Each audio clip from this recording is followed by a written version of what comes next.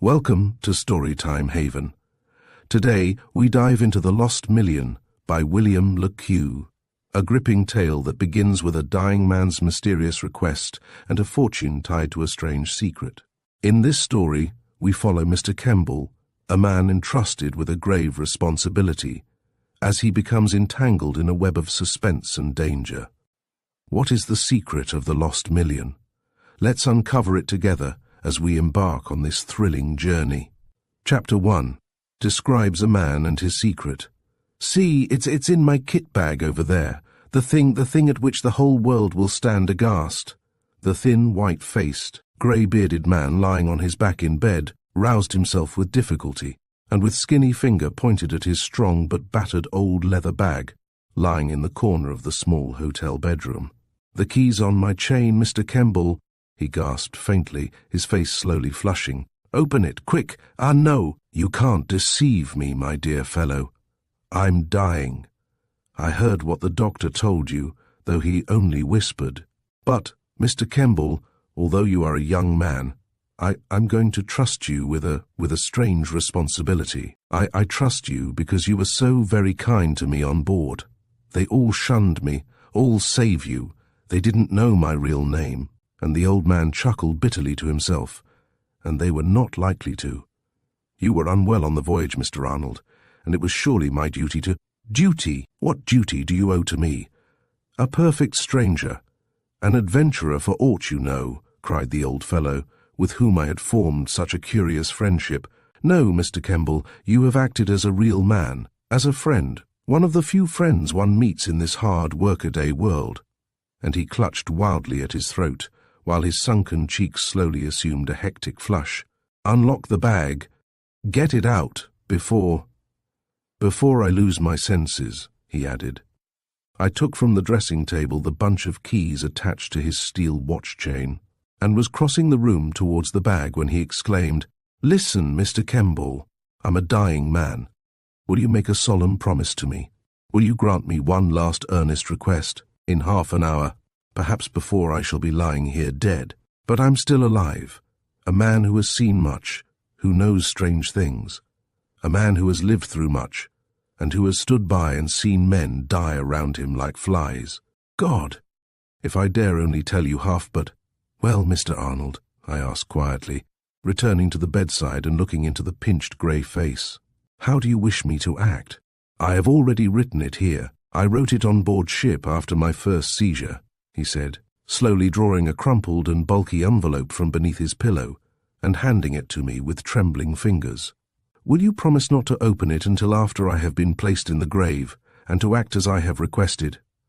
"Most certainly, Mr. Arnold," was my reply. "A promise given to one who is about to pass to the beyond is sacred." His thin fingers gripped my hand in silent acknowledgement.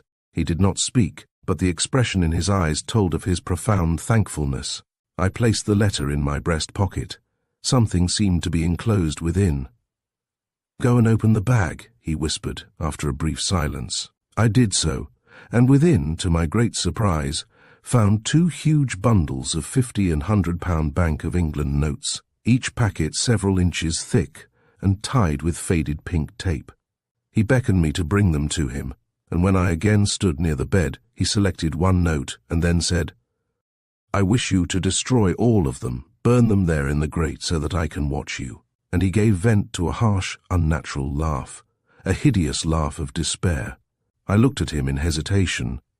The poor old fellow was surely mad. In my hands I held notes to the value of an enormous sum, and yet he wished to ruthlessly destroy them. He noticed my hesitation, and in a quick, impatient tone, asked whether I would not carry out his wishes, at the same time handing me the note he had taken, telling me that it was to pay for his interment. "As you desire," I said with some reluctance. "But is it just, with so much distress here in London, to deliberately destroy money like this?" "I have a reason, Mr. Kemball, a very strong reason," he answered in a low tone. So I was compelled to untie the bundles and, separating the notes, placed them in the grate and commenced a fire, which I fed on and on, until the last note had been consumed, and there remained only a grate full of blackened tinder. I confess that I found myself wishing that I had the numbers of some of the notes, in order to reclaim their equivalent from the bank. The old man's wild eyes, full of unnatural fire, watched the flames die down, and as they did so he gave a sigh of distinct relief. Then, with difficulty, he turned to me, and putting out his hand said, "In the bag, at the bottom, you will find a sealed cylinder of metal." I searched as he directed, and drew forth a heavy, ancient cylinder of bronze, about 1.5 feet long and 3 inches in diameter. The top had, I saw, been welded down, but a long time ago, because of the green corrosion about it. When I had carried it across to him, he looked me straight in the face with those deep-set glassy eyes, which haunted me for long afterwards, and said, "I trust you with that, Mr. Kemball, because I feel assured that you will act as I direct. Do not attempt to seek, to discover what is within. That secret must be withheld from you. In this I hope that you will respect my desire. I hope so, for your own sake." I held the mysterious cylinder in my hand in wonder. Evidently he treasured it even far greater than his riches, and had brought it to London with some distinct purpose, which he was now, owing to his heart trouble, unable to accomplish. "There are other things in the bag. Bring them to me," he said, in a low, weak voice, speaking with the greatest difficulty. I brought the bag over to him and turned its contents pell-mell upon the floor. Among the several articles of clothing were a few old letters which, at his direction, I burned amid the tinder of the banknotes. Then, on searching further, I found a small, and evidently very antique, statuette of a figure standing, holding a kind of spear. It was about 7 inches high, much worn, with a square base, and of solid gold. Around it I noticed an inscription in hieroglyphics. "That," my dying friend managed to gasp, "is an ancient image of the Egyptian god Osiris, son of Seb and Nut, or heaven and earth, and married to Isis. He was held to have gone through sufferings, to have died, to have risen again, and finally to have become the judge of the dead. His mysteries and rites were the most important part of Egyptian wisdom. The inscription upon it shows that it was made by one Merseker in the reign of King Radadef in the 4th dynasty, or about 3,500 years before the Christian era. Take it for yourself, Mr. Kemball," added the old man, his voice distinctly weaker. "It will serve as your mascot, and will perhaps remind you of the friendless man whom you have today befriended." I stood by in silence, for I saw a distinct change had crept over him. I took a glass in which the doctor had placed some drug, giving me instructions to administer it to him, and I forced a few drops of it between his teeth. The evening was warm and oppressive. Twilight was just falling, and through the open window came the low hum of the motor traffic a few hundred yards away in the Strand. The hotel in which we were was a quiet, unostentatious little place in Surrey Street, to which, on leaving the ship 2 days before, he had persuaded me to accompany him. Someone had recommended him to go there, he said, in preference to the Savoy or Carlton.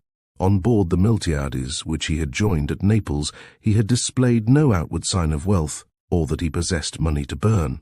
Indeed, his dress was mean and shabby, and by the wardrobe contained in his 2 ragged bags, one would certainly never put him down as a man of means. It is generally dangerous, however, to judge a man by his clothes.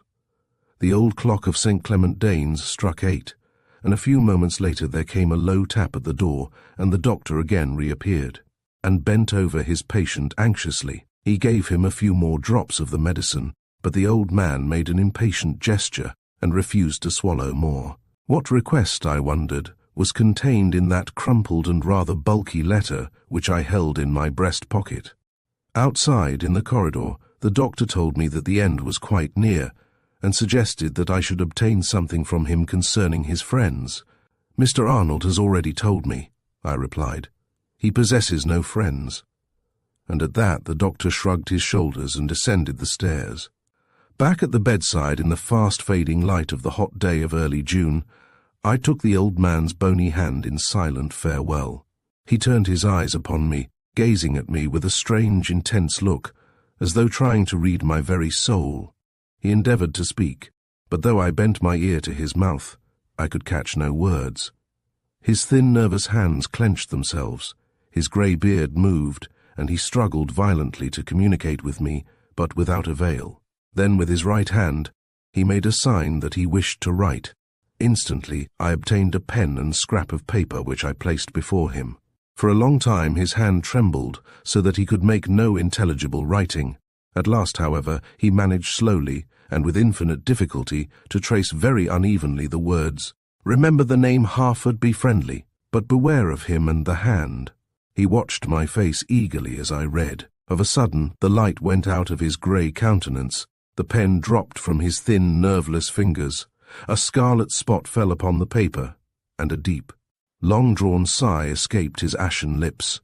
Then a great stillness fell, a great silence broken only by the low roar of the London traffic, and I knew that Melville Arnold, the man of mystery, was dead. Chapter 2 contains several surprises. For some moments I stood gazing upon the dead man's changed face, not knowing how to act. I, Lionel Kemball, had, perhaps very unwisely, accepted a strange responsibility. I had acted with complete indiscretion. On my way home from Australia, where I had been for a voyage for my health, the liner had called at Naples, and Mr. Melville Arnold had joined us. On the day after we had sailed, I heard that he had had a sudden heart seizure and was confined to his cabin.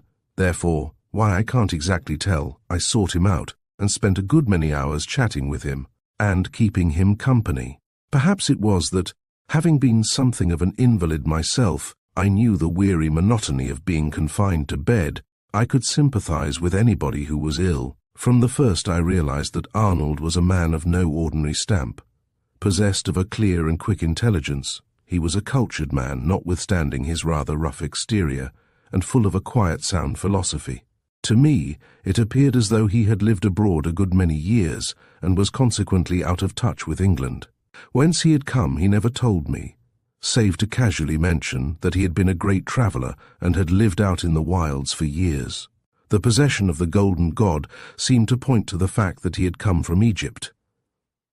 "London has nowadays no attraction for me," he told me one day. "I only go there merely because I am forced to do so. I finished with London long, long ago." Surely, as I, a prosaic man of the world, sat in that narrow cabin as we steamed up the Mediterranean towards Gibraltar, I had never dreamed that in his old kit bag, smothered as it was with faded hotel labels, there reposed a fortune in banknotes. He had been perfectly frank on one point. He was a man without a single friend. And now I knew that he had an enemy, and that his name was Harford. Presently I bent to the dead man's bag, and examining it thoroughly, discovered that one letter had remained unburned, a letter which, by the London postmark upon it, had been written 2 years ago. It was addressed in a fine, angular woman's hand to Arnold Edgecombe, Esquire, Post Office, Kingsware, South Devon. The name caused me to ponder.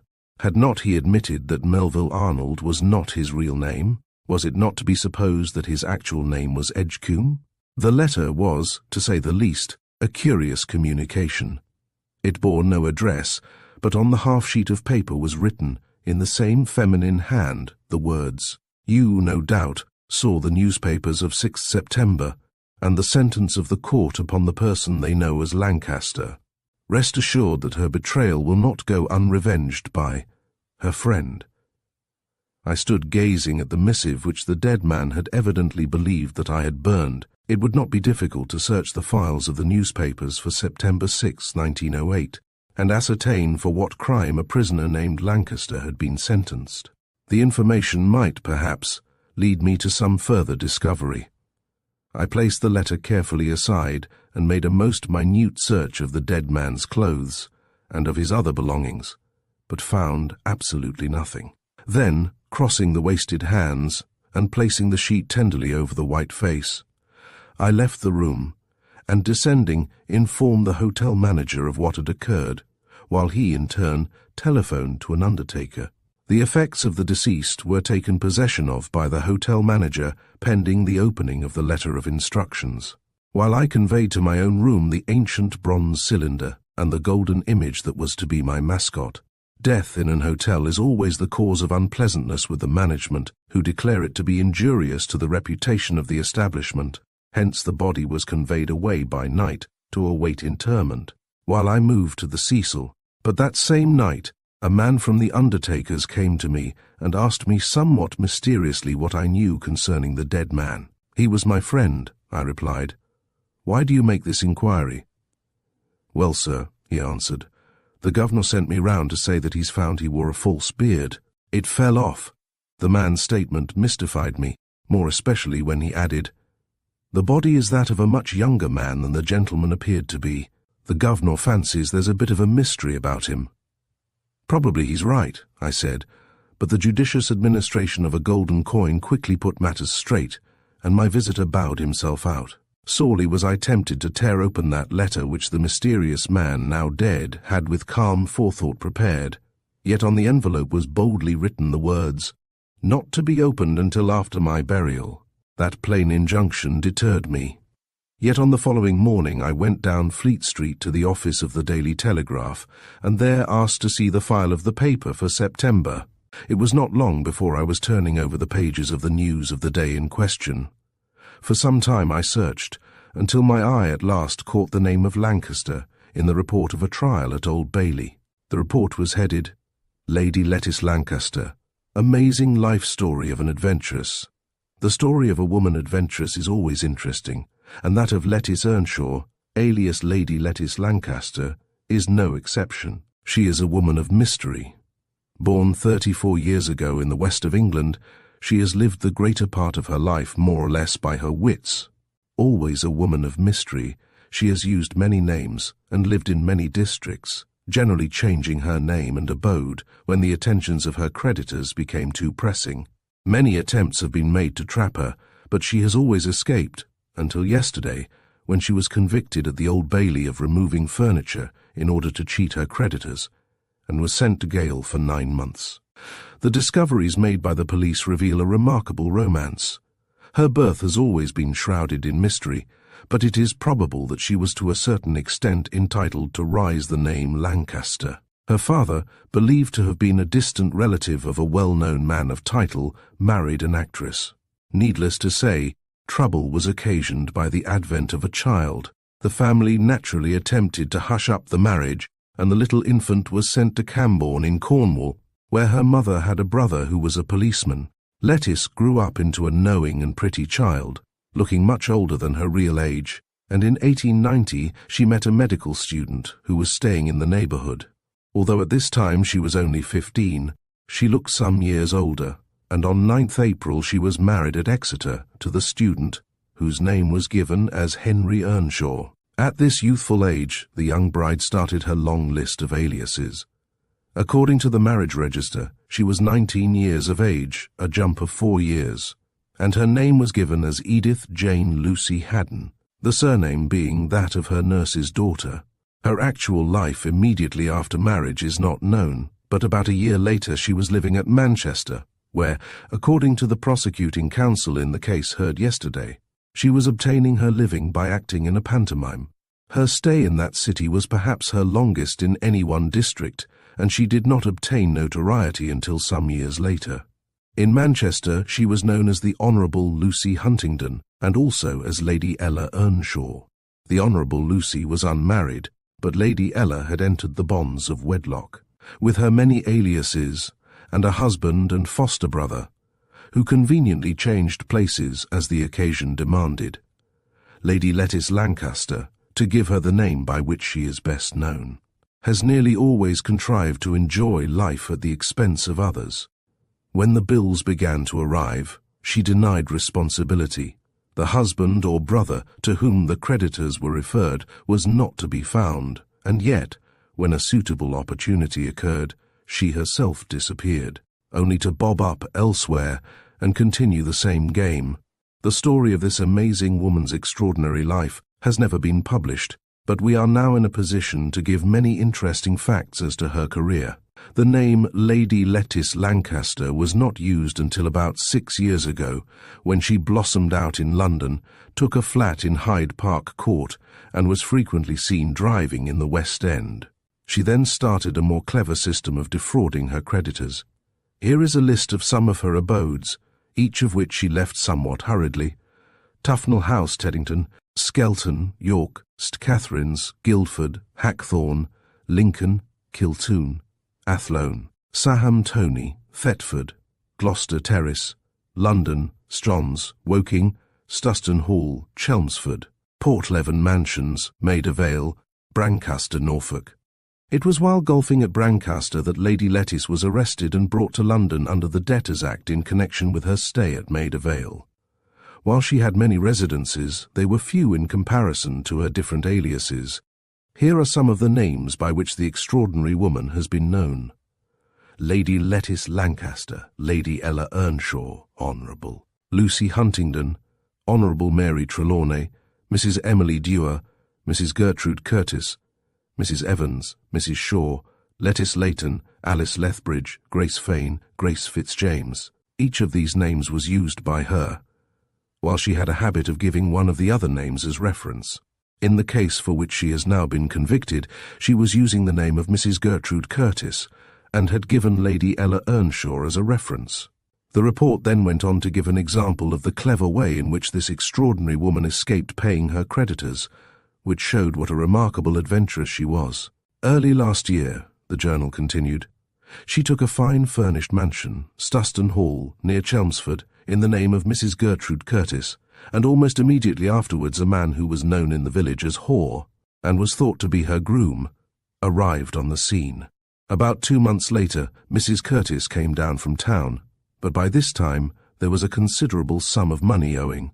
Certain sums were paid on account, but before very long the tradespeople were getting anxious about their money, and a number of county court summonses were issued. These were allowed to go by default, and after judgment had been given, the woman and a man, who was known as Ralph Lancaster, and was said to be her foster brother, were found to have removed the furniture and antiques to London, where it was sold.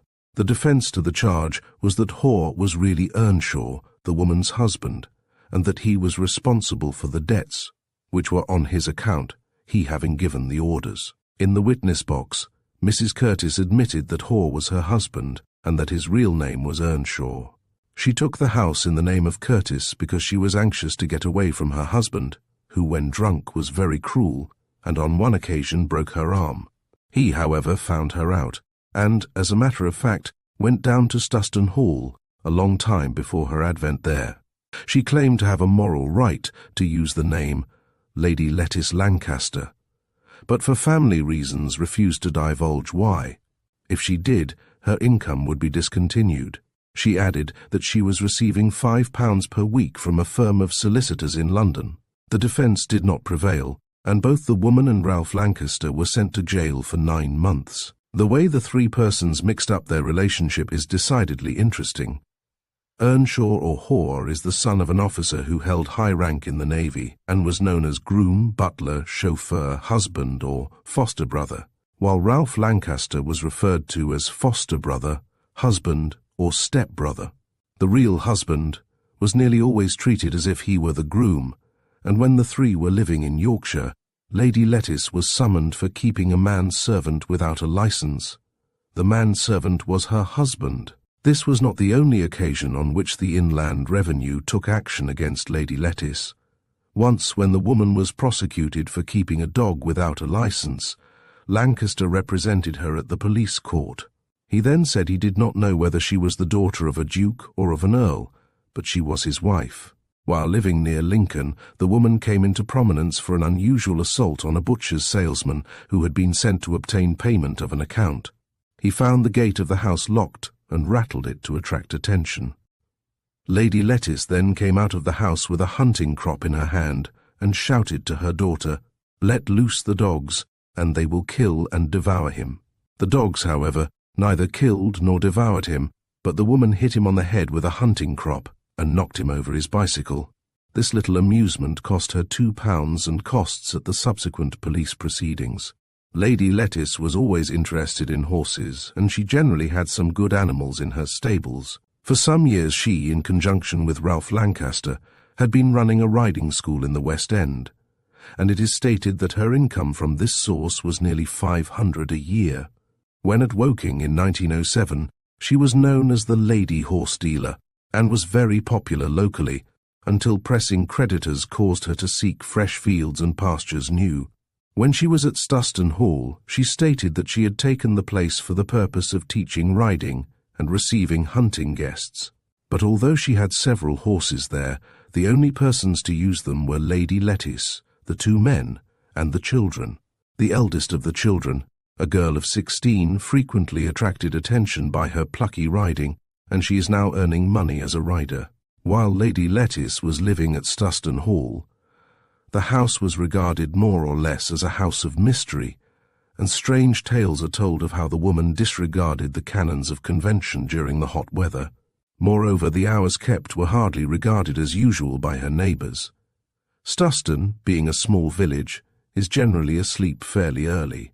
But if the statements made to callers are to be accepted as correct, Lady Lettice frequently retired for the night as early as 6 o'clock.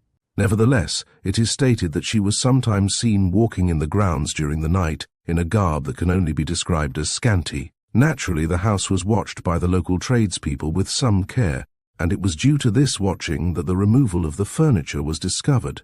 The local postman and grocer, to whom she owed nearly £10, saw the furniture being removed and followed it to London, where it was sold. The police, in the course of the evidence, also hinted at the probability of other and more serious charges of crime being preferred against them on the expiration of their sentences. In the centre of the report was given the photograph of Lady Lettice, taken by one of the news agencies, the picture being the head and shoulders of a good-looking woman. Smartly dressed in tweed country hat and tailor-made coat, a woman whose type of features was certainly aristocratic, and would never be adjudged an adventuress. When I had finished reading the report, which I here reproduce, in order that you shall be more thoroughly acquainted with every detail of the strange adventures which befell me, I purchased a copy of the paper, and carried it back with me to my room at the Hotel Cecil. Who was that mysterious correspondent of the dead man who had sworn vengeance? Who was the friend of Lettice Lancaster? For what reason had that letter been written? What connection could the quiet-mannered, unassuming old gentleman have with such a trio of clever swindlers? It was fortunate, perhaps, that the letter had not been burned, for it had, at least, placed me in possession of some curious facts which must otherwise have been hidden. During the next 3 days, I was greatly occupied by my own affairs, which had been neglected by my year's absence at the Antipodes. Yet time after time, I felt the keenest anxiety as to what could be contained in the dead man's letter of instruction and in that corroded cylinder of bronze. At last, however, I followed the mortal remains of my mysterious friend to Highgate Cemetery, the sole mourner, and after I had seen the coffin committed to the grave, I returned to the hotel, where the statue of Osiris stood upon my table, and there, with impatient fingers, tore open the letter. I read it through. Then I stood staring at the unevenly scribbled words, staring at them like a man in a dream. What I read there held me aghast, amazed, stupefied. Chapter 3.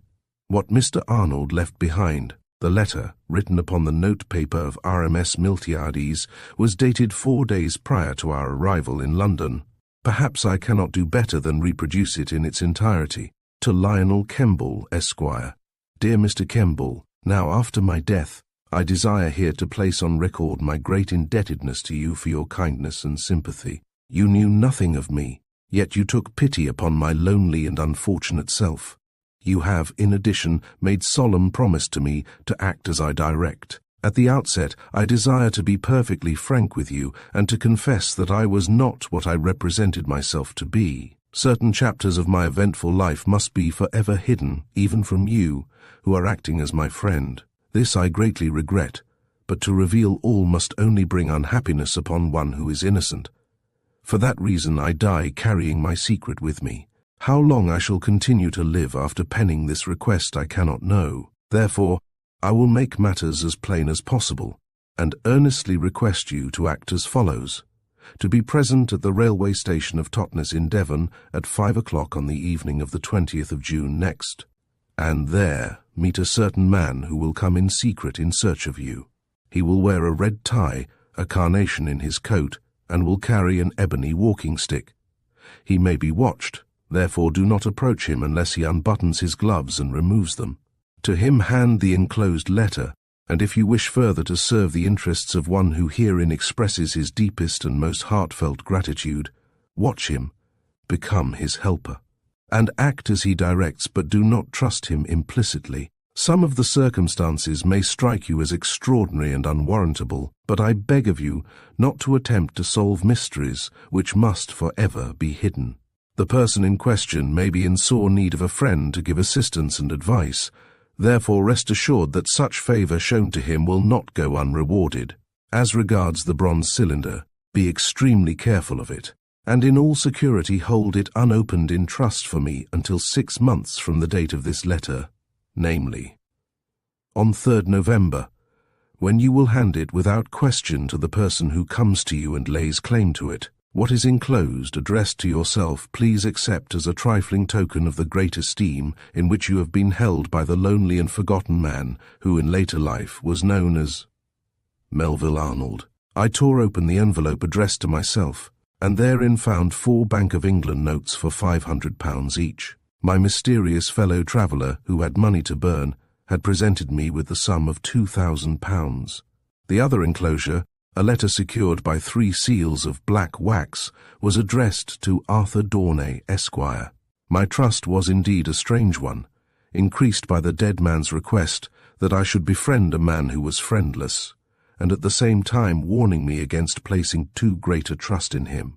I tried to conjure up in my mind what kind of person I was to meet so mysteriously away in Devonshire.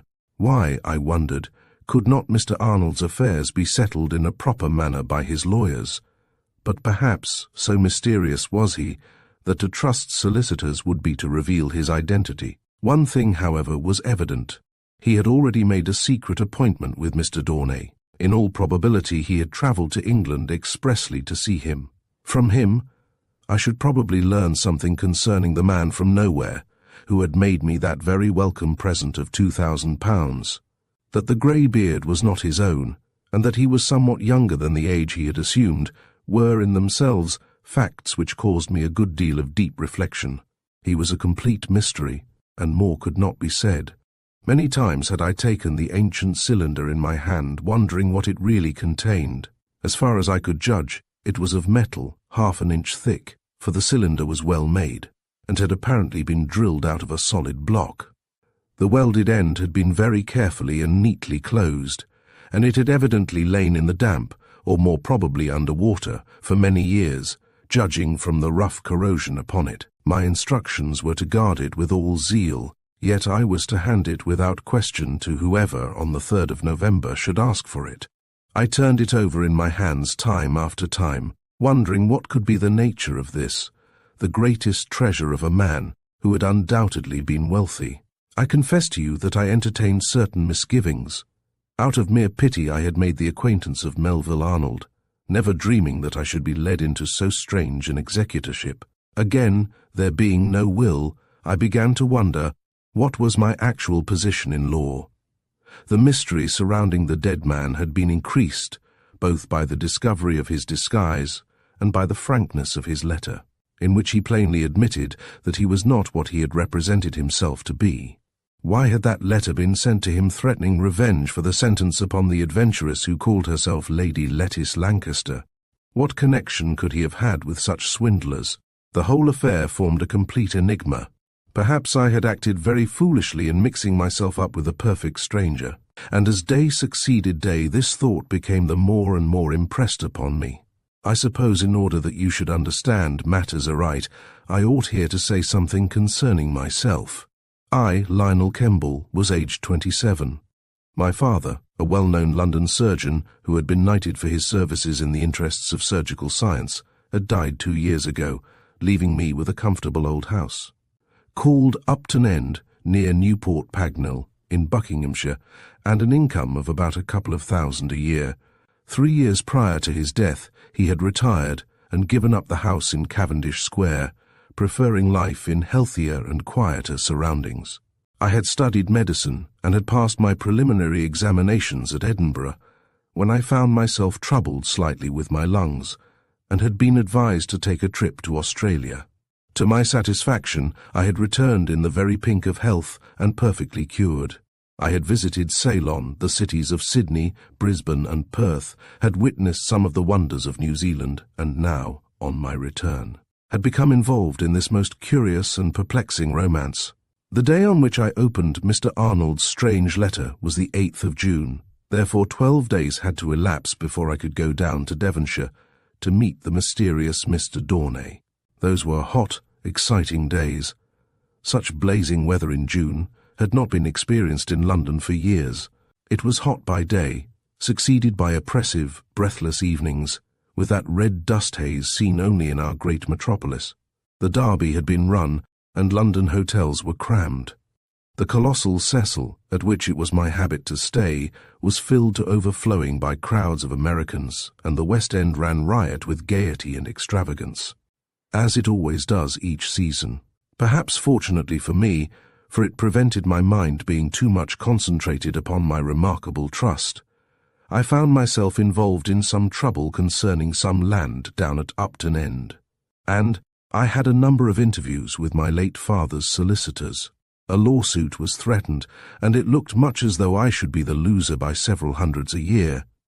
My mother died when I was but 10, and though I was fond of a country life, yet somehow, since my father's decease, I had not cared for the loneliness and solitude of the quaint old house. It was certainly a delightful old place, with several oak-panelled chambers, and clinging to it were all sorts of quaint legends of Roundheads and Cavaliers. Its old bowling green and its gardens ablaze in summer with crimson ramblers were charming, yet it was, after all, only a white elephant to me, a bachelor. So I had kept on a couple of the old servants, who, together with Tucker, the head gardener, and his assistant, kept the place going, for I had secret thoughts of letting it furnished. My trouble over the ownership of the piece of land forming a portion of the farm attached to the house, and several other matters which had been neglected owing to my absence in Australia, kept my hands pretty full. Nevertheless, I found time one evening to take a taxi up to Highgate Cemetery in order to see that the grave of my dead friend had been properly closed and put in order. It was about 6 o'clock in the evening when I arrived, and there were many friends and relatives tenderly watering the flowers on the graves of their loved ones.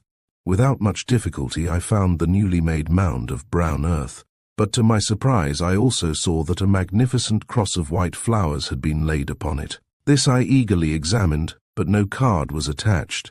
Surely whoever had placed it there had mistaken the grave, for Mr. Arnold possessed no friends, and I had been the only follower. His decease had not been advertised, therefore surely none could know of his death. For a few minutes I stood there, gazing upon the emblem and pondering. Suddenly I saw the cemetery keeper, and walking up to him pointed out the grave and asked him if he knew anything of the cross that had been placed upon it. "Oh, you mean Mr. Arnold's grave, I suppose, sir," exclaimed the man. "How do you know it is Mr. Arnold's?"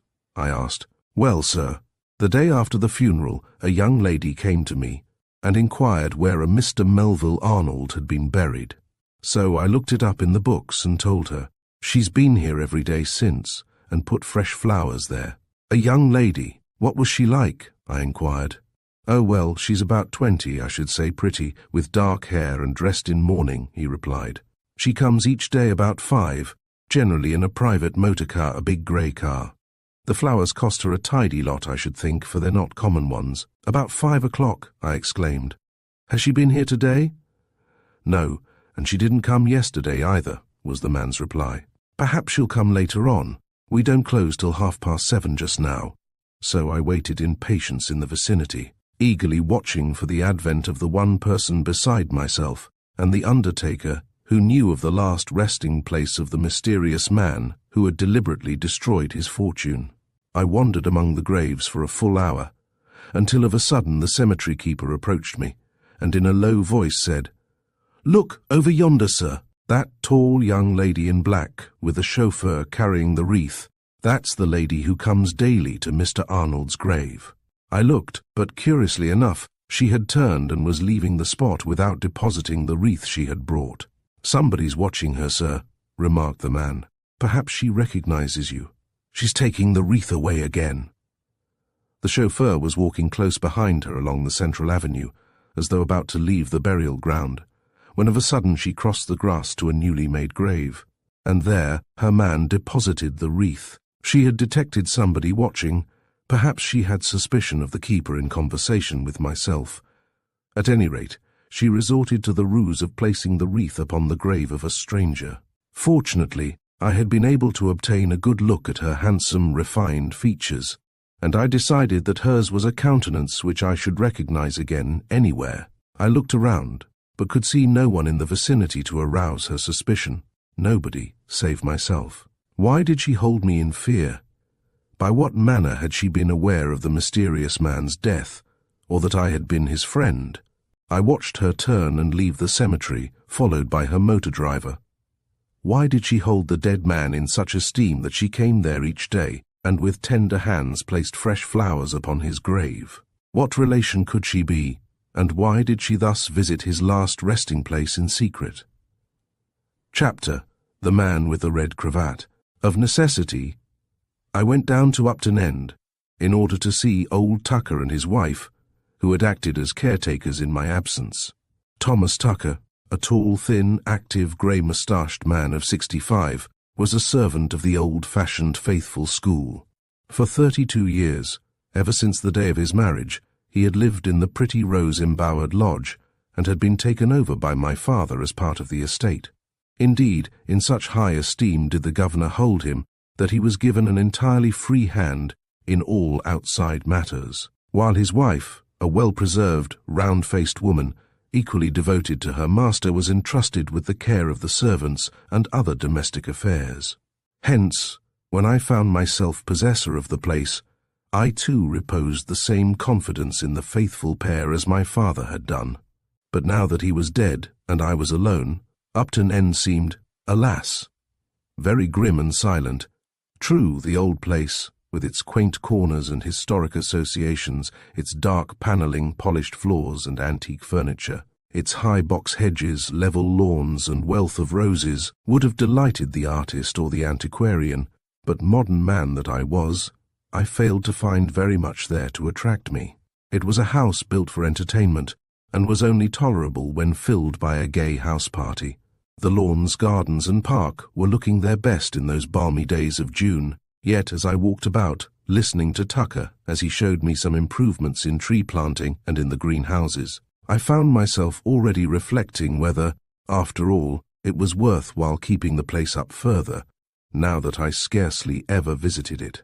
The rural quiet of the place palled upon me, so much so, indeed, that while sitting on the wide veranda smoking in the sunset on the third evening after my arrival, I made up my mind to leave again next day. This I did, much to Tucker's regret. The old fellow watched me climb into the dog-cart and touched his straw hat in respectful silence. I knew how the poor old fellow hated his master to be absent. Again in London, I waited in eager impatience until the 19th of the month, when I left Paddington for Totnes, in Devon. It was, I found, a quaint old town among green hills, through which wound the picturesque Darter town, with a long, steep high street, a city gateway, with shops built over the footpath, like those in the Borgo Lago in Pisa. The Seymour Hotel, where I took up my quarters, was situated by the bridge and faced the river, a well-known resort of anglers and summer tourists. But of such things as fishing or scenery, I cared nothing on that well-remembered day, the day appointed for me to keep the strange tryst made by the man now dead. The wording of Mr. Arnold's injunction was, to be present at the railway station of Totnes at 5 o'clock. It did not mention the platform or the booking office. Examination of the timetable showed that no train arrived at or left Totnes between the hours of 4 p.m., when the Plymouth train arrived, and the 5:15 up train to Exeter and Taunton. There were several expresses, of course, Totnes being on the Great Western Main Line between Plymouth and London. By this fact it seemed that the mysterious man whom I was to meet would already be in Totnes, and would come to the station in order to meet me. All day, therefore, my eyes were open for sight of a man wearing a red tie or a carnation in his coat. Mr. Arnold had held suspicion that he might be watched. Why? What did he fear? I was not to approach him unless he unbuttoned his gloves and removed them. All that well-remembered day I idled by the cool, rippling river, lingered by the rushing weir, watching the fishermen haul in their salmon nets, and strolled about the quiet old-world streets of the rather sleepy place, eager for the arrival of 5 o'clock. The station being some distance from the town, I walked down to it about 4:30. The afternoon was blazing hot, and scarcely anyone was astir, even the dogs were asleep in the shadows. And the heat slumber was over everything. 100 times had I tried to picture to myself what Mr. Arthur Dornay could be like. In the High Street, earlier in the day, I had seen a young man in tweed Norfolk jacket, obviously a tourist, wearing a red tie, but no carnation, and had followed him unnoticed to a house out on the outskirts of the town, where he was evidently lodging. Was his name Dornay, I wondered? If he were actually the man whom I was to meet, then he certainly was a very prosaic-looking person. Still, I possessed my soul in patience, and with the dead man's letter in my breast pocket, I walked through the booking office and onto the platform. Several persons were about, ordinary-looking individuals, such as one sees every day at the station of a small provincial town, but there was no man wearing either a red cravat or a carnation. I lit a cigarette and strolled up and down the platform where the booking office was situated. The gate of the up platform being kept locked, he would be compelled to pass through the booking office. Twice expresses with ocean mails from Plymouth to London roared through, and slowly the hands of the big clock approached the hour of 5. The appointment must have been made long ago by the man now dead weeks ago, when he was still abroad, for the letter, I recollected, had been written on board the liner between Naples and London. But the principal point which puzzled me was the reason why the dead man's letter should be delivered in such secrecy. A man with a red tie is very easily distinguishable, and I flatter myself that I possess a very keen eyesight. Yet though minute after minute went by till it was already 1/4 the hour, still no man answering the description given by the late Mr. Arnold put in an appearance. Presently, on the opposite platform, the express from Plymouth to Bristol came in, and suspecting that he might arrive by it, I dashed up the stairs, 2 steps at a time, and across the footbridge. When halfway down the stairs I halted, for I could see all over the up platform. Few passengers had alighted, but among them I instantly discerned a man wearing a cravat of scarlet satin. He was smartly dressed in a grey lounge suit, and in his coat he wore a pink carnation. In his hand was an old-fashioned black ebony cane with silver knob. He was standing looking up and down the platform as though in search of somebody. Therefore I sped down the remaining stairs and quickly approached him, though I had not seen his face distinctly. Suddenly, as I was within 6 yards of him, I recollected the dead man's written words, and halted short. He was still wearing grey suede gloves. He had not removed them, therefore he was suspicious of being watched. I lit another cigarette, and with careless air sauntered past him in order to gain a good view of his features. He was, I saw, of middle height, and aged about 50. His clean-shaven face, with heavy, square jaws, was pimply and rather bloated, a face which somehow filled me with repugnance, for it was the countenance of one who was a fast liver, and who indulged a little too freely in alcohol. His grey suit, grey soft felt hat, and grey gloves gave to him a certain air of smartness and distinction. Yet those small brown eyes, with a peculiar, indescribable expression searching up and down the platform, were the eyes of a man full of craft and double cunning. From the first moment I turned my gaze upon him, I held him in distinct suspicion, while he, it appeared, in turn, held somebody else in suspicion. I looked around, but could not discern anybody who might arouse his misgivings. About us were all honest Devon folk. The fact that he had not taken off his gloves still remained.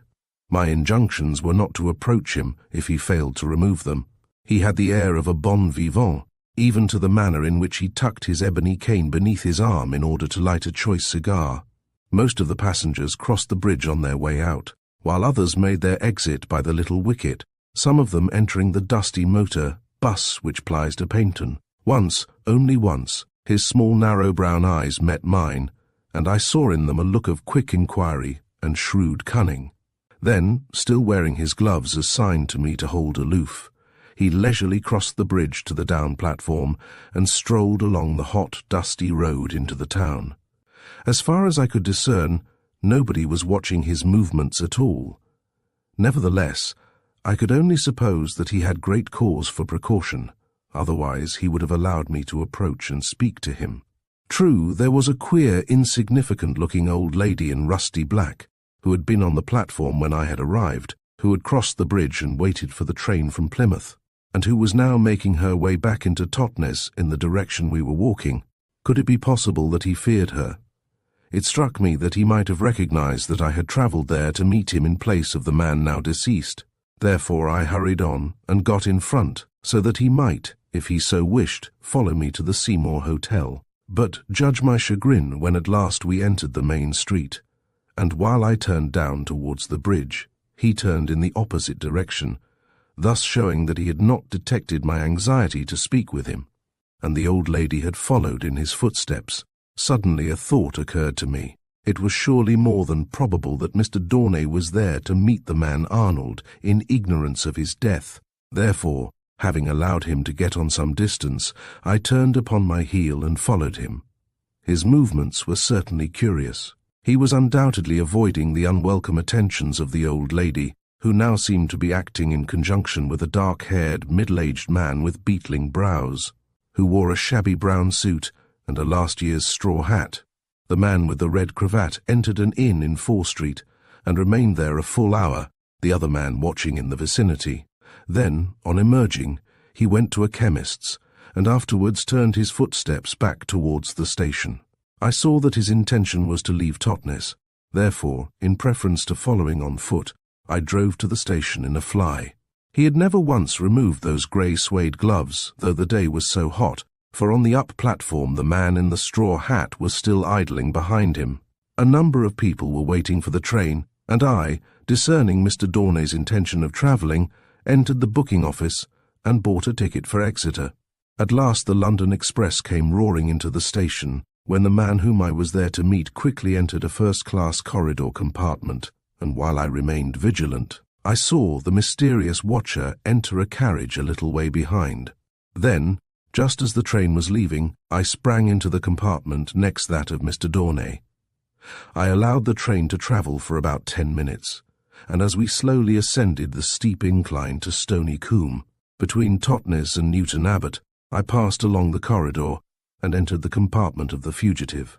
His quick, wary eyes were upon me in an instant, and I saw him start visibly in alarm as I shut the door behind me leading to the corridor. "I believe," I exclaimed next moment, "that you are Mr. Arthur Dawnay." In an instant before, indeed, I was aware of it. I found myself looking down the big barrel of a heavy Browning pistol. "Well?" asked the man with the red tie, without moving from his seat, yet covering me with his weapon. "And what if I am, eh?"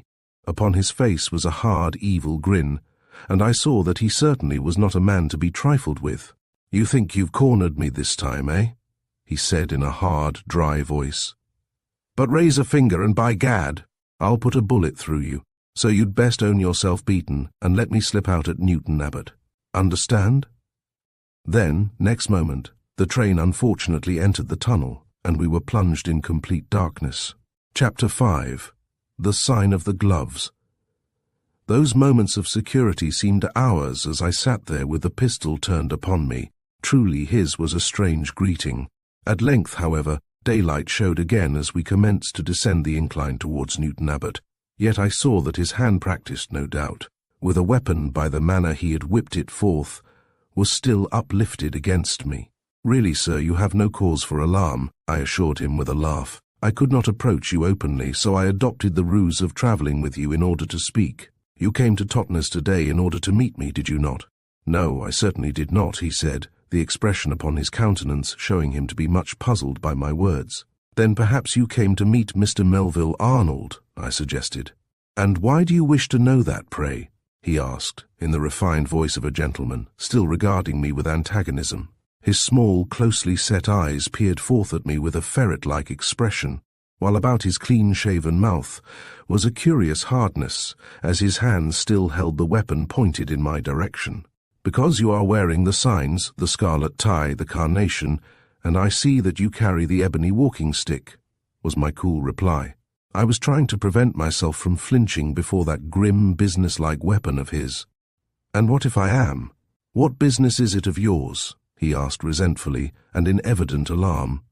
My business is with you if your name is Alfred Dawnay, I said. Mr. Melville Arnold is, I regret to say, dead, and dead, he gasped, lowering his weapon and staring at me, the colour dying from his face. Arnold dead. Is this the truth? Are you quite certain? The unfortunate gentleman died in my presence. Where? Abroad, I suppose. No, in a small hotel off the Strand, was my reply. The news I had imparted to him seemed to hold him amazed and stupefied. Poor Arnold. Dead, he repeated blankly to himself, sitting with both hands upon his knees, for he had flung the pistol upon the cushion. Ah, he exclaimed suddenly, raising his eyes to mine. Forgive me for receiving you in this antagonistic manner, sir, but you don't know what Mr. Arnold's death means to me. It means everything to me, all that. But his lips closed with a snap without concluding his sentence. A few moments before he died, he gave me this letter, with instructions to meet you at Totnes today, and I handed him the dead man's missive. Eagerly, with trembling fingers, he broke open the black seals, but the letter was in a second envelope, also carefully sealed with black wax. This he also tore open, and breathlessly read the closely scribbled lines which it contained, the message from the dead. He bit his full red lips, his cheeks went ashen pale, and his nostrils dilated.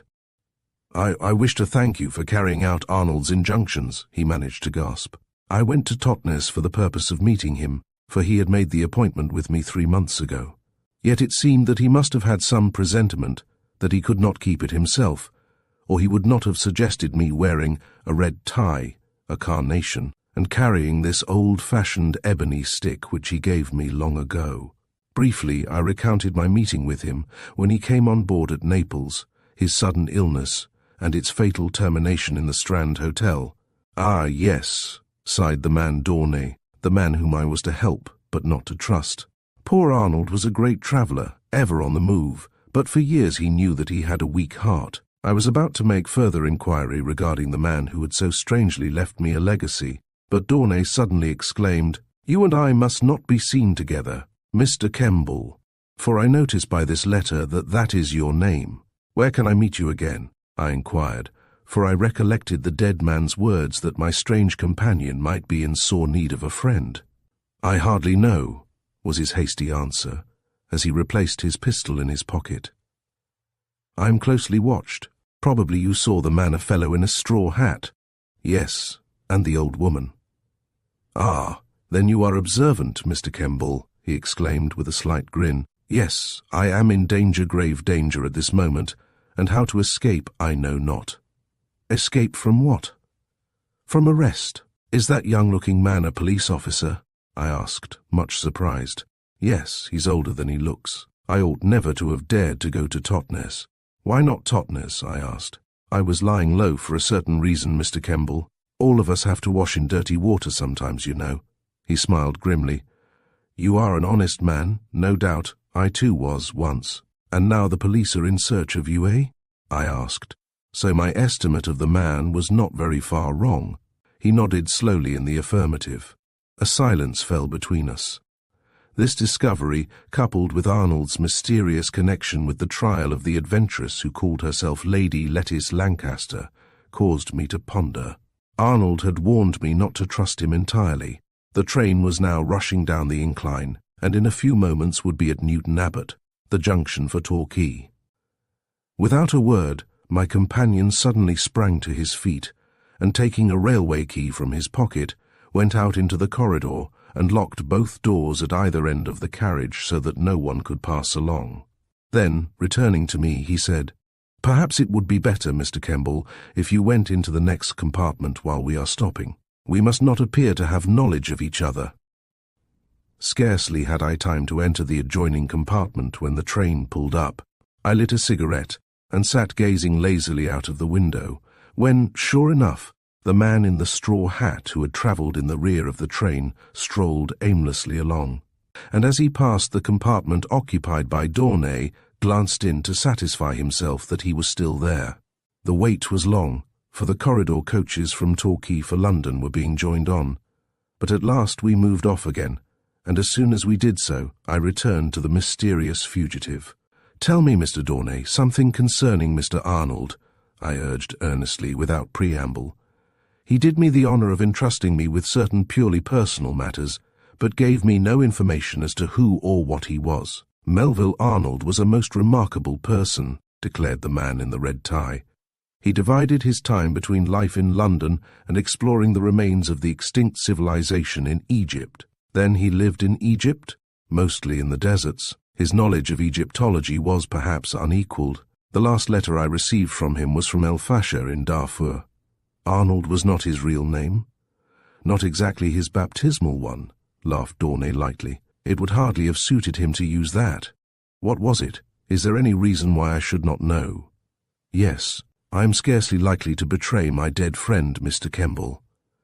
I was silent beneath his stern rebuke. At one moment I felt repulsion when I gazed upon his pimply face.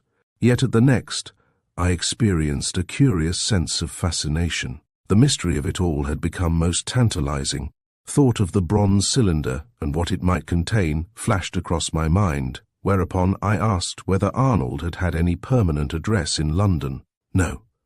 I usually wrote to him to the poste restante at Charing Cross. He was an elusive man always, and when in London, which was on very rare occasions, seemed to change his abode each day.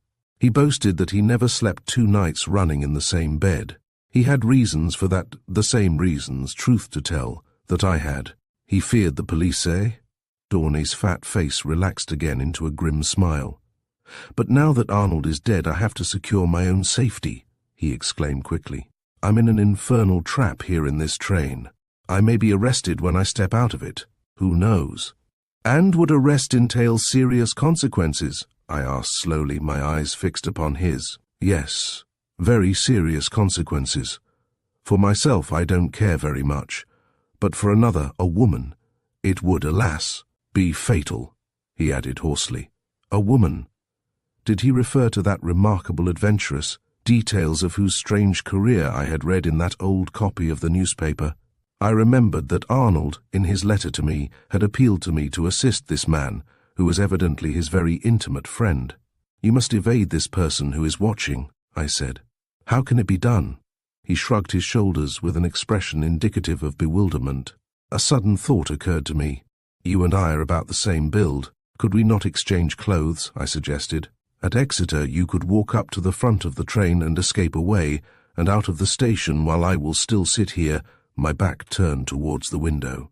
The detective will believe you to be still in the train." "Capital," he cried, starting up. "A splendid plan, Mr. Kemball. By Jove, you are resourceful." And he began quickly divesting himself of coat and trousers. "This train is express to Exeter, therefore we shall not stop at either Teignmouth or Dawlish." I threw off my coat, vest, cravat, and trousers, and in 5 minutes had exchanged my garments for his, and had assumed the scarlet tie in place of my own, while he, on his part, got into my suit, which, however, seemed slightly tight for him. He laughed heartily as we stood regarding each other, so quickly transformed.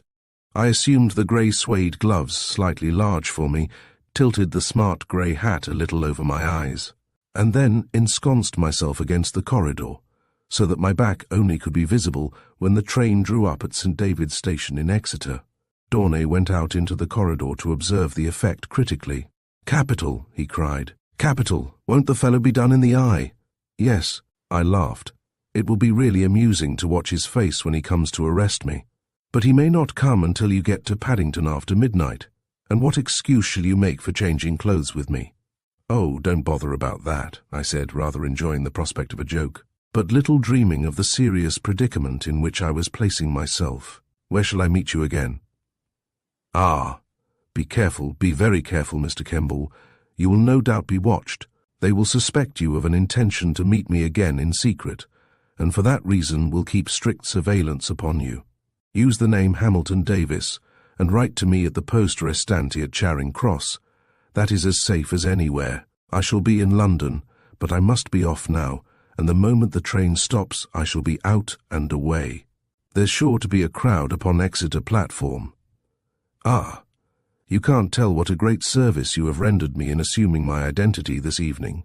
You have saved me." Goodbye, and 1,000 thanks." Then, with a wave of his hand and a merry smile, the elusive person, for such he no doubt was, went forth into the corridor and disappeared. I took up my previous position, so that when the train ran into Exeter, I was seated with my back to the window, one leg upon the cushion, lazily reading a newspaper which I had found in Dawnay's pocket. Much bustle was going on outside on the platform, and I knew that the police officer had passed in order to reassure himself that I had not escaped. For perhaps 10 minutes I sat there in lazy indolence, until at last the train moved off again, and once more I was free from observation. I could not for the life of me discern why the man had feared to be seen in my company. Arnold must have somehow foreseen that his friend would be watched, and had therefore prearranged the sign of the gloves. Perhaps he had expected that another enemy, not the police, would be watching. Yet even there, in the train, Dawnay had expressed fear lest we be observed together. It was a point the full meaning of which I failed to grasp. At Taunton we stopped again, and I assumed my attitude just as before, with my back to the window, when of a sudden the carriage door was flung open unceremoniously, and a man's voice exclaimed, "Alfred Dawnay, I am a police officer, and I hold a warrant for your arrest." I roused myself slowly, and facing the man who had addressed me, remarked in a cool voice, "I think you've made a slight mistake, eh? My name is not Dawnay." The man in the straw hat uttered an ejaculation of surprise, and stood staring at me dumbfounded, while a man at his side, evidently one of the Taunton police in plain clothes, looked at us both in wonder. "If you are not Dawnay, then where is Dawnay?" demanded the detective quickly. "How do I know?" "But you are wearing his clothes. You assisted him to escape. Therefore you will have to make some explanation." "I have no explanation to offer," I said. "If you want Dawnay, you'd better go and look for him. You have no warrant to arrest me merely because I happen to be wearing clothes resembling Dawnay's." "Perhaps not, my dear sir," replied the detective, greatly annoyed at being thus outwitted. "But I tell you it will be better for you to be quite frank and outspoken with us. When did Dawnay leave this train? Tell me." "I don't know," I replied, which was really the truth, and the chagrin of the two police officers was now fully apparent. "But you've rendered yourself liable to prosecution, don't forget that," said the man with the straw hat.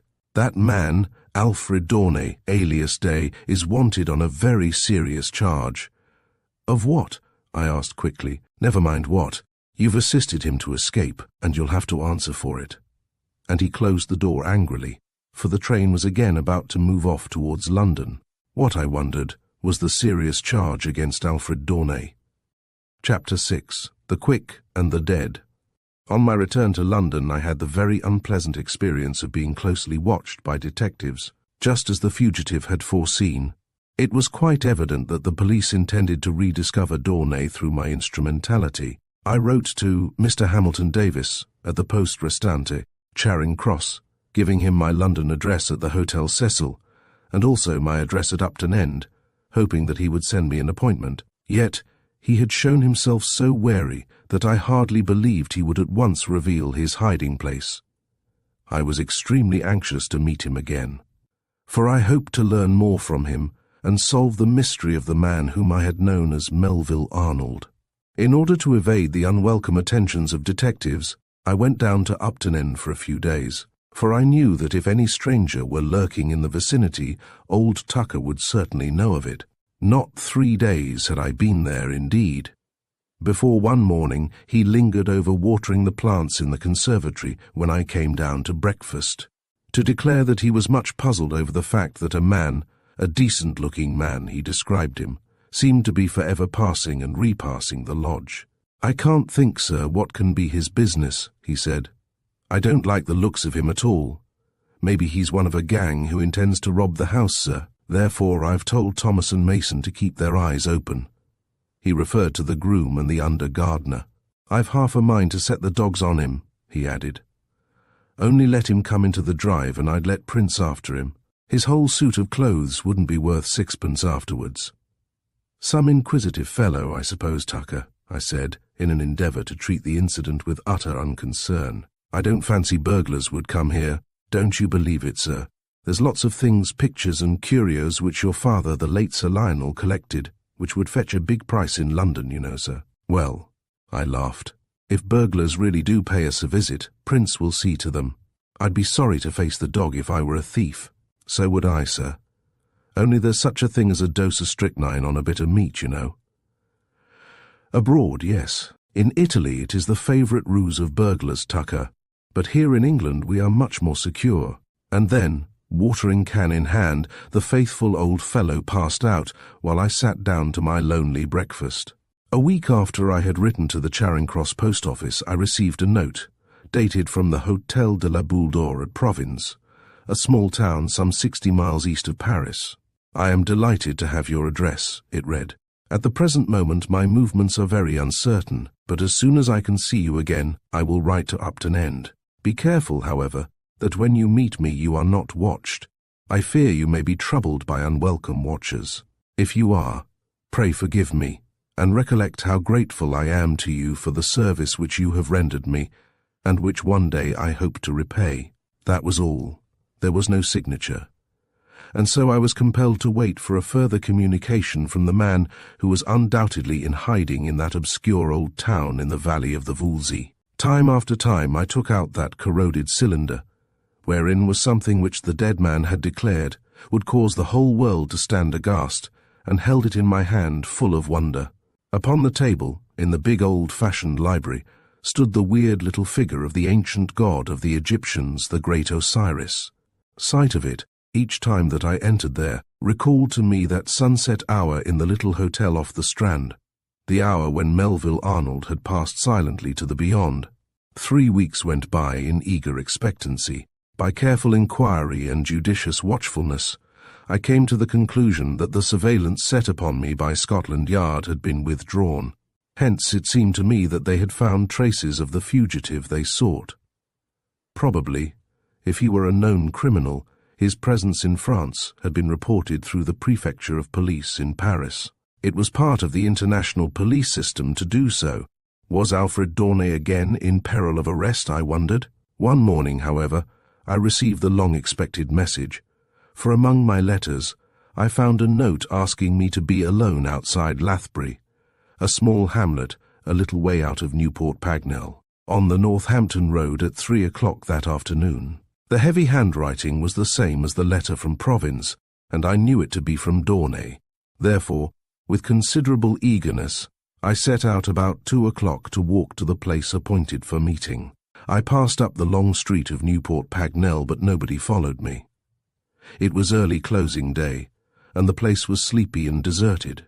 Out again upon the dusty high road, I met nobody save a middle-aged man on a motorcycle, who dashed past me at a tearing pace, and who, as later on I approached the inn at Lathbury, had pulled up to make some repair. Suddenly I regarded him with suspicion. Was it possible that he was following me to watch my movements? As I went by, he looked up, full into my face, and then I felt certain that I had seen him somewhere before, but where I could not recollect.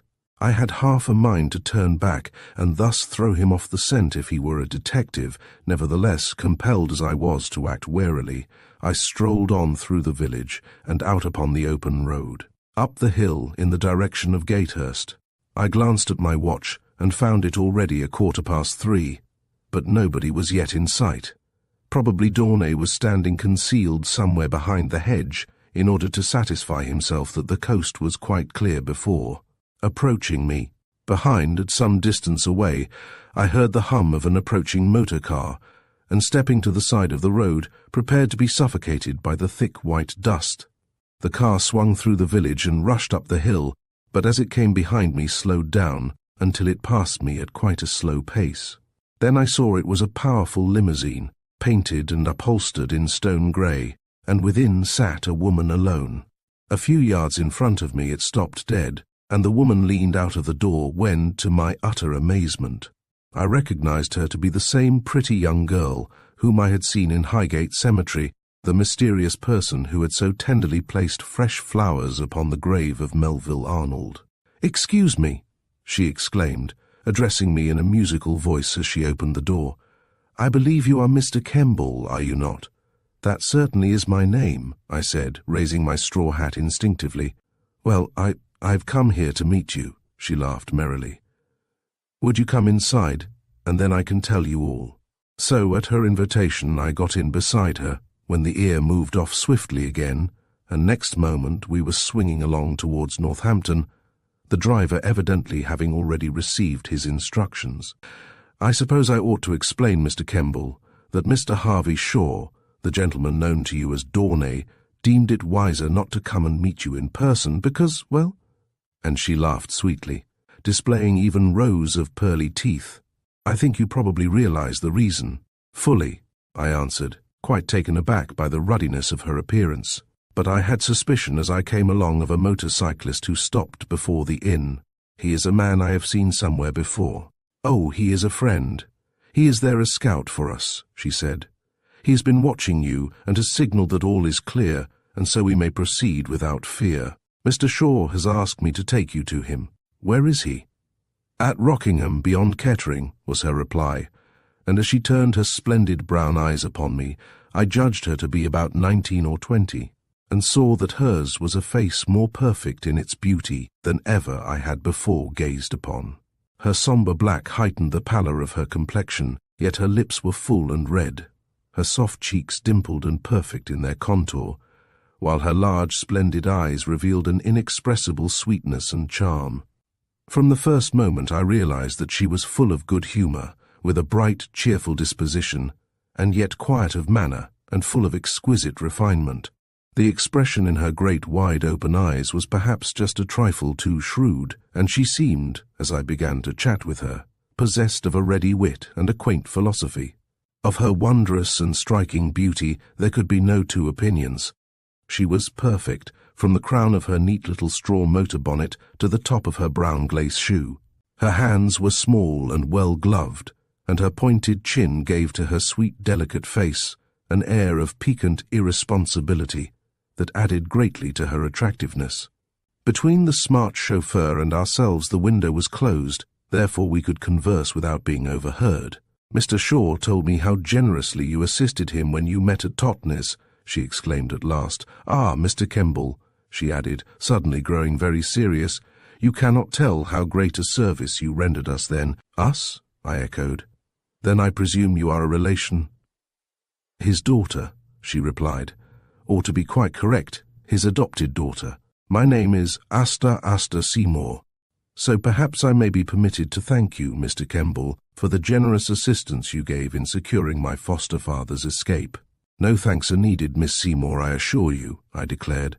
"But tell me, why is he in dread of the police?" "Of that you will learn soon enough, I fear," she replied in a hard, changed voice, which had a distant touch of sadness in it. "Yes, but is there not a grave danger in returning to England? He was compelled to do so first in order to meet you at Totnes, and now for a second reason, in connection with the unfortunate death of poor Mr. Melville Arnold. You, of course, knew Mr. Arnold," I said. "It is your hand that has placed those fresh flowers upon his grave." She was silent. Then, in a low voice, she said, "I admit that I have done so, for he was always my friend, always. But please say nothing to my father regarding what I have done. To me a great mystery enshrouds Mr. Arnold," I said. "Cannot you tell me something concerning him, who and what he was? By my very slight knowledge of him, I feel instinctively that he was no ordinary person. And your estimate was surely a perfectly correct one, Mr. Kemball. He was one of the most remarkable of men." "You knew of his death? How?" "I knew he was in London, for he scribbled me a note telling me his address, but requesting me to reveal it to nobody, not even my father," she said, in a low, hoarse voice. "I called to see him upon some urgent business, because he wished to see me, but alas, they told me at the hotel that he had died only a few hours before. So I went away, fearing to reveal myself to you, who they told me was his friend. 2 days later, I made inquiries, and learned where they had buried him. Then, in tribute to the memory of the man of whose greatness of heart and remarkable attainments the world has remained in ignorance, I laid flowers upon his grave." "Why did you fear to reveal yourself to me, Miss Seymour?" I asked earnestly, looking straight into her soft brown eyes as the car rushed along. But she avoided my gaze, while a flush overspreading her cheeks betrayed her embarrassment. Because I did not know how far you might be trusted," was her frank. "Indeed, I do not even now know whether you would still remain our friend and preserve the secret if the ugly truth became revealed to you." Chapter 7. Dawnay makes confession. Her curious reply greatly puzzled me. What could be the ugly truth to which she had referred? At her side I sat in silence for some time. The car was tearing along a wide, straight main road between dusty hedges and many telegraph wires, and as I glanced at her, I saw that she was staring straight before her fixedly, with a strange, hard look upon her beautiful countenance. Perhaps I might have been mistaken, but at my mention of the dead man I felt certain that I saw in her eyes the light of unshed tears. Through the busy town of Northampton we went, and out again on the road to Lettering, a road I knew well, having motored over it many times. In the centre of the latter town we turned sharply to the left, and taking the Oakham road, soon passed through the village of Great Oakley, and suddenly descending a very steep hill on the summit, of which a castle was perched, we found ourselves in the wide, straggling main street of Rockingham village. My fair companion spoke but little. She seemed suddenly to have become strangely preoccupied. Indeed, it struck me as though she had been seized by some sudden apprehension, by a thought which had crossed her mind for the first time. Her manner had completely changed. "Your father has been away in France since I met him," I remarked, for want of something else to say. "Yes," she responded. "He has been moving rapidly from place to place for reasons to which I need not refer." "But why has he returned if there is still danger?" I queried. "I scarcely think there is further danger, at least at present," she answered. I was puzzled at her reply, but not for long, as I will relate. The car slipped through Rockingham, and when about 2 miles farther on swung abruptly through a handsome pair of lodge gates and into a broad, well-timbered park, at last pulled up before a long, old-fashioned Jacobean mansion, which commanded from its grey stone terrace fine views of the green, undulating hills and rich pastures around. The old ivy-clad place, with its pointed gables and mullioned windows, was a good type of the stately English home, and as the car drew up at the porch, the great door was flung open by a neat man-servant, who bowed low as we entered the fine hall, where the stone slabs were, I noticed, worn hollow by the tread of generations. The place was built in a quadrangle, 2-storied, with handsome heraldic devices in the stained windows. There seemed to be roomy corridors, leading by stout oak doors to roomier apartments within, some oak-panelled, others with moulded ceilings and carved stone fireplaces. The whole place had a cloak and rapier look about it, built probably when the old cavalier was poor and soured and had sheathed his sword, but nevertheless was counting the months when the king should come to his own again. I followed Astor Seymour along the hall, and turning into a corridor on the left, suddenly found myself in a pleasant sitting-room, wherein the man I knew as Dawnay stood, his hands behind his back, awaiting me. As we entered, she closed the door behind us. The room bore an old-world air, with chintz-covered furniture and filled with the perfume of pot-pourri. "At last, Mr. Kemball, at last," cried the fugitive, crossing quickly to me and taking my hand in warm welcome. "So Astor found you all right, eh?" "Her appearance was certainly a surprise," I said. "I expected you to meet me yourself." "Well," he laughed, his small, narrow-set eyes filled with a merry twinkle, "it would hardly have been a judicious proceeding. So I sent Astor, to whom, I may as well tell you, I entrust all matters of strictest confidence. But sit down, Mr. Kemball. Give me your hat and stick."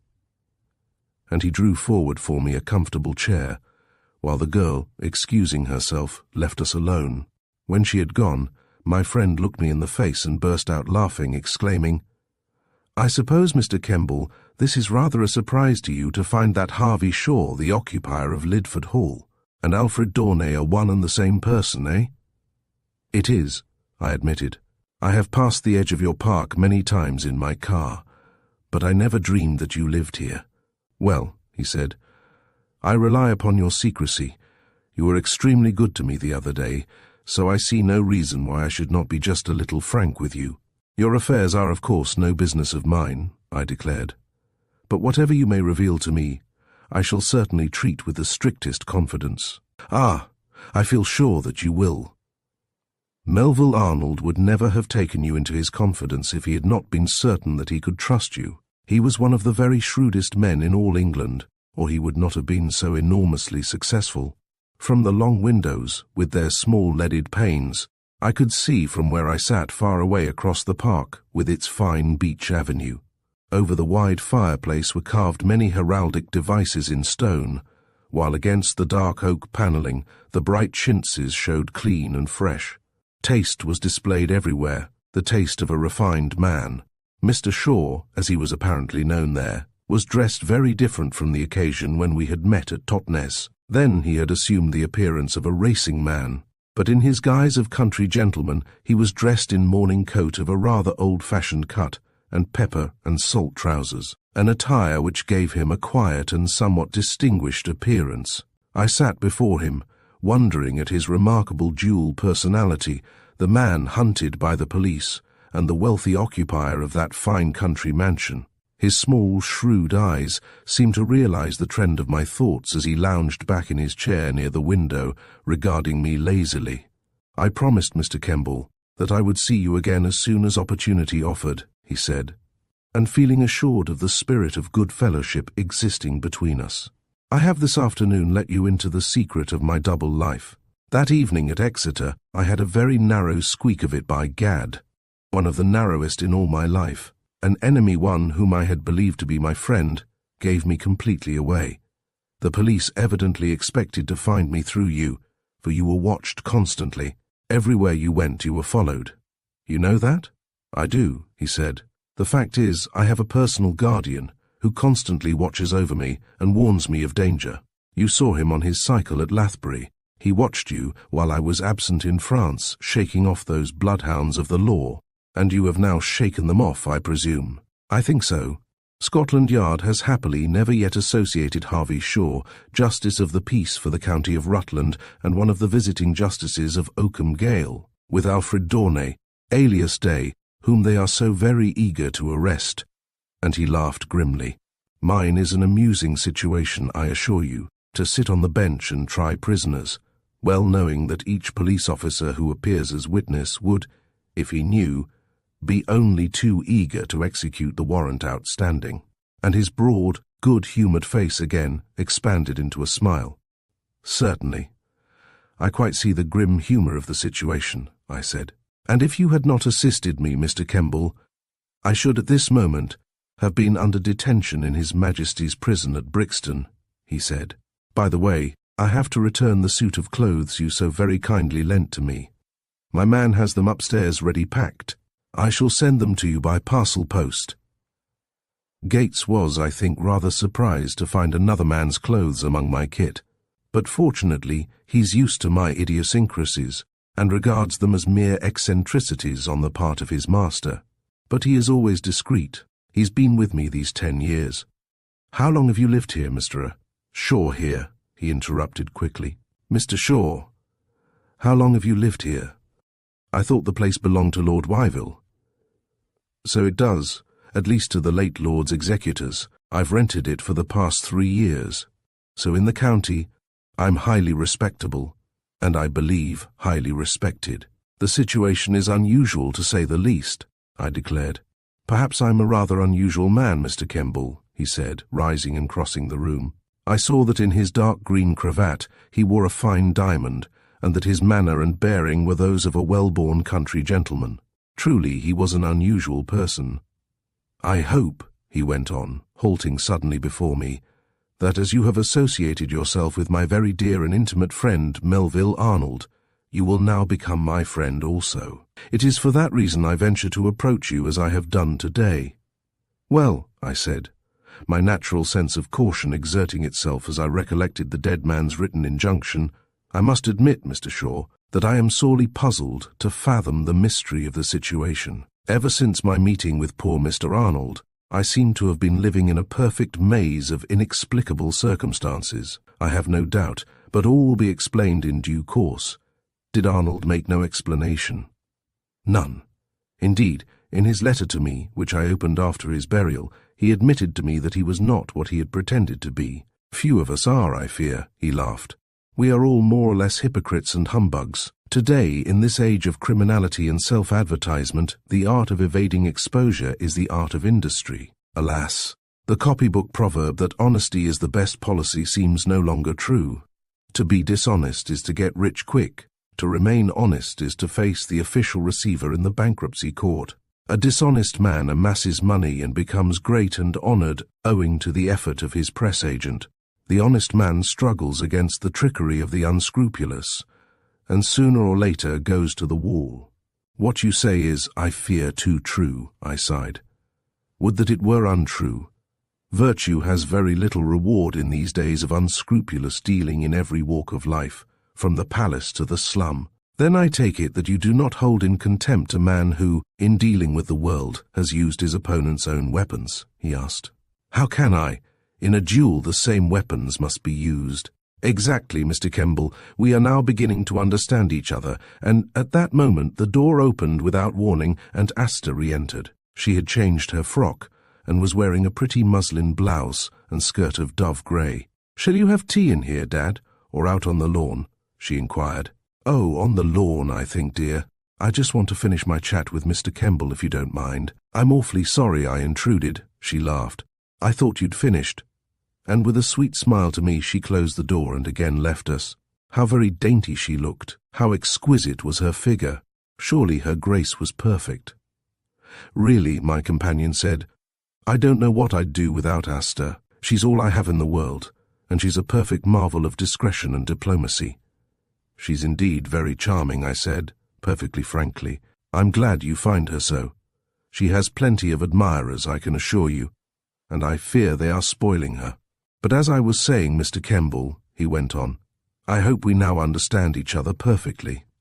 Poor Arnold was such a dear and intimate friend of mine, and we were equally interested in so many financial schemes that it has puzzled me greatly that he should have sought an obscure burial as he has done, and that his affairs are not in the hands of some responsible lawyer. Did he mention anything to you concerning the terms of his will? He never breathed a word regarding it. Indeed, I have no idea whether he had made one. Ah, sighed my companion, so like poor Arnold. He always was fond of postponing till tomorrow what could be done today. His will, if he made one, would be interesting, no doubt, for his estate must be pretty considerable.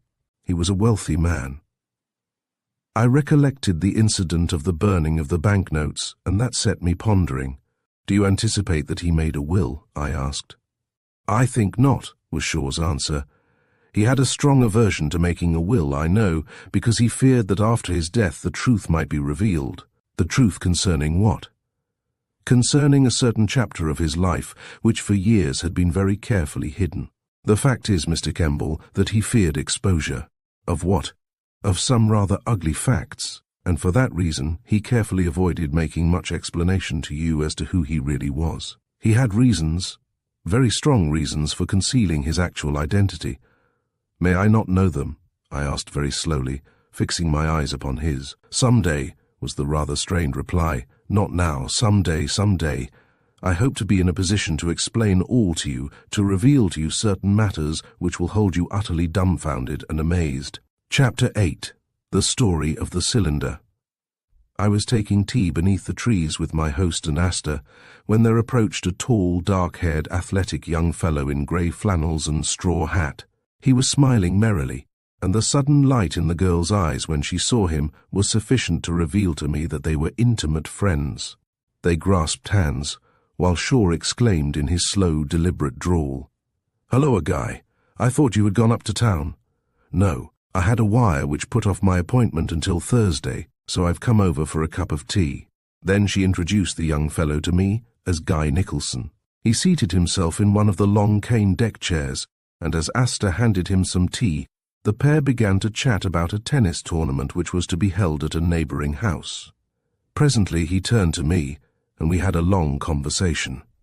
He had the distinct bearing of a gentleman, smart, spruce and upright, his handsome, smiling face bronzed by the sun, while he seemed brimming over with good humour. From the first I instinctively liked him. Shaw explained that the young fellow was a near neighbour whose father, an ironmaster in the north, had died a couple of years ago, leaving him a handsome fortune. "He's always about with Asta," he added confidently in a low voice, "and I have suspicion that she has grown very fond of him." As I glanced across at the pair, I saw how well suited they were to each other. She looked the personification of all that is lovely. Her cool muslin blouse and grey skirt fell to her young form prettily. Her dark wavy hair shadowed the great brown eyes now that she had removed her motor bonnet, making them seem to hold in their depths a vague knowledge that should never come to the ken of man, save perhaps at that moment when love would drag from them their slumbering secrets. But that was only one of Asta's moods, and almost before I had taken notice of it, she was laughing merrily with her companion as she handed him the cake. I saw that her eyes did not flinch from the steady gaze of those others, but I knew that there was a certain quick thumping beneath the pretty blouse that made her realize she was not quite so adamant as she had believed. She believed that her secret was her own. It did not matter about her heart. No one could see, and so no one knew. When we had finished tea, the pair rose and strolled away together through the rosery towards the flower garden ablaze with bright blossoms.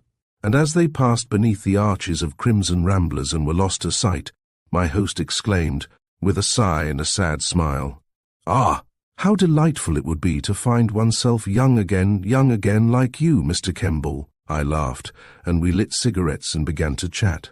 I confess that the mystery surrounding this man who had so openly admitted to me that he was an adventurer, as well as a county magistrate, greatly attracted me.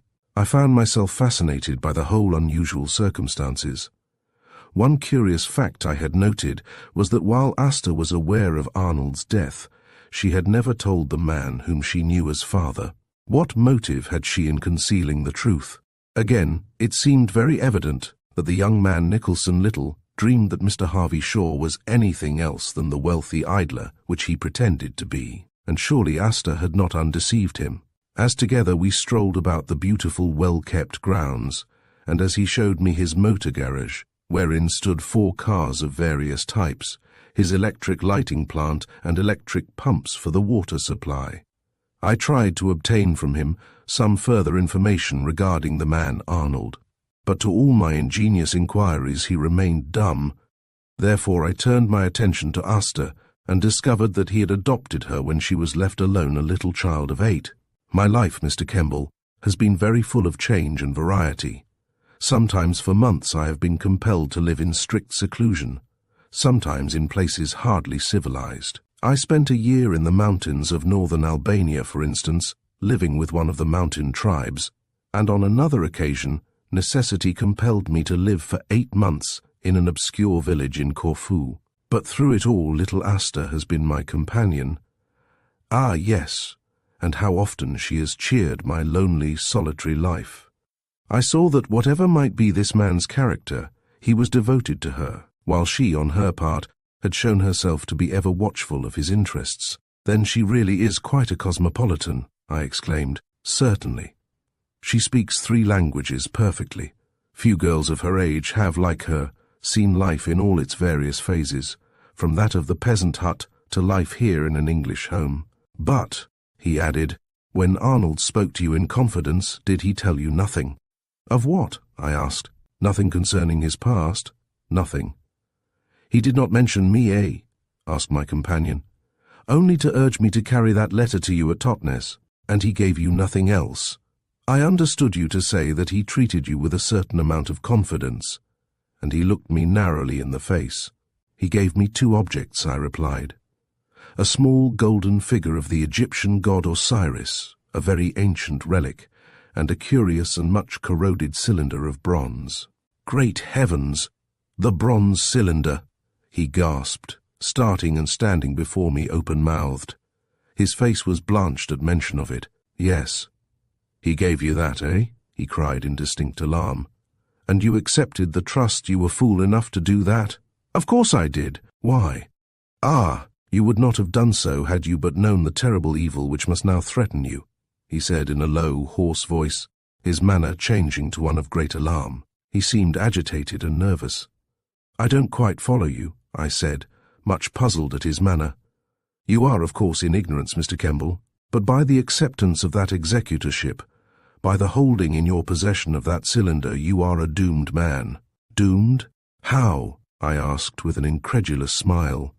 I tell you this quite openly and frankly because you have already proved yourself my friend, he said, his face now entirely transformed. We were standing together at the edge of the square croquet lawn, once the bowling green, where the great old box trees were clipped into fantastic shapes, while at the end was the long stone terrace with the open park beyond. I think you told me that he made you a present in banknotes, Shaw went on. Ah!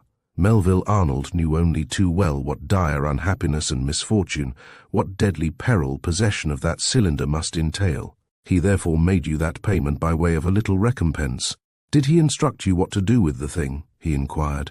On a certain day I am to hand it over to a person who will come to me and ask for it. To hand it over without question? Yes, without question. Shaw was silent for some moments. His brows were knit, and he was thinking deeply, his arms folded as he stood. Well, he exclaimed suddenly at last, I never dreamed that he had entrusted the cylinder to you. You, of course, still hold it in your possession? Yes. Then, if I were you, I should be very anxious for the arrival of the appointed day when you are to be relieved of its heavy responsibility. The history of that metal tube is a record of ruin, disaster, and death. For misfortune in one form or another always overtakes its possessor. Its story is surely the weirdest and most terrible that could be related. I knew that Arnold was in Egypt, but I never dreamed that he would dare at last to take the cylinder from its hiding place and convey it here to England. I recollected how my friend had just before his death declared that its contents would amaze the world, and I made quick inquiry concerning it. What it contains I do not know, he replied. Only Arnold himself knows, and he has unfortunately carried his secret to the grave. It was found, I believe, in the tomb of King Meremptah, the pharaoh under whom the exodus of the Israelites took place some 1200 years before the Christian era. Arnold himself discovered it at Abydos, but on opening it, dreaded to allow the thing to see the light of day, and in order to preserve its influence from mankind, he again buried it in a certain spot known only to himself, but no doubt somewhere near the great temple of Ammon-Ra at Karnak. Why did he wish to preserve his discovery from mankind? I asked, much interested. How can I tell? After his discovery he returned post-haste to England, an entirely changed man. He would never reveal to me, his most intimate friend, what the cylinder actually contained, save that he admitted to me that he held it in awe, and that if he allowed it to go forth to the world it would have caused the greatest sensation in our modern civilization, that the world would stand still in amazement. What could he have meant by that? Ah, replied my companion, I cannot tell. All I know is that together with the cylinder he discovered some ancient papyri recounting the terrible fate which would befall its possessors, and warning anyone against handling, possessing, or opening it, a favorite method of the ancients to prevent the rifling of their tombs, I remarked with a laugh.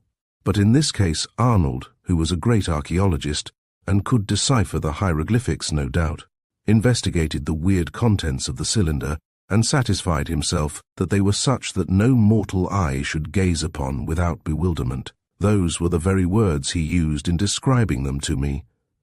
And did anything terrible happen to him as a result? I asked. From the moment of that investigation, misfortune dogged his footsteps always. His friends died one by one, and he himself was smitten by that infection of the heart, which, as you know, has terminated fatally. How long ago is it since he made this discovery in King Meremptah's tomb? I asked. About 4 years, was Shaw's reply, and I saw that he was trembling with excitement, and from that day until the day of his death, poor Melville Arnold was, alas, never the same man. What he found within the thing, as he used to call it, made such a terrible impression upon him that he, bold and fearless and defiant as he used to be, became suddenly weak, timid and nervous, lest the secret contained in the cylinder should be revealed. That message of the hieroglyphics, whatever it was, haunted him night and day, and he often declared to me that, in consequence of his foolish disobedience of the injunction contained in the papyri, he had become a doomed man. Doomed, Mr. Kemball, he added in a low, strange voice, looking straight and earnestly into my lace-doomed, as I fear, alas, that you too are now doomed. Chapter 9 reveals Guy's suspicions. All endeavour to discover from Shaw something further concerning the mysterious cylinder proved unavailing. Apparently he was entirely in ignorance of its actual contents, of the thing referred to by the man now dead. Later, I had an opportunity of chatting with Guy Nicholson as we strolled about the beautiful gardens in the sunset. He was a bright, merry, easy-going fellow who had been a year or two in a cavalry regiment, had retired on the death of his father, and who now expressed an ambition for foreign travel. He lived at Titmarsh Court, between Rockingham and Corby, he explained, and he invited me over to see him. Long ago I had heard of old Nathaniel Nicholson, the great Sheffield ironmaster, who had purchased the place from a bankrupt peer, and who had spent many thousands on improvements. My father had known him but slightly, for they met in the hunting field, and now I was much gratified to know his son. From the first I took to him greatly, and we mutually expressed friendship towards each other. We were both bachelors, and I saw that we had many tastes in common. His airy carelessness of manner and his overflowing good humour attracted me, while it was plain that he was the devoted slave of the pretty Asta. Wheaton, the butler, a grey-faced, grey-haired and rather superior person, called Shaw in to speak on the telephone, and I was left alone with Nicholson on the terrace. "Have you known Asta long?" he asked me suddenly. My reply was a little evasive, for I could not well see the motive of his question if he were not jealous of her. "I understand from Shaw that you have known him quite a long time, eh?" "Oh, yes," I replied lamely. "We've been acquainted for some little time." Nicholson looked me straight in the face, with his deep-set eyes unusually serious. Then, after a pause, he said, "Look here, Kemball. You and I are going to be friends as our fathers were. I want to speak very frankly with you." "Well?" I asked, a trifle surprised at his sudden change of manner. "I want to ask you a plain, honest question. What is your opinion of Harvey Shaw?" "My opinion," I echoed. "Well, I hardly know. He's rather a good fellow, I think, as far as I know. Generous, happy. Oh, yes, keeps a good cellar, is hospitable, very loyal to his friends and all that," he interrupted. But what I want you to tell me is what you really think of him. Is his rather austere exterior only a mask?" "I don't quite follow your meaning," was my reply. "May I speak to you in entire confidence?" "You certainly may. I shall not abuse it. Well, for some time I have wanted to discuss Shaw with somebody who knows him, but I have had no opportunity. Because he gives money freely in the district, supports everything, and never questions a tradesman's bill, he is naturally highly popular. Nobody will say a word against him. Harvey Shaw can do no wrong. But it is the same everywhere in a rural district. Money alone buys popularity and a good name. Why should any word be said against him?" I queried. "Is he not your friend, as well as mine?" "Granted, but, well, he has been here several years, and I have known Asta all the time. Indeed, I confess I am very fond of her, but were it not for her I would never darken his doors." "Why?" I asked, much surprised. "Well," he said with hesitation, lowering his voice, "because there's something wrong about him." "Something wrong? What do you mean?" "What I allege. I take a great interest in physiognomy, and the face of Harvey Shaw is the face of a worker of evil. Then you have suspicion of him, eh? Of what? I hardly know, but I tell you this perfectly openly and frankly. I do not like those covert glances which he sometimes gives Asta. They are glances of hatred." "My dear fellow," I laughed, "you must really be mistaken in this. He is entirely devoted to her. He has told me so." "Ah, yes, he is forever making protestations of parental love, I know, but his face betrays the fact that his words do not come from his heart. He hates her. Why should he? She has, I believe, been his companion for years, ever since her childhood." "I know. You are Shaw's friend, and of course pooh-pooh any suspicion there may be against him. Asta is devoted to his interests, and hence blind to the bitter hatred which he is so cleverly concealing. But what causes you to suspect this?" I asked, looking at him very seriously, as he stood leaning upon the old lichen-covered wall, his dark, thoughtful face turned towards the setting sun. Well, I have more than suspicion, Kemball. I have proof. Of what? Of what I allege, he cried in a low, confidential tone. This man Shaw is not the calm, generous, easy-going man he affects to be. I was silent. What could he know? Surely Asta had not betrayed her foster father. Of that I felt confident. But you say you have proof. What is the nature of the proof? It is undeniable. This man, under whose guardianship Asta has remained all these years, has changed towards her. There's evil in his heart. Then you fear that, well, that something may happen, eh? That he might treat her unkindly. Surely he is not cruel to her. Cruel? Oh dear, no, not in the least. He is most indulgent and charming always. That is why she believes in him. But you say that you have actual proof that he is not the generous man he pretends to be. Yes, I have. My suspicions were aroused about 2 months ago, for behind his calm exterior he seemed ever nervous and anxious about something, as though he were concealing some great secret. I held my breath. What could he know?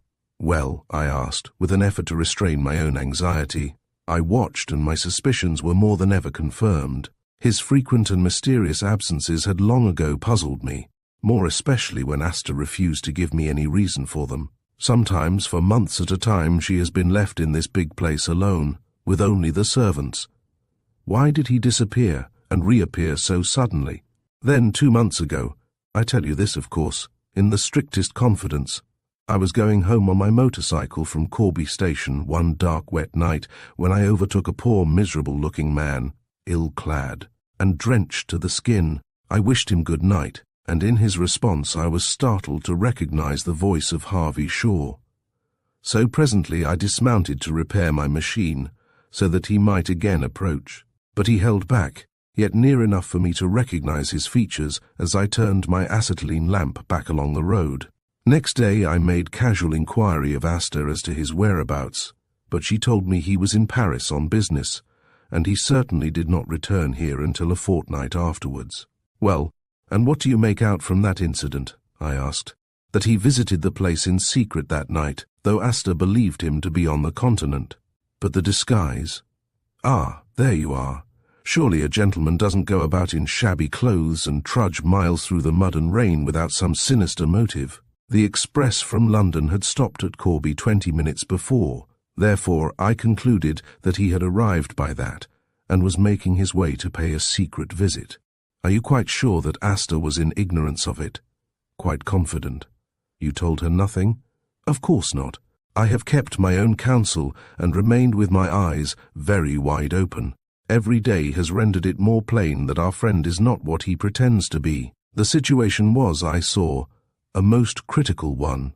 The young man loved Asta very devotedly, and, suspecting some undefined evil of Shaw, was now watching his movements as narrowly as a cat watches a mouse. This was curious, having regard to Arnold's written words of caution.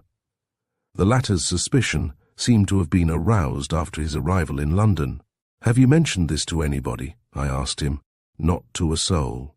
"Then, if I may be permitted to advise," I said, "I should say no word to anybody, not even to Miss Seymour. I will assist you, and we will continue to watch and act together." "Good," he cried. "Your hand upon it, Kemball," and we grasped hands.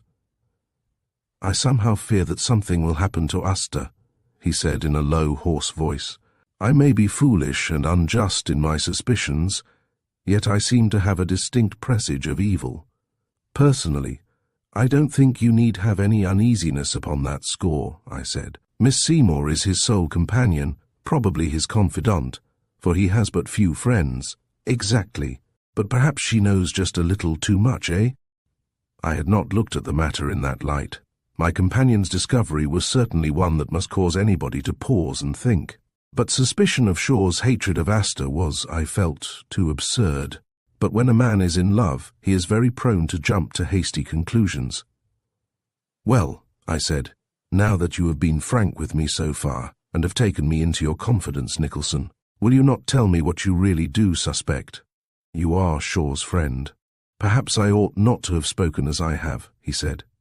"I am no more his friend than you are," I replied, recollecting Arnold's warning regarding the hand, whatever that might be. Have I not agreed with you that the circumstances are suspicious? And have I not promised to help you to watch? What actual conclusions have you formed?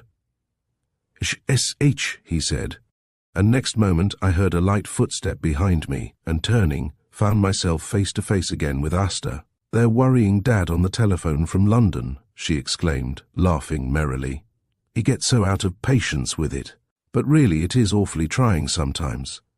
They ring you up and then keep you half an hour waiting." "I know," laughed Guy. "My own experience is exactly the same. Why, only the other day I wanted to ring you up and it took nearly half an hour." As she stood there with the sunlight full upon her face, she looked inexpressibly dainty and charming. Truly Guy Nicholson was a lucky man. They were not actually engaged, it seemed, for he had not yet asked Shaw for her hand. Probably Guy hesitated because of the dark suspicion which had entered his mind. I saw the love-light in her magnificent brown eyes. She stood laughing with him, while he took from his case a cigarette, tapped its end lightly, as is the habit of some men, and lit it. A few moments later, Shaw joined us, smiling merrily, and as he came up he clapped Guy on the back heartily, saying, "You two fellas will stay and have dinner, won't you? I'm glad you are friends, as you ought to be." "I really think I must go," I said. "It will take me hours to get home by train." "Train? Why, Gray will drive you back, of course," he cried. "No, never mind about dressing. Asta will excuse us and you'll stay." So, having glanced at each other meaningly, we both accepted, and very soon were seated in the long handsome dining room, where the table, laden with splendid old silver, was decorated tastefully with roses. Wheaton served us with due stateliness, yet, as I sat watching his grey, clean-shaven face, I felt somehow that there was a strange, mysterious craftiness in its expression, unusual in the countenance of a gentleman's servant. The manner in which he performed his service was, however, perfect. More than once, during the merry meal, I glanced across at Guy Nicholson and wondered what were his thoughts. Fortunately, he betrayed nothing in his face, for he joked and laughed with his host, and praised the excellent claret which Wheaton had served with such dignity. The girl had eyes only for her lover, while Shaw himself, seated at the head of the table, was full of fun and overflowing geniality. How very strange was the situation. After dinner we took our coffee and liqueurs on the veranda, for the night was breathless and balmy, and the air full of the sweet scent of the flowers. Then, after a long gossip alone with Shaw, at 10:30 the car was ordered for me, and came round to the front entrance. Before leaving, I managed to obtain a word alone with Nicholson. "You'll come over and see me?" I asked. "Now, don't disappoint me, will you?" "No, I won't." Then he whispered quickly, "I told you that I had certain proofs. I've been upstairs. When I come, I will show them to you. They will astound you, and they are fully corroborated by what I have noticed tonight.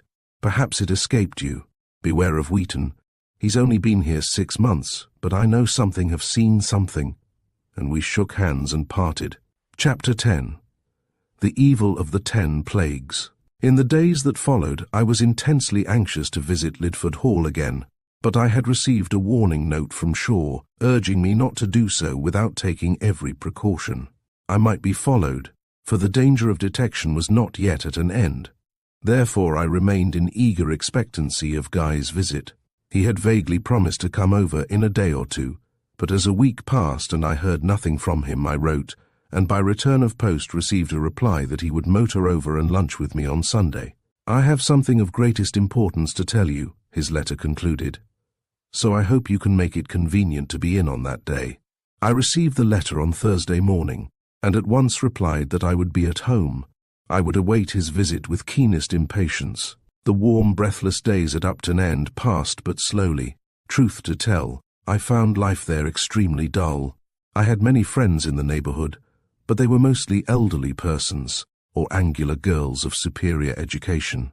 I had little in common with them, and already found myself longing to travel again. More than once, when smoking my lonely cigar before going to bed, I had taken out the mysterious cylinder from the big safe built in the wall of the library, and held it in my hand, pondering. What could be the thing it contained, the thing which would amaze the world? The weird story told to me by Shaw concerning it haunted me, yet what evil could its possession bring upon me? I had heard, of course, of authenticated stories of certain Egyptian mummies, which have brought disaster and death to those who disturbed their long sleep.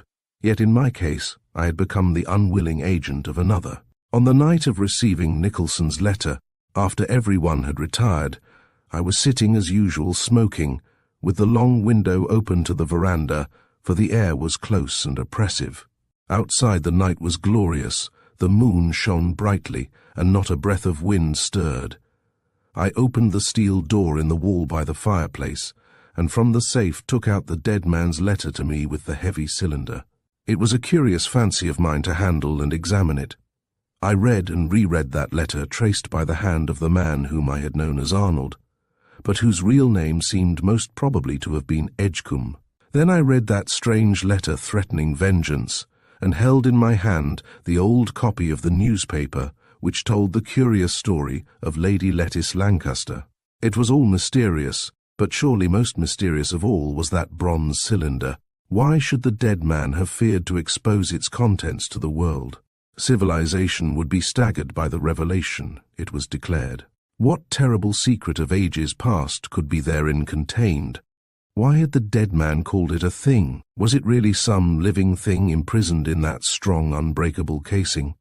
I carried it across to the green-shaded lamp upon my writing table, and taking up a strong magnifying glass examined it closely, and at last determined that the welding by which it had been closed had been done ages ago. As far as I could detect, it had never been opened. How, therefore, could Arnold have known what it contained? Unless the papyri that had been discovered with it had given an explanation. Suddenly it occurred to me that the existence of any papyri of great interest would probably be known in the Egyptian department of the British Museum. Therefore, by inquiry there, I might perhaps learn something. So I resolved, after Guy's visit, to run up to London and see one of the officials. As Arnold was an Egyptologist, he would, no doubt, be known, and his discoveries noted. I was holding the cylinder in my hand, carrying it across the room to replace it in the safe, when my eye caught a dark shadow thrown across the lawn. So quickly, however, did it disappear that I stood half inclined to believe it to exist only in my imagination. It seemed to be a long shadow, as though some person had crossed in the moonlight the high bank on the opposite side. Yet my collie, who would bark at the slightest sound in the night, lay near and uttered neither bark nor growl. I went out to the veranda and looked about me, but all was perfectly still. The world lay asleep beneath the great full moon. For a few moments I stood puzzled. No intruder should be there at that hour. Yet the fact that Prince had not been disturbed reassured me, so I closed the window, locked the cylinder and the correspondence carefully in the safe, and then went upstairs to bed. My room was directly over the library, and something prompted me to watch, so I extinguished my light and sat peering through the gap between the blind and the window sash. For nearly half an hour I waited, my eyes fixed upon the great wide moonlit lawn. Suddenly I saw the shadow again, plainly and distinctly. The dark silhouette passed bayed again. It was probably a poacher from the wood beyond. I knew that my rabbits were being trapped with wires. Therefore, resolving to tell Johnson, the keeper, in the morning, I retired to bed. Next day, among my letters, I found one from my solicitors, which made it necessary for me to go at once to London, and after doing my business in Bedford Row, I strolled along to the British Museum. I had but little difficulty in discovering Professor Stewart, whose knowledge of Egyptology is probably the widest of any living man. Without telling him too many details, I related the story I had heard of the finding of a bronze cylinder in the tomb of King Meremptah, and that certain papyri were discovered with it. Could he give me any information upon the subject? Well, a little, replied the tall, grey-bearded, bald-headed man, looking at me through his spectacles with great deliberation. It is true, I believe, that an interesting cylinder of metal was found in the tomb of Meremptah, coeval with Moses, and with it were some fragments of papyri fairly well preserved. But on examination, they were found not to be of the 19th dynasty, as would have been expected. Who examined them? I asked eagerly. I did myself about 2 years ago, if I recollect aright, replied the professor. They were brought to me one day for my opinion by a man whose name I now forget. He was elderly, grey-bearded, and apparently possessed considerable knowledge of Egyptian subjects. He left them with me, so that I might decipher them, as he wished to compare his own decipher with mine. But curiously enough, I have never seen him since. The papyri I have still locked away, awaiting his return. Then they are here? I cried eagerly. Certainly. Would you like to see them? I replied eagerly in the affirmative, and he left me for some minutes, returning with a big cardboard portfolio, which he opened, showing half a dozen pieces of brown crumbling paper, like substance covered with puzzling hieroglyphics. With them were several sheets of blue foolscap, upon which he had written his translation. "Here is what the record contains," he said. "Perhaps, if you are interested in such matters, you would like to read it. It is a curious piece of literature of apparently the pharaonic dynasty of the Ptolemies, or 323 to 30 BC, which ended with Cleopatra." I took the folios of modern paper in my hand, and from them read as follows, written in the professor's own crabbed writing, "For of a verity death, sickness, and sorrow, who knoweth which may fall upon thee. Therefore, beware of the wrath of Ra. Beware lest this cylinder of bronze be opened, and its secret be revealed to men, for therein lieth the thing that shall not speak until the day of awakening. For he that seeketh knowledge of that which is hidden is accursed of Ammon with the 10 plagues, and doeth so at his own risk, and must meet his fate, being cursed of the wolf god Osiris, ruler of the underworld. Truly, cutting off the head of, or the forsaking life, is better than the satisfaction of curiosity of what is therein contained. Touch not the cylinder with thine hand, for if, let it remain here in the tomb of the great Meremptah, King of Kings, Lord, wherein it has been placed to slumber until released by Osiris, to whom all kings and princes bow the knee, and to whom, observe, he is all glorious, on whose pleasure fortune waiteth, in whose valour victory, and in whose anger death. Since a gem be tied at the feet, and a piece of glass be worn upon the head, yet still glass is glass, and gems are gems. It is said, wisdom is of more consequence than strength. The want of it is a state of misery.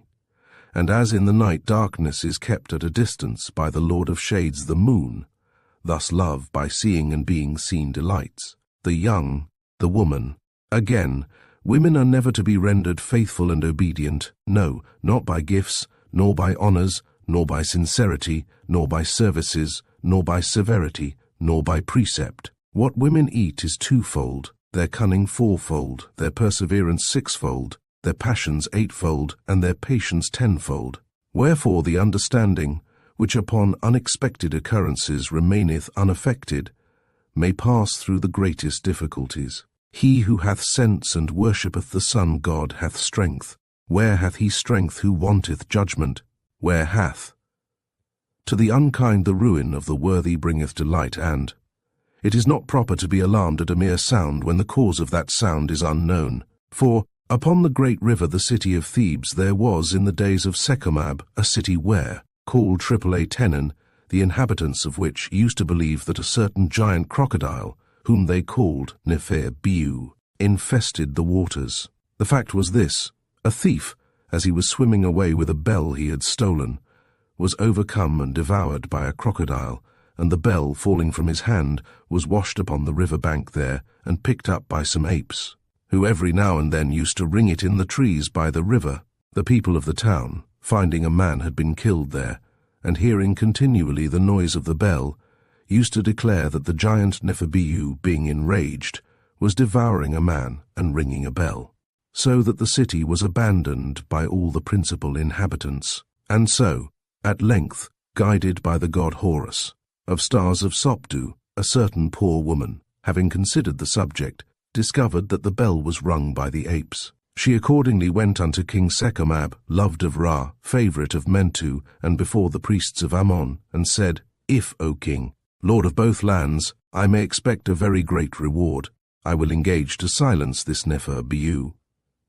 The king was exceedingly well pleased, and gave her some silver. So, having described some circles and exhibited the worship of strange gods in a conspicuous manner, she secretly provided such fruits as she conceived the apes were fond of, and went unto the river, where, strewing them about, they presently quitted the bell and attached themselves to the fruit. The poor woman in the meantime took away the bell and carried it into Sekemab, who honored her and gave her great reward. And in the city of Artenon she became an object of adoration to its inhabitants, and her cartouche was inscribed upon the temple of Amon-Ra, and of the sun god. Wherefore I say that it is not proper to be alarmed at a mere sound, when the cause of that sound is unknown. And wherefore I repeat that, for fear of great disaster to thyself, let not thine hand touch this brazen cylinder, which containeth the thing which shall remain imprisoned therein in the realms of Tuat, the underworld, until released by Osiris on the day of awakening, this 25th of the month Tybi. Be ye therefore warned, for by disobedience assuredly the anger of the sun god and of Osiris, the Eternal, will fall heavily upon thee, and Harnack shall smite them. May disaster happen but in the house of thine enemies.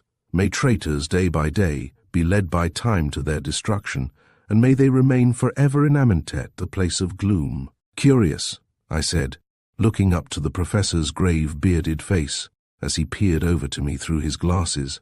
Yes, the fable is very interesting. I have not yet decided the actual date of the papyri, but it is certainly much later than King Meremptah, he said.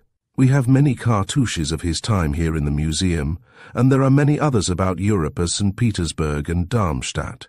But in certain ways the hieroglyphics are different. Hence, I am of opinion that the bronze cylinder referred to, if it has been found and still exists, was placed with these papyri in the tomb at a much later date. You have no knowledge of the person who brought this to you? I asked. Only that his name was Arnold. I see that I made a note at the time, and that he was staying at the Savoy Hotel. Strange that he did not return to claim his find. Very. My own idea is that he may have been called abroad suddenly, and will return one day. He seemed extremely intelligent. And the cylinder. What do you think it could have contained? What is the thing to which the papyri refers? The old professor shrugged his shoulders. How can we tell if the cylinder is non-existent? Probably it was rifled from the royal tomb 1,000 years ago and broken open by sacrilegious persons who were unable to decipher these writings, and who cared nothing for the curse of the 10 plagues placed upon them. He laughed. Then Mr. Arnold had evidently not revealed to the professor the existence of the cylinder. Why? Because he had already again hidden it in fear. We have many records of objects concealed, but most of the things referred to in the papyri have disappeared ages ago, added the great Egyptologist, who, taking me along the gallery, showed me the mummy of the great pharaoh Meremptah himself, in whose tomb the fragments of papyri were found. The professor was extremely kind, and lent me his decipher to copy them. After finding that I could obtain nothing further concerning the man Arnold, and that he was not known as an Egyptologist, I thanked him and left without telling him of the existence of the cylinder. That same night, I returned to Upton End with intention to show Guy Nicholson the curious record when he visited me on Sunday. Next morning, which was Saturday, I opened my newspaper, which, as usual, I found on the library table after breakfast, when my eyes fell upon a heading which caused my heart to stand still. The printed words danced before my bewildered eyes. For a second, I stood like a male in a dream.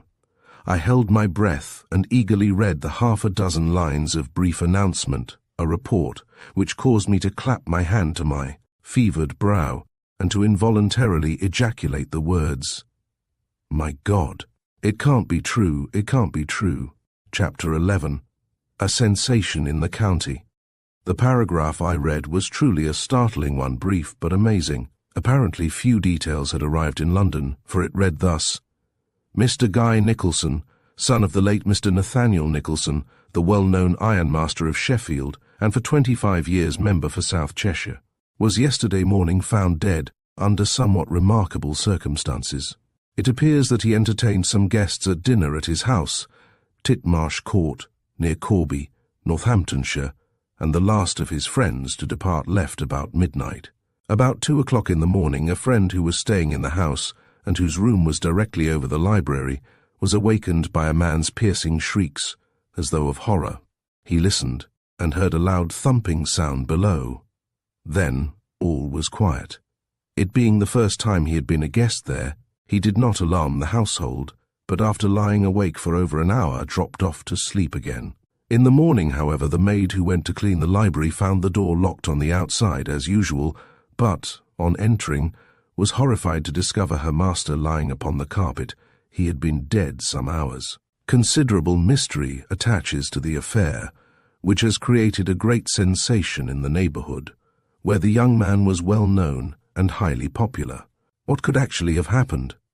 I read and reread that paragraph. Then I rang up Stokes, my chauffeur, on the telephone, and we were soon tearing along the Northampton road. Within a couple of hours we turned into the big lodge gates of Titmarsh Court, which I found was a fine old place, upon which huge sums must have been spent by Guy's father in the way of improvements. It was a splendid specimen of the old, moated manor house, situated in well-timbered grounds and approached by a long, shady avenue of chestnuts which met overhead. A young man-servant opened the door and was inclined to be uncommunicative, until suddenly I caught sight of Shaw's grey car standing against the garage and inquired for him. In a few moments he came forward, sedate and grave, and somewhat surprised, I think, at my presence there. "This is really a most terrible thing, my dear Kemball," he exclaimed, his face pale. "I only knew of it late last night. The police and doctors seem to have kept the affair secret as long as they could." "I saw it in the paper and came over at once," I said. "What is your opinion?" I asked eagerly. "Is foul play suspected?" "I really don't know," was his vague answer as he stood in the wide, old-fashioned hall. "It's a terrible thing, however. Poor Esther. She is overcome with grief, poor girl." "Ah, yes," I sighed. "She was very fond of him, I realized that the other day."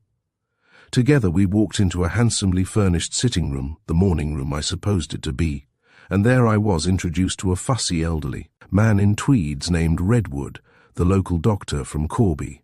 He was a bluff, red-faced, clean-shaven man, a good type of the fox-hunting doctor of the grass country.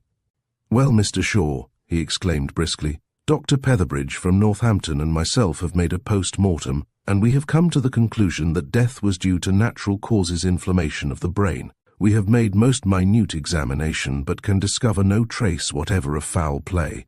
"Nor of suicide by poison, for instance?" asked Shaw, leaning with his back against the table, while the sun shone brightly across the pale blue carpet.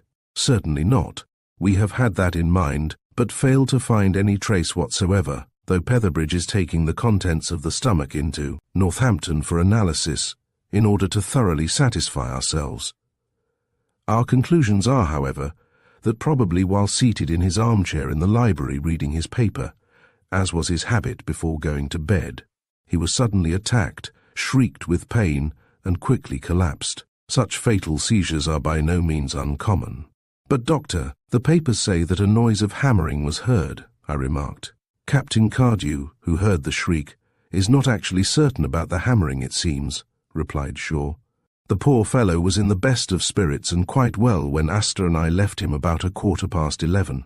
We dined here with some people named Sweetman, the Vanes from Arnold, and Mr. Justice Michelmore, who is staying with them.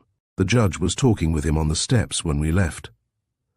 "Nobody who partook of the dinner felt any unusual symptoms or one might suspect ptomaine poisoning," remarked the doctor from Northampton, a short, grey-headed little man who had at that moment entered the room. "My distinct opinion is that, though the affair appears most mysterious, yet it is due to perfectly natural causes. And I suppose that is the evidence you will give before the coroner tomorrow, eh?" Shaw asked. "Precisely. I shall have a searching analysis of the stomach, of course. Indeed, I'm just off to Northampton for that purpose. But I do not anticipate finding anything." Young Nicholson was not the kind of fellow to take his own life. "No," I said. "He certainly did not strike me as having any tendencies towards suicide. Yet, from what the papers say, the affair is most mysterious." "Oh, the papers," laughed Shaw derisively. "They're always sensational. A good story means hundreds of pounds to them. But," he added, "I must be off, Kemball. I was just going when you came. I have to be on the bench this morning at 12. Please express my most sincere condolence with Miss Seymour," I said. "You and I will meet again soon, no doubt. My dear fellow, just come over whenever you like. Better ring me on the phone to see if we're at home, for we're often out in the car this fine weather. And, taking my hand, the man who in his dual life was a county magistrate, and was about to sit and administer justice from the bench, gripped my hand and went out, followed by the Northampton doctor, who a moment later I saw with 2 large glass jam jars in his hand. Yet almost directly after, I heard a low, peculiar whistle emanating from an adjoining room. Shaw was whistling to himself, even though the house was a house of mourning. Left alone with Dr. Redwood, I began to question him, explaining that I was a friend of the man now dead. "Well," he said, "I can't tell you very much, Mr. Kemball. Captain Cardew, who was Nicholson's guest, is in the library. At least I left him there a little time ago. Let's go and find him." So he conducted me along a well-carpeted corridor, where the doors, I noticed, were of polished mahogany, and opening one, I found myself in a long, low, old-fashioned room, lined with brown-backed books from the floor to the panelled ceiling. At the table, a tall, fair-haired, military-looking young man was seated writing letters. I introduced myself, whereupon he rose and expressed his readiness to answer any questions, as I was poor Guy's friend, a doctor, having some matters to attend to with his colleague, leaving us alone. When he had gone, I closed the door. Then, turning to the dead man's guest, I said in a low voice, "I wonder, Captain Cardew, if I might speak to you in absolute confidence?" "Certainly," he said. "We are mutual friends of poor Guy's." "Well," I exclaimed, "first, will you tell me frankly your private opinion of this terrible affair? Has there been foul play?" I saw that he hesitated. "Well," he replied, "there are certain curious circumstances which no doubt point to such a conclusion, although I understand that the doctors have had no hesitation in pronouncing death to be due to natural causes. Would you mind describing to me, as far as you are able, what you heard in the night?" I said. "I have a reason for asking this. No doubt you have already several times told your story." "Yes, to the medical men and also to the police," he said. "Well, it was like this. I'm quartered at Canterbury, and Guy, who was in my regiment and retired a year or so ago, asked me to spend a few days with him. I came here 3 days ago and found him in the highest of spirits, and very keen about tennis. He took me over to see a man named Shaw and his daughter, of whom he was, I know, very fond. The night before last he gave a little dinner to a few people, and Shaw and the girl were here. After dinner, we all went out onto the lawn for coffee. The place was hung with Chinese lanterns and looked charming, but all Guy's attention was devoted towards entertaining Shaw's daughter. I saw them cross the lawn in the moonlight and stroll into the grounds together, and when they came back, I overheard Shaw expressing his annoyance to her at her absence. Shaw chatted with Justice Michelmore a good deal, while I had a Mrs. Vane, a rather stout person, put upon me for the evening. I tell you I envied Guy, for the girl is really delightful. Was there any bridge? Yes, for about an hour in the drawing-room. Shaw and the judge did not play. Before 11, the guests began to depart, and the Vanes, the last to leave, went about midnight. After they had gone, I sat in the library with Guy for half an hour and had a cigar. He was full of Asta Seymour, and when I asked him why he did not propose to her, he reflected a moment and then told me, in strict confidence, that he would do so at once, but for a certain circumstance. "Did he explain that circumstance?" I asked eagerly. "No. I pressed him, but he refused to tell me. 'It is my secret, Teddy,' he said, 'a secret which, alas, bars my happiness forever.'" As we smoked, I noticed that, contrary to the rule, the long window yonder was open, and remarked upon it. He rose, and saying that the servant had probably forgotten it, closed it himself and barred the shutters. "You'll see they are strong shutters, and they were found in the morning closed and barred, just as he had left them. Indeed, I unbarred them myself." "Then you left him here?" I asked. "No, he turned off the light and came out with me, locking the door after him. For it seems he's always careful to have every door on the ground floor locked at night. He came upstairs with me, wished me a cheery good night outside my own door, and promising to motor me into Oakham on the morrow, went along to his room. That is the last time he was seen alive." "What did you next hear?" "I was awakened by a loud, piercing shriek, A man's shriek of intense horror, it seemed. No one else slept in this wing of the house, or they must certainly have heard it. I roused myself at the unusual sound, for I was thoroughly startled and awakened by it. The clock on my mantel-shelf struck 2. I waited for some minutes when I heard a noise which seemed to be below in the library, as though someone were moving about trying the door and hammering upon it. This caused me to wonder, and I held my breath to listen further. I suppose I must have lain like that for fully an hour. It was my intention, if I heard anything further, to go along to Guy's room. I had, of course, some hesitation in arousing the household, but as I heard nothing further, I suppose I fell asleep, for the sun was shining when I awoke again. I got up and was crossing to the window to look out when I heard a woman's cry for help. So I rushed out in my pajamas and, descending the stairs, found poor Guy lying just here, and he crossed to a spot about 4 yards from the door and pointed to the red carpet. Was the room in any disorder? I asked. Not as far as I could see. The shutters yonder were closed and barred, so I opened them and then tried to rouse my friend. But alas, I saw by the ashen look upon his face that he was already dead. He was still in his dinner jacket just as I had left him. Of course you can well imagine the scene and the horror of the servants. Poor Guy, he was one of the very best. What is your theory, Captain Cardew? Theory? Well, I hardly know. I was a fool, and I shall never forgive myself for not raising an alarm when I first heard his shriek. I ought to have known that something was wrong. But there are moments in one's life when one, being awakened suddenly, acts foolishly.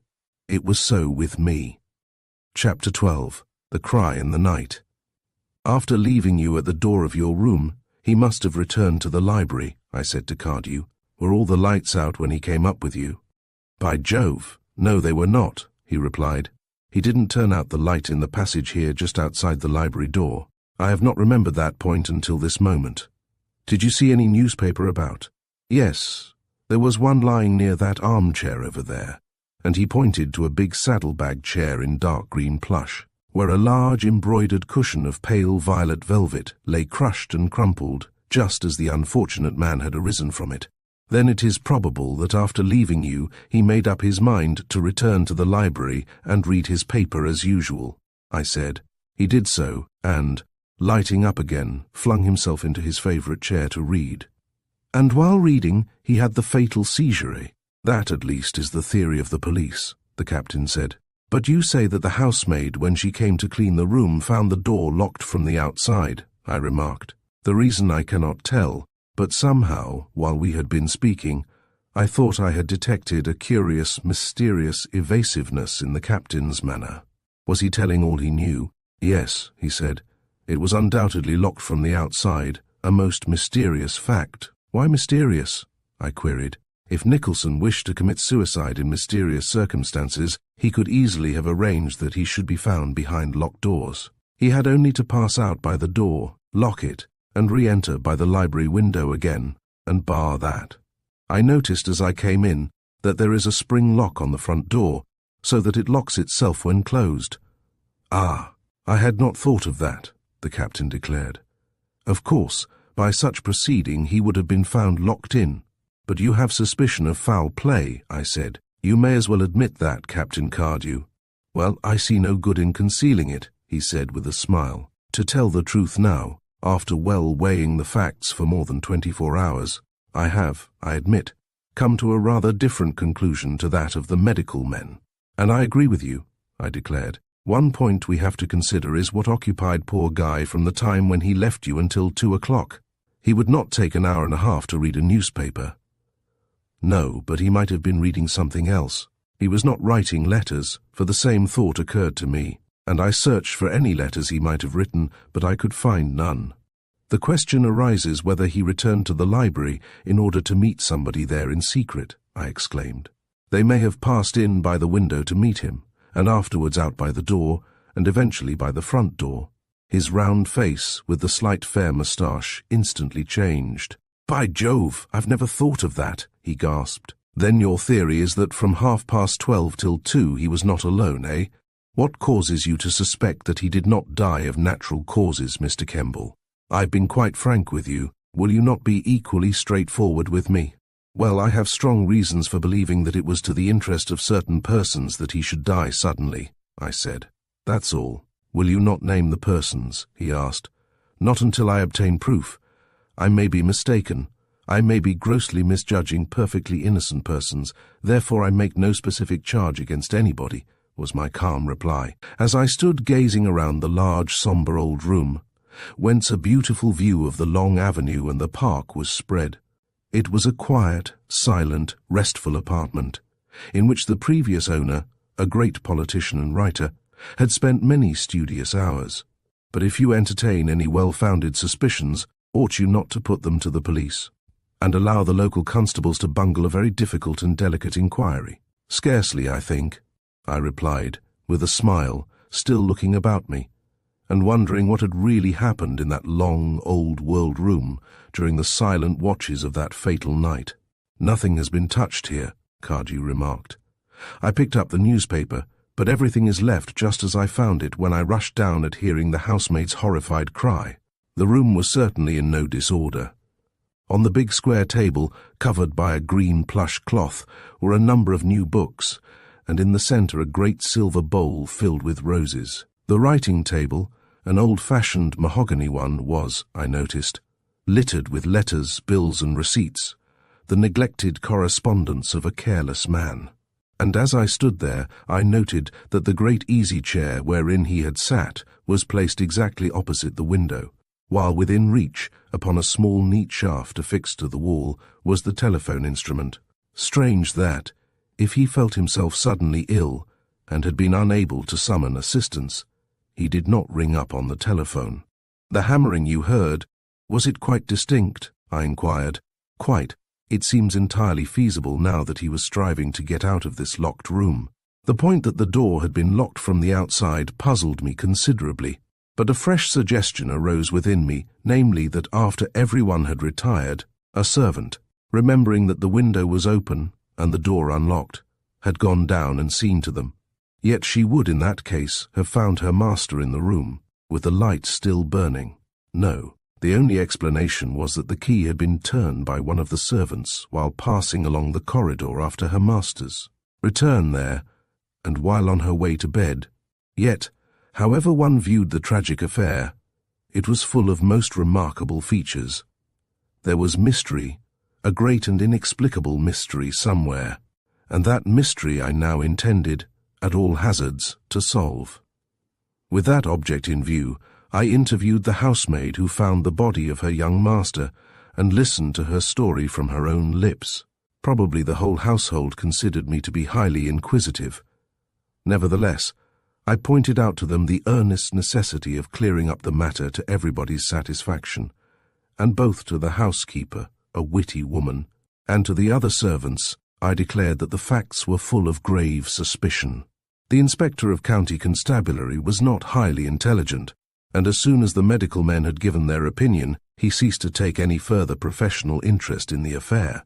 It was a sudden death, and with such occurrences the police have only to attend the inquest and formally report. The officer was, I think, rather piqued at the persistency of my inquiries, for when I pointed out to him the suspicious circumstance of the locked door, he point-blank told me that the medical declaration was quite sufficient for him. The girl, Kate Hayes, who discovered her master, a dark-haired, good-looking maid, about 26, had been 8 years at Titmarsh Court. It was Mr. Guy's habit always to read his paper before going to bed, she told me, as we stood in the long servants' hall. I often find the library door unlocked before I go to my room, sir, and the night before last it was unlocked. Did you lock it? I asked quickly. No, sir. I once locked Mr. Guy in, so I always look inside now before securing it, she replied. I looked inside and found Mr. Guy there. He was then taking a book down from one of the shelves near the window. I apologized for intruding and wished him good night. Good night, Hayes, he replied, and I closed the door and left him.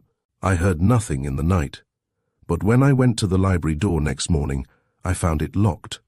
I recollect it was locked because at first the key would not turn. At last I succeeded in opening the door, when the first sight that met my eyes in the faint grey light through the gaps of the shutters was poor Mr. Guy lying crouched up, his knees nearly touching his chin and quite dead. "You are absolutely certain that the window was quite securely closed?" I asked. "Captain Cardew opened it, sir. I ran away to fetch the other servants." Here again the captain showed some disinclination thoroughly to probe matters, for he interrupted, saying, "I don't see how questioning the servants will assist us. We already know all that they know. What we want to discover is whether poor Nicholson received any visitor clandestinely during the early hours of the morning," I said. "To me it seems very much as though he did." "Then you are directly opposed to the medical theory," he exclaimed. "And so are you not?" I remarked. "In a manner, yes, but not altogether. We must credit doctors with a certain amount of knowledge where death is concerned." "I credit them with every knowledge," I hastened to assure him. "Only in this case I fear they have not sufficiently weighed over all the known and indisputable facts. If there had actually been foul play, there would be traces of it," he said. "Not always," I replied. "Many cases of secret assassination have been declared by doctors to have been deaths from natural causes. I saw that the servants, all country bred, ridiculed my suspicions. Dr. Redwood had said that their master had died of brain disease, and that was sufficient. The police too were quite satisfied, and the young man's relations, 2 of whom arrived in hot haste while I was there, of course accepted the verdict of the medical men, the evidence which would be given at the inquest on the following day. To me, it was a curious circumstance that Cardew, when he heard the shriek, had not attempted to investigate its cause. True, he had listened, and the cry was not repeated. I should have regarded his apathy as suspicious if I myself had not more than once, when dreaming, awakened suddenly, believing that I had heard a cry of distress. The shriek of terror, nay, of horror, Cardew described it, was, in itself, a most peculiar circumstance. There is a distinct difference between a cry of pain and a shriek of horror. No, I felt certain that the medical men had not sufficiently considered that very singular point. But when I tried to argue with the captain, he merely declared that the cause of the shriek would never be explained. Perhaps it was the sudden knowledge that he was dying that had terrified him. I intended, however, to seek further explanation. It was ever upon my mind that the man who had died so mysteriously intended to visit me on Sunday, and to reveal to me something concerning Harvey Shaw. Shaw was a guest that evening, but it was proved beyond the shadow of a doubt that he had left the house 2.5 hours before, accompanied by Uster. It was therefore my intention at once to satisfy myself whether Shaw could have returned, unknown to the girl, and revisited Titmarsh Court. I confess openly and frankly that I suspected a crime. Hence, I spared no effort in thoroughly investigating the curious circumstances, in doing work which the police would have done had not the declarations of the 2 doctors been so very positive and emphatic. I saw the body of my friend lying in a darkened bedroom upstairs and covered with a sheet. I did not remove the shroud. I was too horrified. A post-mortem had been made, and the corpse was waiting for the arrival of the coffin. What had the dead man intended to reveal to me? He had evidently discovered something detrimental to Shaw. Of that I felt assured, for had he not admitted as much? Did poor Guy appear his usual self before the affair? I asked Cardew some half-hour later, as we again stood together in the long, sombre room wherein he had died. The atmosphere was heavy with the oppressive scent of the roses, and about the silent apartment there seemed an air of mystery. Well, to tell the truth, I did not notice anything unusual in his manner at the time. But since, now that I have reflected, I recollect that he seemed extremely anxious concerning Shaw's daughter, as though he were apprehensive of something, and was in despair. At that moment the captain was called out by one of the servants, who told him that the police superintendent from Northampton would like to see him. Therefore I was left alone in the room, and was thus afforded opportunity to examine it. I looked at the big comfortable chair in which the unfortunate man had sat, and tried to picture to myself what had occurred there. In the silent watches of the night, why had he given vent to that shriek of horror? What had he seen? Surely he had received some fearful, appalling shock, or such a piercing, heart-rending shriek would never have escaped a man's lips. I examined the window, the shutters, the lock on the heavy door of polished mahogany, but nothing caused me curiosity. Nothing had been tampered with. My own theory was that Guy Nicholson, whilst reading his newspaper, had seen something, and that, after shrieking in horror, he had beaten with his hands upon the door, in frantic endeavour to escape from that room. Imprisoned there, he had received some fatal blow before he had time to unbar the window, and had sunk upon the floor and expired in agony. But what was the something which had cost a man high S life? Chapter 13. One point is made clear. On the following day, 12 respectable inhabitants of Corby and the neighbourhood assembled around the long dining table at Titmarsh Court, and decided, upon the evidence of the 2 doctors, that its young master had died of natural causes. I was present, and heard a solicitor representing the relatives put a query to the coroner regarding that cry in the night. But the official coldly declared that the jury were there only to decide the cause of death, and that, whatever the circumstances might be, they could only weigh the medical evidence. Dr. Petherbridge of Northampton, assisted by the county analyst, had, it seemed, examined the contents of the stomach and made the Dragendorf test for strychnine, applied the Stayas process for alkaloids and the Pettenkofer test for mineral acid, as well as searching for arsenic with the Marsh apparatus. The result in all cases had been negative. Mr. Guy Nicholson had certainly not died of poison. After the verdict of death from natural causes, I drove Shaw, who had also been present, back to Lidford, and there saw poor Asta, looking wan and pale in her deep mourning. She was seated in a low chair in her own pretty room, full of books and flowers, an artistic, cosy little apartment leading from the big drawing-room and upholstered in pale blue. The blind was down, for the sun was blazing hot outside. But as she took my hand, I saw that her eyes had dark rings around them, and that she had recently been crying. I hardly know what words of sympathy and condolence I uttered as I held her small hand in mine. Her heart, however, was too full for words, and she burst into a flood of tears. Shaw, unable to bear the sight of her grief, placed his hand tenderly upon her shoulder and urged her to bear up, but she only shook her head sadly in her profound sorrow. I stood there, not knowing what to say, but a few moments later, when Shaw had left the room and we were alone, I too placed my hand upon her shoulder and strove to calm her. "You have all my most heartfelt sympathy, Miss Seymour," I said. "I have ventured to come here today to see if I could be of any service to you." "Ah, what service can you render me, Mr. Kemball, now that poor Guy is, alas, dead," she cried hoarsely, staring straight before her. "The inquest was held today. What have they decided?" "That the poor fellow died of natural causes. He suffered from an unsuspected disease of the brain." "Ah, yes," she sighed. "I expected they would say something like that. But—" and she broke off short without concluding her sentence. "You dined with him only a few hours before," I remarked, for I had gone there on purpose to question her, and I hardly knew how to commence, fearing lest, in my anxiety, I might blunder. "Yes. Who would have thought that when I parted from him I should never see him again?" "You left before the Vanes, did you not?" "Yes. My father, just before 11, told me that he was not feeling very well. So I ordered the car, and we came home, after a most delightful evening. The weather was bright, and everything had been done to perfection. On the way home, Dad complained of bad pains in his head, and I became alarmed. Indeed, when we got here, he seemed so very queer that I tried to persuade him to let me telephone for Dr. Redwood, but he would not hear of it. He begged me to go to bed, but I remained with him in the smoking room until nearly 3 o'clock. "Until 3 o'clock?" I echoed. "And you did not leave him at all?" "No, because he seemed so very queer.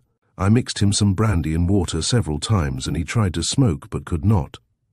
"What was his objection against summoning the doctor?" "Oh, he said that he would be all right presently, and that it was only a bad headache. Long ago, when he was abroad, he had been subject to such attacks, he said, but he had not had one for years past, and after 3 o'clock he retired to bed. It was 3:30, and getting quite light, when I saw him as far as his room. He looked fearfully pale and worn, quite unlike his usual self. He said he had fits of extreme nervousness, and I noticed that at times his limbs were trembling. I remarked upon it, but my comments seemed to irritate him, so I said nothing further.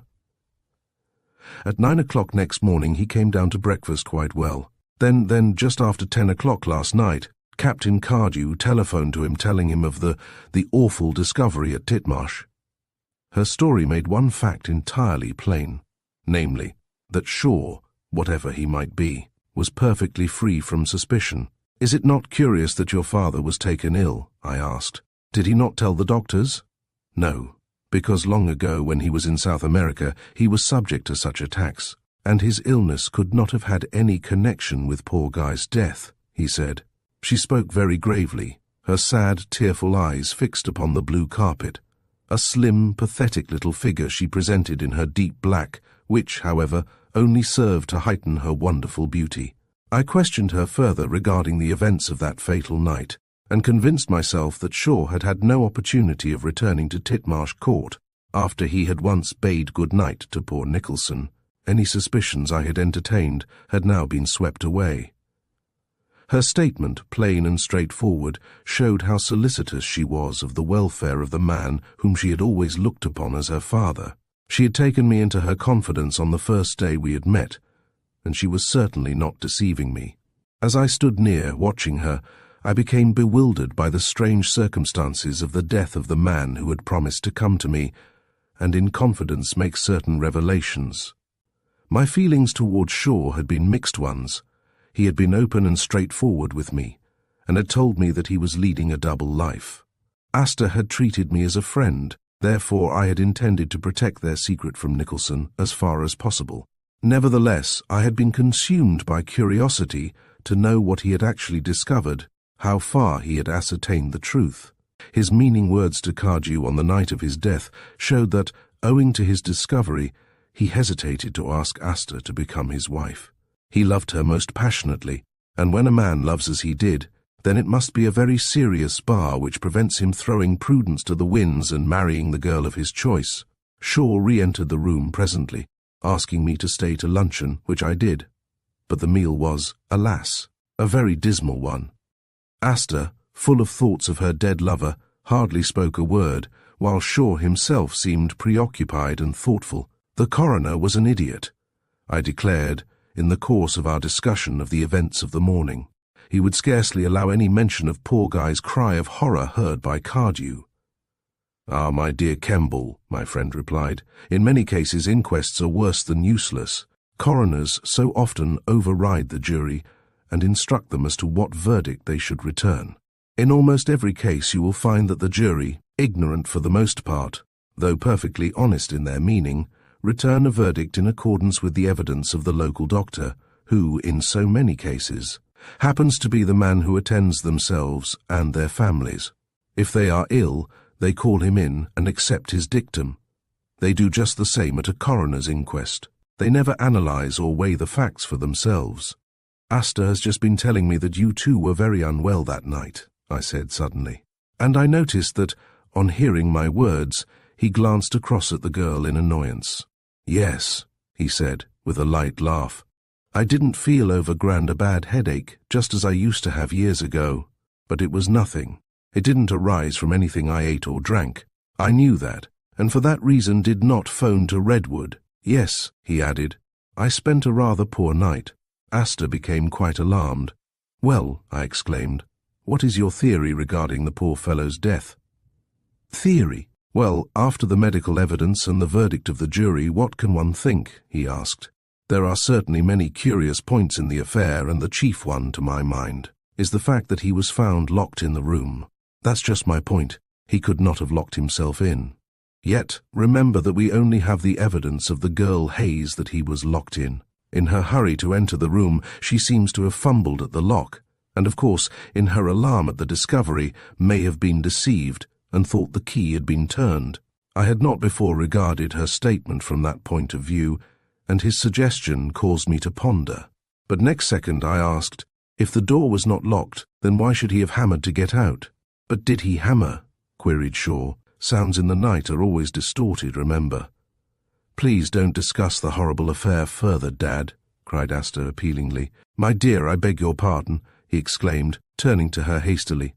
"I know I ought not to have mentioned the matter. Both Kemball and myself deeply condole with you in your grief."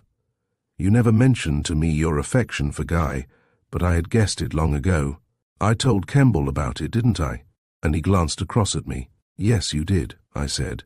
Ah, poor Guy, he sighed. He was such a thorough, sterling fellow, and I had hoped, Asta, that you would marry and be happy. But, alas, the fates have willed it otherwise. I feel bewildered, Dad, exclaimed the girl. I can't believe that he is really dead. And rising suddenly, she again burst into tears, and with uneven steps left the room. Poor child, remarked Shaw in a low voice when she had gone. It is indeed a terrible blow for her. I had no idea that she was so devoted to him. She had many admirers in the neighborhood, but he was evidently the one to whom she was most attached. And between ourselves, Kemball, he added in a low voice, his wine-glass poised between his white fingers, he was one of the most eligible young fellows in the whole county, 8,000 a year, as well as a half-share in Nicholson Brothers of Sheffield. I had dreams of seeing Asta mistress of Titmarsh Court, but of course I never told her so. I believe in allowing a girl to make her own choice in life. Love affairs, if interfered with by elders, invariably turn out badly. And so he chatted on as we smoked our cigarettes, and as I gazed into those small, queer eyes of his, I became more and more convinced that my suspicions of the previous day had been unfounded. He could not possibly have had any hand in the poor fellow's untimely end. He could not know of Guy's secret intention to make certain revelations to me, and even if he did, he knew quite well that I was already aware that he was leading a double life. No, when I carefully weighed over the whole of the facts, I came to the conclusion that the man before me, mysterious though he might be, had every motive that Guy Nicholson should live. I do not think my intelligence was much above that of the ordinary man, yet I felt that if he were an adventurer, as already seemed proved, then what more natural than that he should secure Nicholson as husband for Asta, and afterwards judiciously bleed him. It certainly was not to his interest that the fellow should die. The circumstances were full of suspicion, I admit, but the hard facts certainly disproved that Harvey Shaw had had any hand in the strange affair. Still, what was the something which had held poor Guy horror-stricken, and which had produced symptoms so near akin to the affection of the brain that the doctors had been deceived by it and the coroner and jury misled? The opinion I still held was that Guy Nicholson did not die a natural death. Therefore I intended to leave no stone unturned in my endeavor to probe the extraordinary mystery, and to ascertain the truth of what had actually occurred in that long old room during the silent watches of that fateful night. Chapter 14 contains another suggestion. A week went by, a breathless, anxious week. I had attended poor Guy's burial in the pretty churchyard of Titmarsh village, and as I turned from the grave, I could not help wondering about what he had intended to tell me, had he but lived to speak. Yet his lips were sealed. Someone had known of his intentions and had forced silence upon him. My mind was ever full of dark thoughts and black suspicions, and yet I had so clearly proved that Harvey Shaw, against whom his intention was to speak, had had no hand in the matter. Of one thing, however, I was convinced. Poor Nicholson had been cruelly murdered. About 8 days after the funeral, Shaw, one hot afternoon, drove over alone in his car and found me smoking in a deck chair beneath a tree. The object of his visit was to tell me of Guy's will. It had been found, he said, that the young man had bequeathed the sum of £10,000 to Asta. He was infatuated with her, poor fellow, Shaw declared, in a tone of slight annoyance. Of course she will not touch a penny of it. How could she? Ah! When he made that will, only 2 months ago, he never dreamt that he would meet with such a sudden end. No, I sighed, my mind full of wonder. At that moment, many strange things flitted across my brain. We all of us foolishly believe that we have many years to live. As soon as Asta heard of the legacy, she declared that she would not accept it, he remarked, but I suppose she must, even though she transfers it to some charity, as is her intention. I can quite understand her reluctance to take the dead man's present, I said. It is only natural. Is she still very upset? Very. I scarcely know what to do with her. She suffers from insomnia and sits for hours moping and sobbing. I've been wondering if a trip abroad would bring about forgetfulness, but she declared that she's had enough travelling and prefers her own home. Therefore I'm half afraid to take her away. Redwood advises a journey through Hungary and Romania, which would be fresh ground for her, but at present I'm undecided.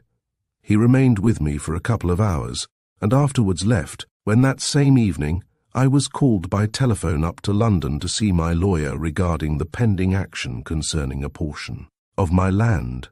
Fortunately, at the inquest, I had met the dead man's solicitor, Mr. Sewell, and in order to ascertain whether Shaw's statement was correct, I called upon him in Lincoln's Inn Fields.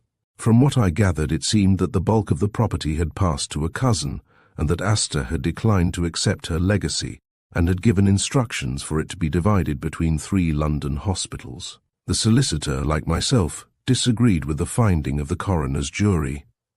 Yet he could form no theory as to the manner in which his client had met with his untimely end. On the afternoon of my return to Upton End, 4 days later, I was in the library scribbling a letter to catch the post, when a card was brought to me bearing the name, Mrs. Charles Olive. "The lady has come by car, sir, and wishes very particular to see you," the girl said.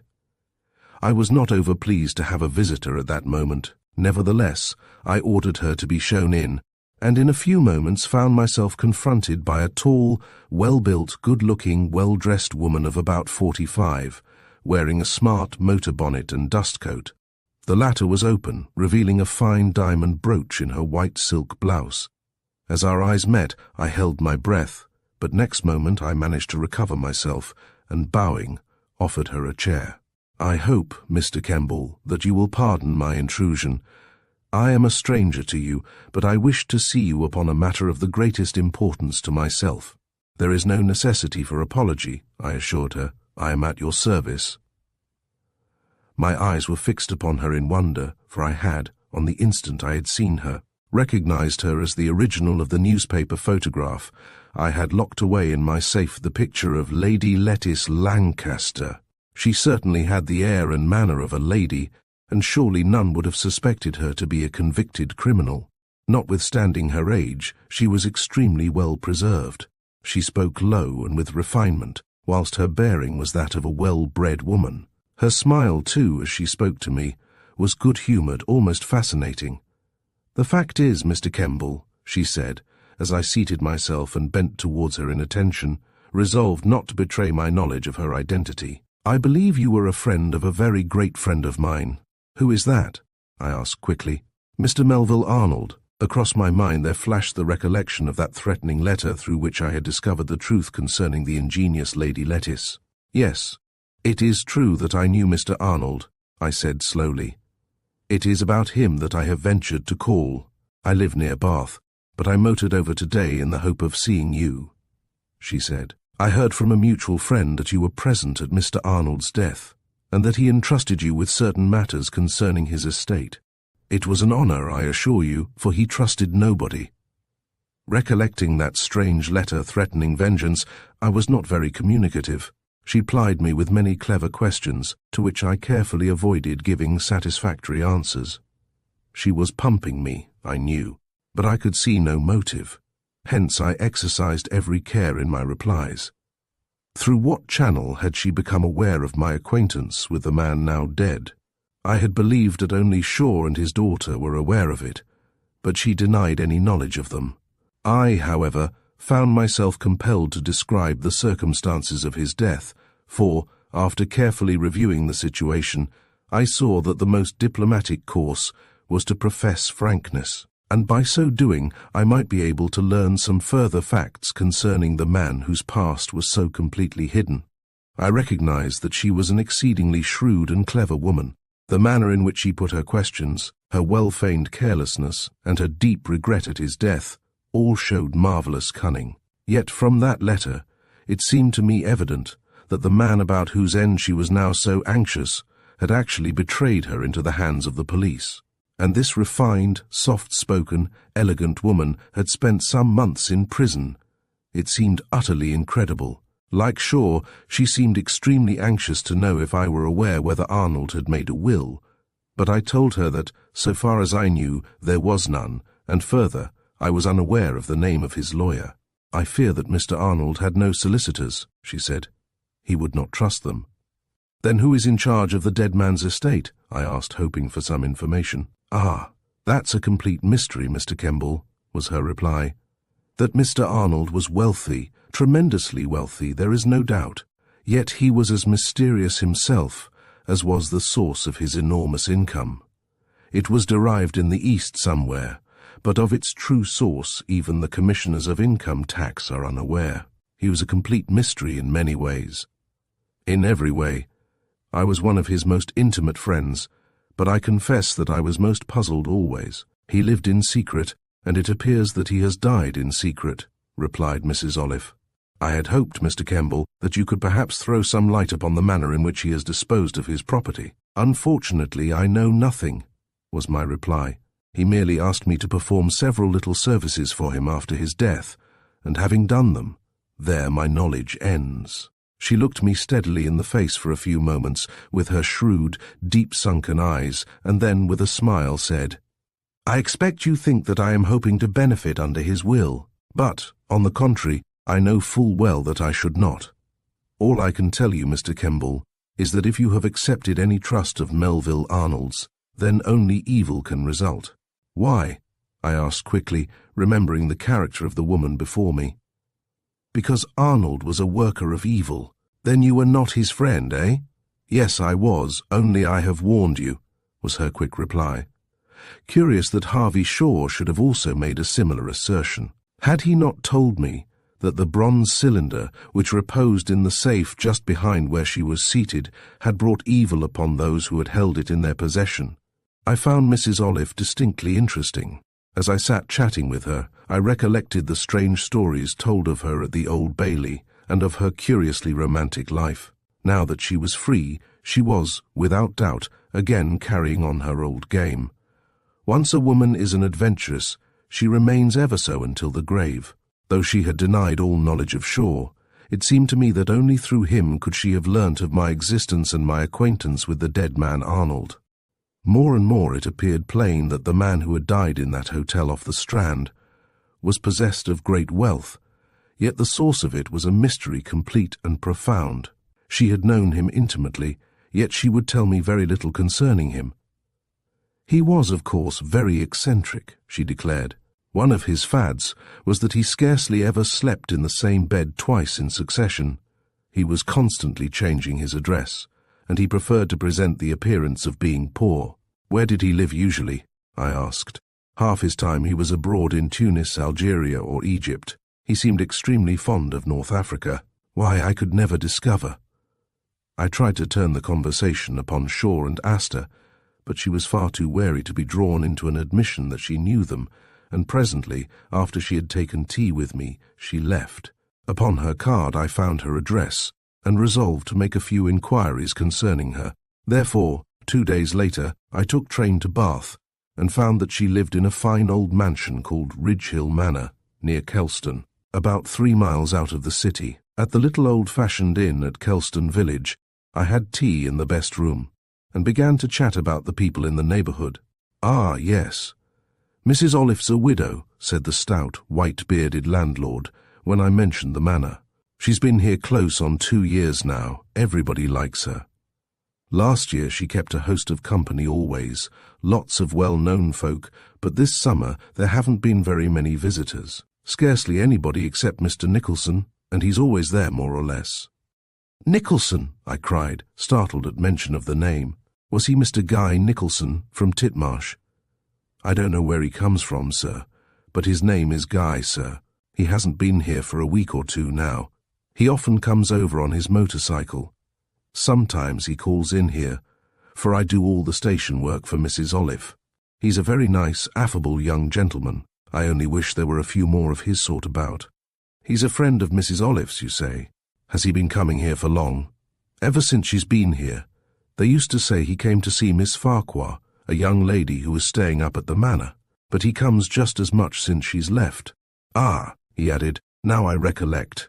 Only a week ago I took a parcel to the station from the manor addressed to Mr. Nicholson at Titmarsh, near Corby, I think it was. I asked the landlord to describe the young man we were discussing, and he gave me an exact description of Guy himself. When it grew dark, I trudged along the dusty high road up the hill for a mile, and obtained a good sight of the manor. It was, I found, a splendid old Tudor mansion, standing on the side of a hill in a finely timbered park and in full view from the high road. Would the country folk have held its occupier in such high esteem had they but known the curious truth? While standing there gazing across the broad park to the old gabled, ivy-clad house with its pointed roofs and twisted chimneys, I heard the hum of an approaching motor car, and I was only just in time to draw back into a hedge. In it sat Mrs. Olive herself, but the discovery I had made had opened up an entirely new train of thought. Guy had been that undesirable woman's friend. Was it possible that she had been implicated in the poor fellow's mysterious end? That night I lay awake in the York House Hotel in Bath, thinking very deeply.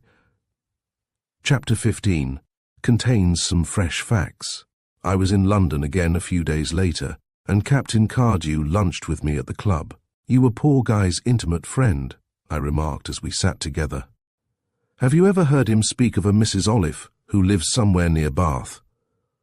"Oh, yes," was his reply, as he sat twisting his wineglass by the stem. He knew her. She had a niece or something, a Miss Farquhar, living with her, and he was rather sweet on her at one time, I believe. "Have you ever met the widow?" I asked. "Guy introduced me to them one night at the Savoy." "Where is the young lady now?" "Somewhere in India, I think. Her father's a civilian out there." "But this Mrs. Olive," I said, "don't you know anything about her?" "Only that she is a widow, and very well off. Has some fine pheasant shooting, I believe, and gives some gay weekend parties." "What was her husband?"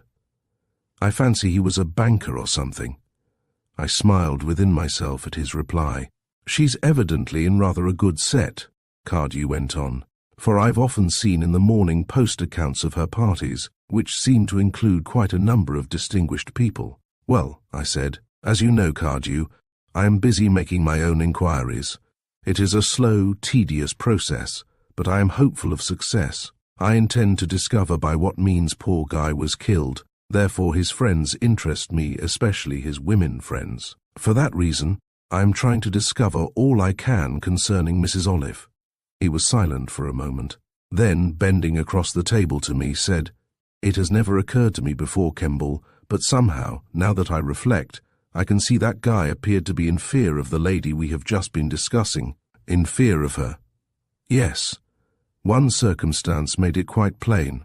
A little over a month ago I was staying with him at the Grand at Eastbourne and wanted him to come with me to Brighton for the weekend. But he told me he had an appointment on the Sunday which he could not break. I urged him to go, but he would not, and on Sunday night he went out about 9 o'clock and did not return until 2 in the morning.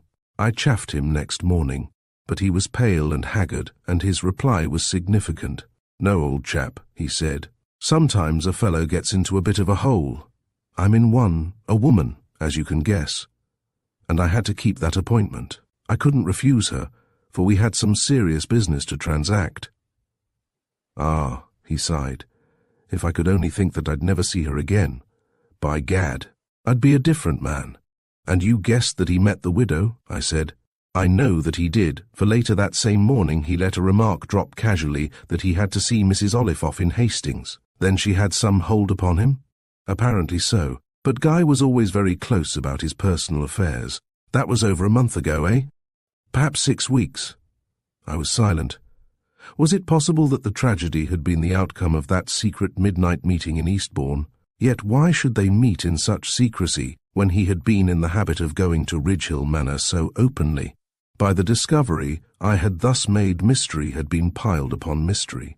We dropped the subject and took our coffee and liqueurs in the big smoking room, which looked out upon Piccadilly and the park. Then, when he had gone, I cast myself into an easy chair in the silence room and pondered deeply.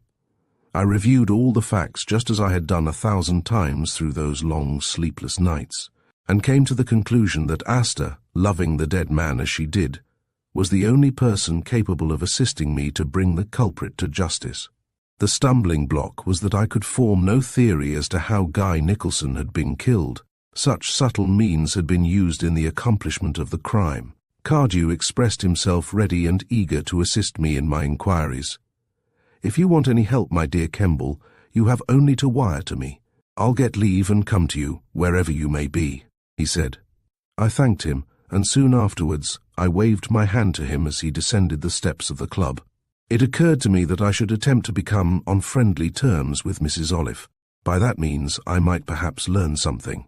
Therefore, one afternoon a few days later, I was shown into the pretty, old-fashioned, chintz-covered drawing-room at Ridgehill Manor, where the widow, in a cool gown of figured muslin, rose to meet me. With her was a grey-moustached man of military appearance and a young girl of 20 or so, and they were taking tea. From my interesting hostess I received a pleasant welcome, and, after being introduced, was handed a cup of tea. Yes, I actually took it from the hand that I suspected of striking down the poor fellow at Titmarsh. Yet in her handsome, well-preserved face, as she chatted and laughed with her friends, evidently near neighbours, there was surely no trace of guilt. That countenance fascinated me when I recollected her extraordinary career, and the ingenuity and cunning she had displayed in her efforts to live upon the credulity of others. The girl was talking of tennis, and gave her hostess an invitation to a party on the following day. "Sir Charles will be there, so do come," the girl urged. "I'm afraid I have to go to the Reeds with my brother," the widow replied. "He accepted their invitation a month ago." And almost as she said this, a tall, distinguished-looking, clean-shaven man of 45 entered, and was introduced to me as her brother, George King. As I bowed, I wondered if this man were the accomplice of whom the police had spoken at the Old Bailey, the husband Earnshaw, who sometimes posed as her brother, sometimes as her husband, and sometimes as a servant. As he seated himself near me and began to chat, I realized that he was just as clever and refined as his alleged sister. He had just returned from 6 months in Russia and the Caucasus, he told me, and described the pleasant time he had had. When at last Mrs. Olive's visitors rose and left, I requested a word with her alone. "Certainly," she said, not, however, without a slightly startled glance, which I did not fail to notice. "Come in here." And she led me through to her own little sitting-room, a charming, cosy place, very tastefully furnished and restful. When we were seated, I began without preamble. "You will recollect, Mrs. Olive, that we had some conversation concerning the late Melville Arnold. You were anxious to learn facts connected with his death." "Yes," she said, with a strange look upon her handsome face. "My object, I may as well tell you, Mr. Kemball, was to satisfy myself that he died a natural death, that he was not the victim of foul play." "Foul play," I gasped, staring at her. "Do you suspect that?" She shrugged her well-shaped shoulders without replying. "Had he any enemies? Any person who would benefit by his death?" I asked quickly. "Yes. And you suspect them of—" "I suspect nobody," she hastened to assure me. "Only his sudden and mysterious end is extremely suspicious." "Well, I can assure you that you need have no suspicion," I said. "I was with him on board ship when he was suddenly taken ill, and I remained with him nearly the whole time until the end." "Nearly? You were absent sometimes." "Of course, I was not with him both night and day." "And therefore you can't say with absolute certainty that his enemies had no access to him," she said. "But even if they had, they can have profited nothing," I said. "How do you know? Melville Arnold was extremely wealthy. Where is it all? Who knows but that he was not robbed of it in secret, and death brought upon him in order to prevent the truth from being revealed?" I shook my head and smiled. "I fear, Mrs. Olive, that your imagination has run just a trifle wild. Arnold died a natural death, and the doctor gave a certificate to that effect." "I'll never believe it," she declared. "If there had not been foul play, the whereabouts of his great wealth would be known. He was a friend, a great friend, of mine, Mr. Kemball. So please forgive me for speaking quite frankly. You are, of course, welcome to your own opinions, but I, who know the facts so well, and who was present at his death, am able to state with authority that his end was due to natural causes." "It is curious that he should have trusted you, a perfect stranger," she said with coolness. "You did not explain the nature of your trust." "It was upon that very point, Mrs. Olive, that I called to see you today," I said. "Mr. Arnold gave me a letter addressed to a certain Mr. Alfred Dawnay." "And to Alfred Dawnay," she gasped, starting to her feet as all the colour faded from her face. "He wrote to him?" she cried. Then, She stopped short, and with one hand clutching her breast, she grasped the edge of the table with the other, for she swayed and would have fallen. I saw that what I had told her revealed to her something of which she had never dreamed, something which upset all her previous calculations. "Tell me, Mr. Kemball," she exclaimed at last, in a hard, strained voice, scarce above a whisper, "tell me, what did he write?" "Ah, I do not know. I was merely the bearer of the letter. You have no idea what Arnold told that man, what he revealed to him." I have no knowledge of anything further than that after Arnold's death I opened a packet and found the letter addressed to Dawnay. To Dawnay, his worst enemy and his— Was Dawnay an enemy? I asked. I took him, of course, to be the dead man's friend and confidant. The woman laughed bitterly as she stood there before me with deep-knit brows, her mouth hard and a determined look upon her cunning countenance. Poor fool, he believed Dawnay to be his friend. Ah, what fatal folly to have written to him, to have placed trust in him. And yet, is not this my vengeance, after all these years? She laughed hysterically. Is this man Dawnay such a very undesirable person? I asked quietly. Undesirable, she cried with flashing eyes. If Arnold had known but half the truth, he would never have reposed confidence in him. But the letter may not, after all, have been one of friendship, I suggested. It was. I can see through it now. Ah, why did I not know a week or two ago? How very differently I would then have acted, she murmured in a tone of blank despair. Her face was deadly pale, and her lips were trembling. Was Dawnay aware of Arnold's identity? I asked.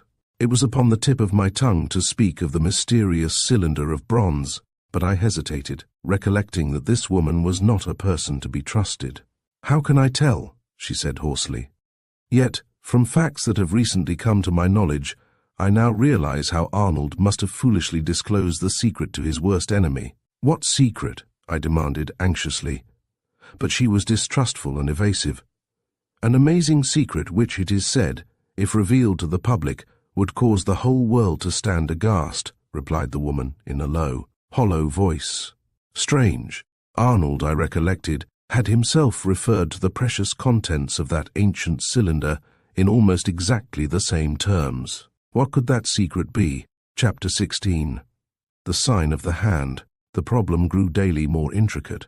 Try how I would, I could obtain no knowledge of the identity of the man known to me as Melville Arnold. His name might be Edgecombe Bay, as it seemed from the letter I found in his possession, yet in the learned circles of Egyptologists he was unknown. Certain facts were, however, plain, I argued. First, that he was wealthy was without doubt. Perhaps those big bundles of banknotes which he had compelled me to destroy before his death constituted his fortune. Perhaps he preferred to destroy them, lest they fell into other hands. Secondly, it seemed certain that the woman now known as Mrs. Olive had been arrested and convicted through some revelation made by him. Thirdly, this same woman was in active search of the whereabouts of the dead man's riches. And fourthly, it was more than likely that Harvey Shaw was really Arnold's friend, and not his enemy, as the woman had alleged. Had not Arnold written to him in secret? Ah, what would I not have given for knowledge of the contents of that letter? I called at Lidford Hall several times, and was gladly welcomed. Whatever Shaw might be, he was with me perfectly candid and straightforward, and gradually I became on most friendly terms with both him and Asta. Often they motored over to Upton End and lunched or dined with me, while I, on my part, became a frequent visitor in those long summer days. But I confess my friendship had for its object the elucidation of the strange mystery in which I found myself enveloped. Asta was, alas, still inconsolable. Poor child. Time, instead of healing the wound caused by Guy's sudden end, only served to aggravate it. She seemed to grow paler and more sad each day. Sometimes I endeavored to console her, but she only shook her head in grief and silence. To me she appeared unusually nervous and apprehensive. The least sound seemed to cause her to start and turn almost in terror. It appeared as though she had something upon her conscience, some secret, which she feared moment by moment might be betrayed. One afternoon, while sitting by the open window of the smoking room at Lidford, I remarked upon her condition to Shaw. Yes, he sighed, "You are quite right, my dear Kemball. I've noticed it too. Poor girl, it was a terrible blow for her. She wants a change. I urged her to go abroad long ago, but she would not hear of it. Now, however, I've induced her at last to go for a motor tour in France. We are starting next week, and go by Folkestone to Boulogne, thence by Beauvais, and, avoiding the pave of Paris, by Versailles, Milan, Joigny, Chagny, and Lyons across to Aix-les-Bains. Have you ever been there?" "No. It must be a very fine run," I said. "Then why don't you come with us?" he suggested. "I'm taking the 60, and there'll be plenty of room." I reflected. The days were warm and bright, and I loved motoring. My own car, being only a 15, was not capable of doing such a journey. "Ah!" he laughed, noticing my indecision. "Of course you'll come. Asta will be delighted. Do keep us company, my dear fellow."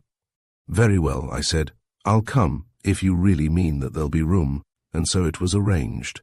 When he told Asta a few minutes later, her face brightened, and she turned to me saying, "Well, this is really good news, Mr. Kemball. Dad has often been on the continent with the car, but he has never taken me before. He has thought that the long runs might be too fatiguing." "Anything, my dear, to get you out of this place," he said with a laugh. "You must have a change or else you'll be ill." Later on, a young man and a girl called, and we played tennis for an hour. Then, when the visitors had gone, I sat for a little while with Asta in the drawing-room to get cool. She looked very sweet in her simple lace blouse, short white skirt and white shoes. Exertion had heightened the tint of her cheeks, and something of the old expression had returned to her eyes. As we sat chatting, a peculiar low whistle suddenly reached our ears. I listened. The call was repeated, and seemed to come from the room above. "It's Dad," the girl said. "Of late he seems to have taken to whistling like that. Why, I can't tell, for we have no dogs." We listened again, and it was repeated a third time, a short, shrill call of a peculiar note. Apparently he was in his room directly over the drawing-room, which was the bedroom, and the window being open we could hear, distinctly. Again it was repeated, when Asta rose, and going to the window shouted up, "Who are you calling, Dad?" "Oh, nobody, dear," was his reply. I didn't know you were there. I thought you were with Mr. Kemball in the garden." The incident held me speechless for a few minutes, for I had suddenly recollected that after I had encountered Shaw at Titmarsh. On the occasion of the discovery of poor Guy, I had heard an exactly similar whistle. It was a peculiar note which, once heard, was not quickly forgotten. We met Shaw outside on the lawn a few minutes later, when Asta exclaimed, "Why have you got into the habit of whistling so horribly, Dad? One could understand it if we had dogs, but to whistle to nothing seems so idiotic." "All so it is, dear," he replied, laughing.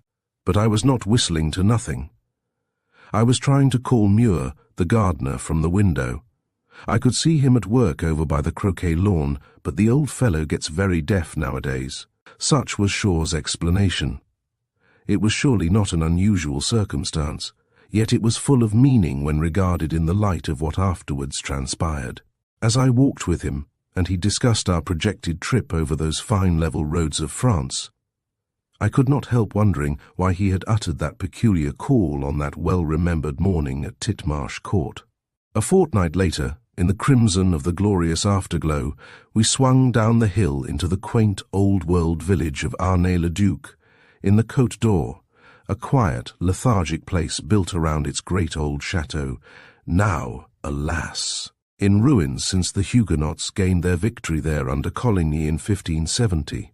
Scarcely had we entered the silent village street, the echoes of which were awakened by our siren, when we pulled up before the long, low-built Hôtel de la Poste, a building painted grey, with jalousies of the same colour, and high sloping roof of slate. Like many of those ancient hostelries one finds on the great highways of France, the posting-houses of the days of Louis XIV, which nowadays bear the golden double-A of the Automobile Association. We were quite a merry trio, for since leaving England, Asta had become almost her old self. The complete change of surroundings had wrought in her a wonderful improvement, and she looked sweet and dainty in her pale mauve motor bonnet and silk dustcoat. Shaw wore dark spectacles, pleading that the whiteness of the roads pained his eyes, but I had shrewd suspicion that they were worn for disguise, for, curiously enough, of an evening he never removed them. What did he fear in France? That morning we had left Melun, where we had spent the night at the Grand Monarque, and after driving through the delightful Forêt de Fontainebleau, had lunched at the Hôtel de l'Épée in busy Auvers, and then spun away over the straight wide route nationale through Vermenton, Avallon, and quiet old Saulieu, in the midst of the rich vinelands, until we had accomplished the steep hills between that place and Arnay-le-Duc. It was our intention to get on to Macon, 100 kilometers farther that night, but while we were sitting at dinner in the unpretentious little salle à manger, eating a tasty meal of trout and cutlets, washed down by an old and perfect bottle of Beaune, Harris, the chauffeur, who had been hired for the tour because he knew the French roads, came and informed us of a slight breakdown of the engine, which would take him at least a couple of hours or so to repair. "Then we can't get on to Macon tonight, that's very certain," remarked Shaw. "That's a pity, Dad," exclaimed Asta, "for I wanted to spend a few hours there. I've heard it is a wonderful place to buy antiques, and I want some old crucifixes to add to my collection." "Never mind, dear," he said. "We will lunch there tomorrow. We can't expect to go through France without a single mishap." "Very well, Harris," he added. "We'll stay here tonight." 3 travellers in the wine trade, men who tucked their serviettes into their collars and who ate and drank heartily, were our table companions, and soon we were all chatting merrily in French, while Madame and her 2 daughters waited upon us. The room was at the back and looked out upon the spacious old courtyard into which, in days bygone, the dusty lion's mail used to rumble over the cobbles. It was bare, with highly polished oak floor, a mirror on the walls, and an old buffet, as is the style in French inns, while when we ascended to our rooms we found the same bareness and cleanliness pervading. My window looked out upon the village street. The floor was carpetless and polished, the bed an old-fashioned wooden one, and besides a chair, a chest of drawers and a washstand. The only other furniture was a japanned iron stand of hooks upon which to hang coats, that article which is common in every hotel from Archangel to Reggio, and from Ekaterinburg to Lisbon. After a wash, we met below and strolled about the village, which, 300 kilometers distant from Paris and 200 from Lyons, was, we found, a charming old-world place, once important, but now, alas, decayed and forgotten in the mad hurry of our modern world. In the heart of the wine country, with the vines in lines with great regularity everywhere, it is still a place with a certain amount of commerce, but surely not so important or busy as in the days when on an average 200 travelling coaches passed through daily. We idled in the old courtyard watching Harris making his repairs, and after a final smoke upon the bench outside, we all retired about 10 o'clock, at which hour the whole village seemed already in profound slumber. Shaw's room was, I found, next to mine, but the communicating door was shut and bolted, while Asta was at the farther end of the corridor. The long journey and the fresh air had caused a great drowsiness to overcome me, and I was exceedingly glad to turn in. A peal of old bells were clanging somewhere as I blew out my candle, and a few minutes later I must have dropped off to sleep. How long I slept I know not, but I awoke suddenly by feeling a strange touch upon my cheek, soft, almost imperceptible, yet chilly, a peculiar feeling that I cannot adequately describe. The contact, whatever it was, thrilled me, and as I opened my eyes I saw the grey light of dawn was just appearing. My face was towards the window, and as I looked I saw distinctly upon my pillow the silhouette of a dark and shadowy hand, a hand with weird, claw-like fingers. Startled, I sat up in bed, but when I looked it had vanished. It was as though the hand of the angel of death himself had touched me. At that instant I recollected the words written by Melville Arnold before he died. Holding my breath, and wondering at first whether I had not been dreaming, I looked about me, but there was nothing, absolutely nothing. My first impulse was to shout, alarm Shaw, and tell him of my uncanny experience, but I could hear him snoring soundly in the adjoining room. So I crept out of bed and examined the communicating door. It was still bolted, just as I had left it. Yet I still recollected most distinctly the touch upon my cheek, and I still had the black silhouette of that phantom hand photographed indelibly upon my memory. I tried to persuade myself that the incident was but a mere chimera of my overwrought imagination, but alas, to no avail. I had actually seen something with my own eyes. But what could that weird something have been? Of what evil had Melville Arnold desired to warn me when he had scrawled those curious final words before expiring? Chapter 17. A Further Problem. I had seen the sign of the hand against which Melville Arnold had warned me with final effort before he expired. I could not close my eyes again. Thoroughly awakened, I lay trying to convince myself that it was but a bad dream, yet so distinct had been that touch that I still felt the repulsive contact that had thrilled me and left upon me such a lasting impression. In the uncertain light of early morning, one's brain is often full of weird fancies, and as I lay there wondering, 1,000 curious, unreal conjectures floated through my mind. I was not old, yet in my life I had probably travelled more and seen more than most men of my age. Of little love affairs I had had, of course, one or two. None of them had been serious, none, until the present. Yes, I may as well here confess it. I loved Asta Seymour.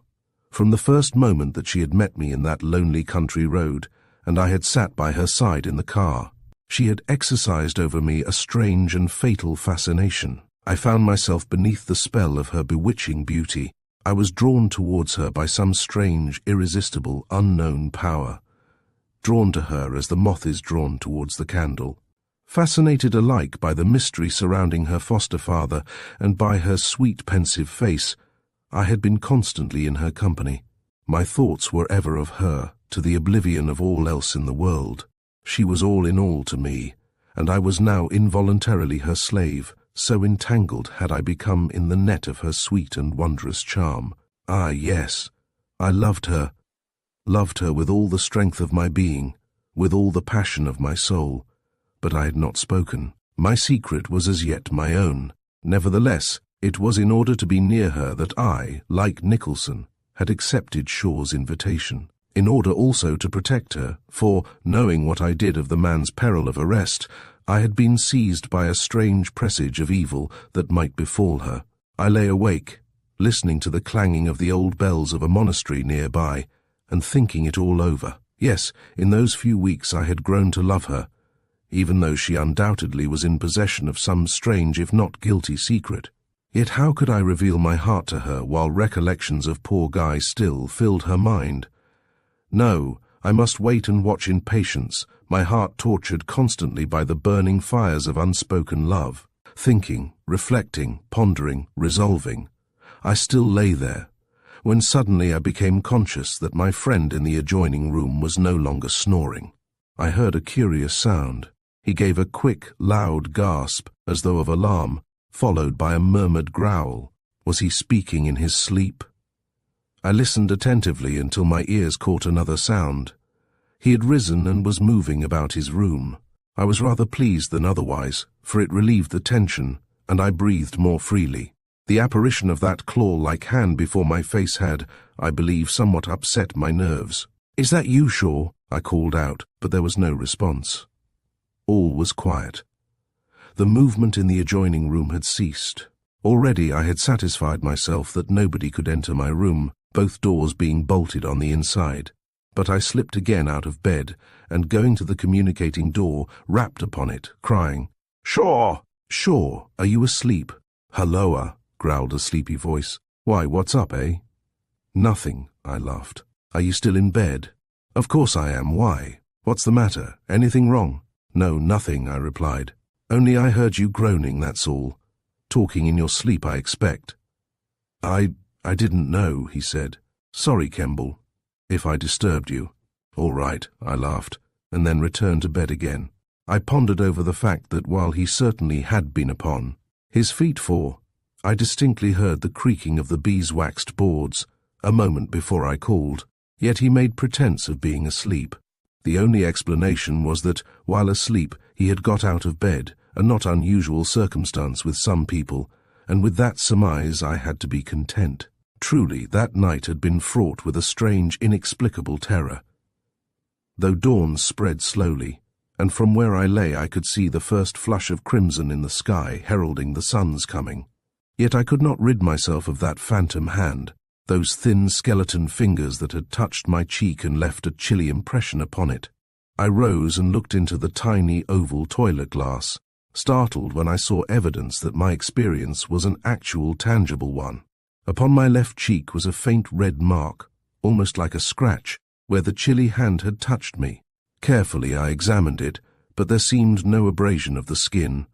By the deadly contact it had been irritated, inflamed, seared it seemed, by the chill finger of the dreaded unknown. Moving without a sound, so as not to attract Shaw's attention, I made a minute survey of the apartment, examining the walls to assure myself of no hidden doorway, such as are common in old houses of that description. But there was none. The only modes of ingress were both securely locked and bolted. Soon after 6 o'clock I dressed and went out. I could remain in that chamber no longer. I wandered through the quaint old village, already agog, for Arnold Le Duc retires early and is austere with the rising of the sun. Ascending the hill, I had a look at the round frowning towers of the ancient stronghold of the Counts d'Arnay, now, alas, grey, weather-beaten, and ruined. In them, a last stand was made by a party of the 79th Regiment of Infantry against the Prussians in 1870, when the latter brought some field pieces to bear upon the place and completed the ruin which time had long ago begun. Part of the village had afterwards been burned by the enemy, who had already devastated the whole of the smiling countryside of the Côte d'Or and laid bare the valley of the Yonne with fire and sword.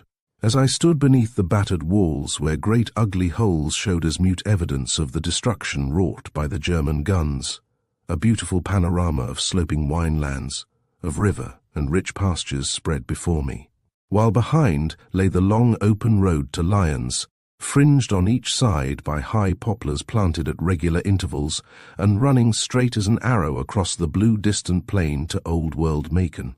Over that road we sped 2 hours later at a speed which would never be allowed in England, and raising a perfect wall of dust behind us. Asta, seated between Shaw and myself, seemed unusually bright and happy, for she laughed merrily and declared herself delighted with the novelty and change of the journey. "What was the matter with you early this morning, Kemball?" inquired my host presently with a laugh. "You woke me up suddenly, and I believed that you were unwell." "No," I said. "On the contrary, I was awake, and I heard you sigh and groan. Therefore I believed you were ill." "You were awake," he echoed, regarding me sharply through his dark spectacles. Then I must have had the nightmare or something, eh?" "Probably you had," I said. Then I added, "I didn't pass a very good night myself."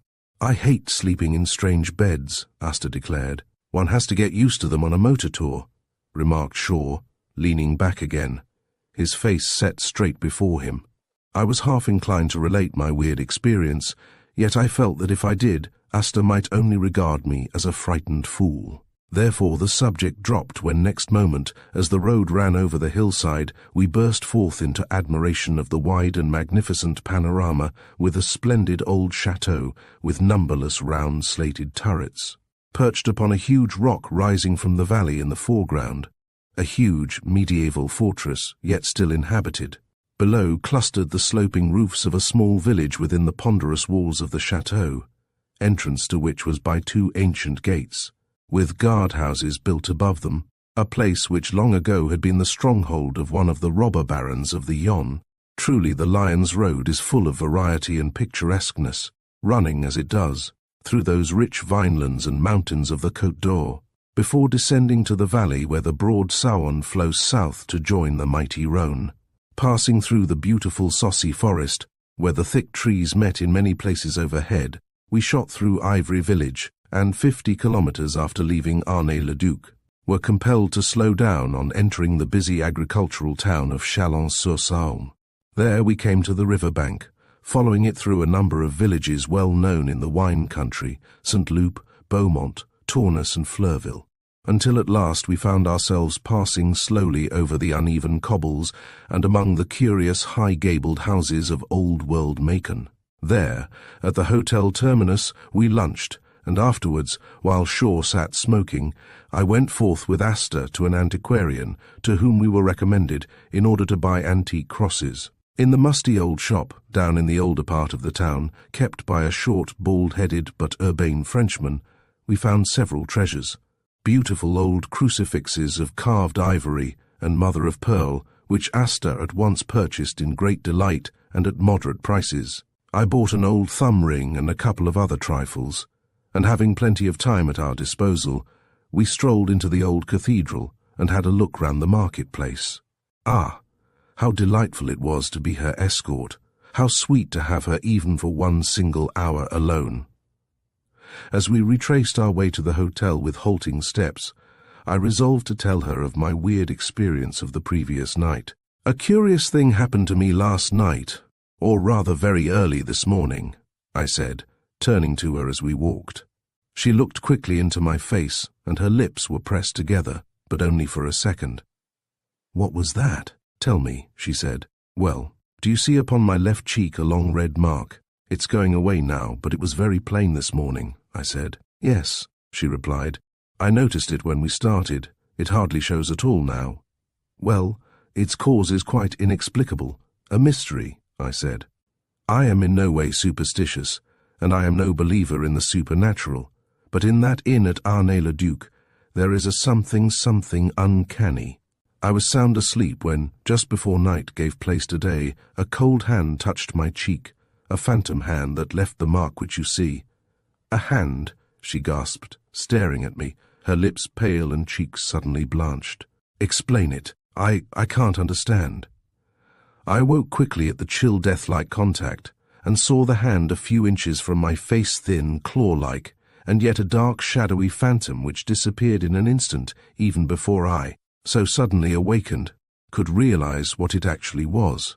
But it was a hand of that I am absolutely positive. "Yes," she said slowly, in a low, hoarse voice, nodding her head and pausing as though reflecting deeply. "Yes, Mr. Kemball, you were not mistaken. I too, strangely enough, had a very similar experience about 6 weeks ago, while staying up at Scarborough with Louise Oliver, an old schoolfellow of mine. I too saw the terrible thing, the hand." "You," I gasped, staring at her. "You have seen it?" In response she nodded, her eyes set straight before her, but no word escaped her white, pent-up lips. Chapter 18. I Make a Discovery. The Terminus Hotel at Lyons is, as you know, a large, artistically furnished place at the Perrish station, an hotel with a huge and garish restaurant below. Decorated in the style known as Art Nouveau, it is a busy spot where rushing travellers are continuously going and coming, and where the excitable Frenchman, fearing to lose his train, is seen at his best. It was there we arrived about 6 o'clock, and at 7 we sat together, a merry trio, at dinner. The cooking was perfect, the wines excellent, and after dinner Shaw mentioned that he had letters to write. Therefore I seized the opportunity to stroll out with Asta, for it was pleasant to walk after so many hours in the car. She was dressed neatly in black coat and skirt, and a small straw hat trimmed with black ribbon mourning for Guy Nicholson, and as we wandered out our careless footsteps led us across that wide square called the Cours du Midi, and down upon the Quai de la Charite beside the broad, swiftly flowing Rhône, the water of which ran crimson in the brilliant afterglow. A hot, breathless evening, in which half Lyons seemed to be taking an airing along the quays of that winding river bank which traverses the handsome city. We had turned our backs upon the high railway bridge which spans the river, and set our faces towards the centre of the city, when I noticed that Asta seemed again very silent and thoughtful. I inquired the reason, when she replied, "I've been thinking over your curious experience of last night. I've been wondering." "Wondering what?" "I've been trying to discern what connection your experience had with my own up in Yorkshire," she said. "I saw the hand distinctly, a thin, scraggy hand, just as you saw it. But I've remained silent because I could not convince myself that such a thing was actually a reality." "Describe the whole circumstance," I urged. "On the occasion when you saw it, was the door of your room locked?" "Most certainly," was her reply. "Louise, who is married to a solicitor in Scarborough, invited me up to stay a week with her, and I went alone, Dad having gone to London. The house was on the esplanade, one of the row of big grey houses that face the sea on the south cliff. The family consisted only of Louise, her husband, 3 maids, and myself as visitor. My room was on the 2nd floor, in the front facing the sea, and my experience was almost identical with that of yourself last night. I was awakened just before dawn by feeling a cold touch upon my cheek, and opening my eyes I saw the hand. It seemed to be the horrible hand of death himself. "Most extraordinary," I ejaculated. "Since then, Mr. Kemball, I have wondered whether that touch was not sent as warning of impending evil, sent to forewarn me of the sudden death of the man I loved." I was silent. The circumstances, so curiously identical, were certainly alarming. Indeed, I could see that the narration of my extraordinary experience had terrified her. She seemed to have become suddenly most solicitous regarding my welfare, for after a slight pause she exclaimed anxiously, "Do, Mr. Kemball, take every precaution to secure your own safety. Somehow I don't know how it is, but I feel that the hand is seen as warning, a warning against something which threatens, against some evil of which we have no expectation, or it warned you of the terrible blow which so soon afterwards fell upon you," I interrupted. "And it has warned me of what?" She shook her head. "How can we tell?" she asked. In a flash the remembrance of that bronze cylinder and the dire misfortune which had befallen every one of its possessors occurred to me. I recollected the ancient hieroglyphics upon the scraps of brown, crinkled papyri, and their translation. But surely the apparition of the hand could have no connection with what had been written long ago, before our Christian era. "Did you actually feel the cold touch of the hand?" I asked her in eagerness. "Yes, it awakened me, just as it awakened you. And there was no one else in the house but the persons you named. I mean, you are positive that you were not a victim of any practical joke, Miss Seymour?" I asked. "Quite certain. The door of my room was locked and bolted. It was at the head of the stairs. There were 4 rooms on that floor, but only mine was occupied. The window? If I recollect aright, most of the houses on the esplanade at Scarborough have balconies," I remarked. "Mine had a balcony, it is true, but both windows were securely fastened.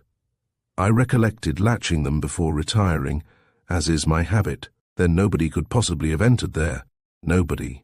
Yet I have a distinct recollection of having been touched by, and having actually seen the hand being withdrawn from my pillow. I rushed out of the room and alarmed the house. In a few moments every one came out of their rooms, but when I told my story, they laughed at me in ridicule, and Louise took me back to bed, declaring that I must have had a bad dream. But I could sleep there no longer, and returned home next day. I did not tell Dad, because I knew that he would only poke fun at me. For some moments I did not speak. Surely ours was a strange conversation in that busy modern thoroughfare, amid the cafe idlers seated out in the roadway, and the lounging groups enjoying the cool air from the river after the heat and burden of the day. Strange, it was very strange, that almost the same inexplicable circumstances had occurred to her as to me. Had I been superstitious, I certainly should have been inclined to the belief that the uncanny hand, which was so material that it had left its imprint upon my flesh, was actually some evil foreboding connected with the bronze cylinder. The thing which the papyri decreed, "shall not speak until the day of awakening." Was not the curse of the wolf god placed upon anyone who sought knowledge of the contents of that cylinder, which had been placed for security in the tomb of the great Merempta, King of Kings? Even contact with the human hand was forbidden under pain of the wrath of the sun god and of Osiris the Eternal. As I walked there, I recalled the quaint decipher of those ancient hieroglyphics. Yes, the incident was the most weird and inexplicable that had ever happened to me. The whole problem indeed defied solution. I had not attempted to open the cylinder, nor to seek knowledge of what was contained therein. It still reposed in the safe in the library at Upton End, together with that old newspaper, the threatening letter, and the translation of the papyri. We wandered along the quay, Asta appearing unusually pale and pensive. "I wonder you did not recount your strange experience to your father," I exclaimed presently. "It happened in the house of a friend, and not at home." Therefore I resolved to say nothing. Indeed, I had grown to believe that, after all, it must have been mere imagination, until you described what happened to you last night. That has caused me to think. It has convinced me that what I saw was material and real." "It's a mystery, Miss Seymour," I said, "one which we must both endeavour to elucidate. Let us say nothing, not even to your father. We will keep our own counsel and watch." When we returned to the hotel, we found Shaw awaiting us. Asta, being fatigued, retired to her room, and afterwards he and I strolled down to one of those big cafes in the place Bellecour. A string band was playing a waltz, and hundreds of people were sitting out upon the pavement drinking their bock or mazagran. Darkness had fallen, and with it the air became fresher welcome indeed after those long hours on the white, dusty road of the Bourgogne. My host, in the ease of straw hat and grey flannel suit, still wore his dark glasses, and as we sat together at one of the tin tables near the curb, a man and a woman at the adjacent table rose and left, so that we were comparatively alone and in the shadow. After we had been chatting merrily, for he seemed in the best of spirits and full of admiration of the way in which the French roads were kept, he removed his spectacles and wiped them. As he did so, he laughed across at me, saying in a low voice, "It's a nuisance to be compelled to wear these, but I suppose I must exercise caution. One has always to bear the punishment of one's indiscretion." "Why?" He smiled grimly, but remained silent, even though he had admitted that he was not what he represented himself to be, even though I knew that he was an adventurer, and even though the dead man Arnold had urged me not to trust him implicitly. Yet I somehow could not help liking him. He was always so full of quiet humour, and his small eyes twinkled merrily when those quaint remarks and caustic criticisms fell from his lips. "I thought that the danger which existed that evening in Totnes had passed," I remarked. "Only temporarily, I fear. Thanks to your generous aid, Kemball, I was able to slip through their fingers, as I have done on previous occasions. But I fear that the meshes of the net may one day be woven a trifle too closely. I shouldn't really care very much if it were not for Asta. You know how devoted I am to her," he added, leaning his arms upon the small table and bending towards me as he spoke. "And if any little contretemps did happen to you?" I asked. "Asta would, alas, be left alone," he said in a low, hoarse voice. "Poor girl. I fear she would find a great change in her circumstances." It was upon the tip of my tongue to acknowledge to him how madly I loved her, and of my intention of asking her to be my wife. Yet somehow I hesitated, fearing, I think, lest he might scorn such a proposition, for I remembered how, after all, she was his sole companion, and that without her he would be lonely and helpless. She was the one bright spot in his soured life, he had declared to me more than once, though scarcely yet out of her teens. She directed the large household at Lidford with all the genius and economy of an experienced housewife. Yes, hers had been a strange career, the adopted daughter of a man who was so often compelled to go into hiding in strange guises and in strange places. "Let us hope nothing will happen," I said cheerfully. "Why should it?" His face broadened into a meaning grin, and he readjusted his hideous round spectacles and lit a fresh cigar. "Really, Mr. Shaw," I said, "your dark forebodings and your strange declarations puzzle me. True, I have endeavoured to serve your interests, and I regard you as a friend, heedless of what I cannot help suspecting. Yet you are never open and frank with me concerning one thing, your friendship with Melville Arnold." He started at mention of the name, a fact which caused me to ponder. "I hardly follow you." "Well," I said, "shortly before leaving England, I received a visit from a certain Mrs. Olive, a lady living near Bath. I believe you know her." "Yes," he gasped, grasping the edge of the table and half rising from his seat. "Then she has seen you," he cried. "What did she tell you?" "Several things," I replied. "She alleges that you were not Arnold's friend, but his fiercest enemy." "She has told you that?" he cried bitterly. "And what else has that woman said against me?" "Nothing much." "Come," he exclaimed boldly. "Tell me, Kemball, man to man, all that woman has said." I saw that his manner had changed. His small eyes were flashing with fire, while upon his pale cheeks showed 2 scarlet patches. Through my brain surged recollections of the woman's allegations, but, seeing him in such anger, I did not desire to irritate him further. Therefore I declared that whatever the lady had said was in no way derogatory to him. "You are not telling me the truth, Kemball," he declared, looking straight into my eyes. "I know her too well. She has lied to you about me." "Probably," was my reply. "I happen by a curious chance to know the character of the lady, and it is hardly such as would inspire me with confidence." "You know her, then?" he exclaimed, staring at me hard. "I know that at one time she passed as Lady Lettice Lancaster and was sentenced to penal servitude as an adventuress." "Who told you that? How do you know that?" he asked quickly. "It is surely common knowledge," was my reply. "Therefore please dismiss from your mind that anything she might say to your detriment would impair our friendship." "Ah, yes," he cried suddenly, taking my hand and wringing it warmly. "I know, Kemball, that you, being my friend, will refuse to be influenced in any way by evil report. That woman is, as you rightly say, an unscrupulous adventuress. I knew her once before her conviction, but I have since lost sight of her. Yet I know she is my enemy, and, well, if it were to her interest, she would have no compunction in giving me away to Scotland Yard." "Then she is your enemy?" "My worst enemy."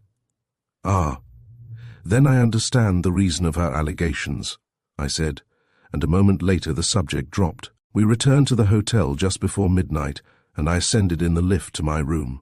Shaw shook my hand and turned into his own room. From my window, I found that I commanded a wide view of the great place Carno and the adjacent streets, picturesque with their many lights.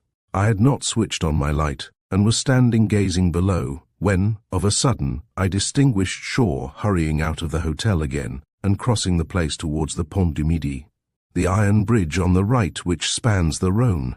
He had in a moment changed both hat and coat, I noticed, and therefore his sudden exit, after having led me to believe he was about to turn in, struck me as curious. So, without hesitation, I too slipped on another coat and, putting on a golf cap, descended in the lift, and was soon speeding away in the direction he had taken. When halfway across the bridge, I saw him walking slowly before me. Therefore I held back and watched. I followed him across the river, when he suddenly turned to the left along the Quai Claude Bernard, until at the foot of the next bridge, the Guillotière. He turned to the left along the Cours Gambetta until he came to a small square, the Place du Pont. There he suddenly halted beneath a lamp and glanced at his watch. Then he idled across to the corner of one of the half-dozen dark, deserted streets which converged there, as though awaiting someone. For a quarter of an hour he remained there calmly smoking and quite unsuspicious of my proximity. But his patience was at last rewarded, because from the shadow there emerged a female figure in dark jacket and skirt, to which after a moment's hesitation he went forward with words of greeting. They met beneath the light of a street lamp, and from where I stood, hidden in a doorway, I was sufficiently close to get a view of her countenance. I held my breath. It was that of the woman who had stood in the dock of the Old Bailey and been convicted of fraud, the woman who now lived in such style at Ridgehill Manor, and who was known in Bath as Mrs. Olive. For a moment they stood there in the night, their hands clasped, neither uttering a single word. And yet Shaw had only an hour before declared her to be his most bitter and dangerous enemy. Chapter 19. Falling Shadows. I watched Shaw strolling slowly with the woman through the ill-lit back streets of Lyons, speaking rapidly with her. She, however, appeared to listen in silent obstinacy. He grew angry, yet she seemed to remain obdurate. She was dressed plainly in tweed skirt and blouse à la touriste, and wore a hat with a long veil in the fashion so often adopted by American women visiting Europe.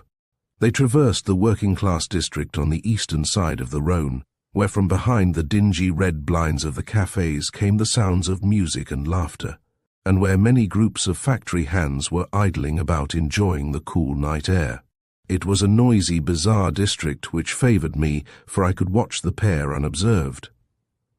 At the corner of the Place Morand they halted for a few moments. While he emphasized his words by striking his palm with his clenched fist, and she stood listening, her gaze turned towards the ground. Then, together, they crossed the big square to the left and traversed the bridge, passing beneath the deep shadows of the high, handsome Hôtel de Ville. Though at times I was quite near them, yet I could not, of course, catch a single word uttered by either. Only by their actions and gesticulations could I judge, and it appeared plain that she had met him under compulsion and was refusing to act as he desired. And yet he had only that very evening declared the woman to be his worst and most dangerous enemy. I reflected as I strode slowly on, keeping the two dark figures in sight. Shaw had, after all, never concealed from me the fact that he was wanted by the police for some offence. His sportsmanlike attitude, combined with his deep devotion to Asta, caused me involuntarily to like him. Perhaps it was because I loved her, and he was her foster father, always kind, indulgent, and solicitous for her welfare, that I really held him in esteem, even though he might be an adventurer. Yet why had this woman, Olive, as she now called herself, declared that Shaw had been Arnold's bitterest enemy? Surely it had been through my host himself that the woman knew of my existence and my friendship with the dead man of mystery. But even while I watched them turn the corner by the Hotel de Ville and stroll up that broad, deserted thoroughfare in day so busy with its rows of fine shops, but now quiet and deserted towards the Place Bellecour, my thoughts reverted to Asta, she who had lost her lover, but whom I had grown to love so truly and so well. Suddenly I turned upon my heel and abandoned pursuit of the pair. What mattered it to me? Their affairs, whatever they might be, were their own. I loved Asta. Indeed, because of my deepening affection for her, I had accompanied them upon that tour which had for its object my love's forgetfulness of the black tragedy which had so suddenly overshadowed her young life. Guy Nicholson had promised to reveal something to me in strictest confidence, but, alas, his lips had been mysteriously closed before he had had opportunity. Closed by whom? I turned down upon the quays and, following the Rhone bank, was soon back at the hotel. I left my hat in my own room, and, on entering our private sitting-room, found, to my delight, that Asta was still there. She had been reading and had just risen as I entered, for she stood by the pale green curtains at the window, holding a fold of them in her hand, and looking forth into the starlit night.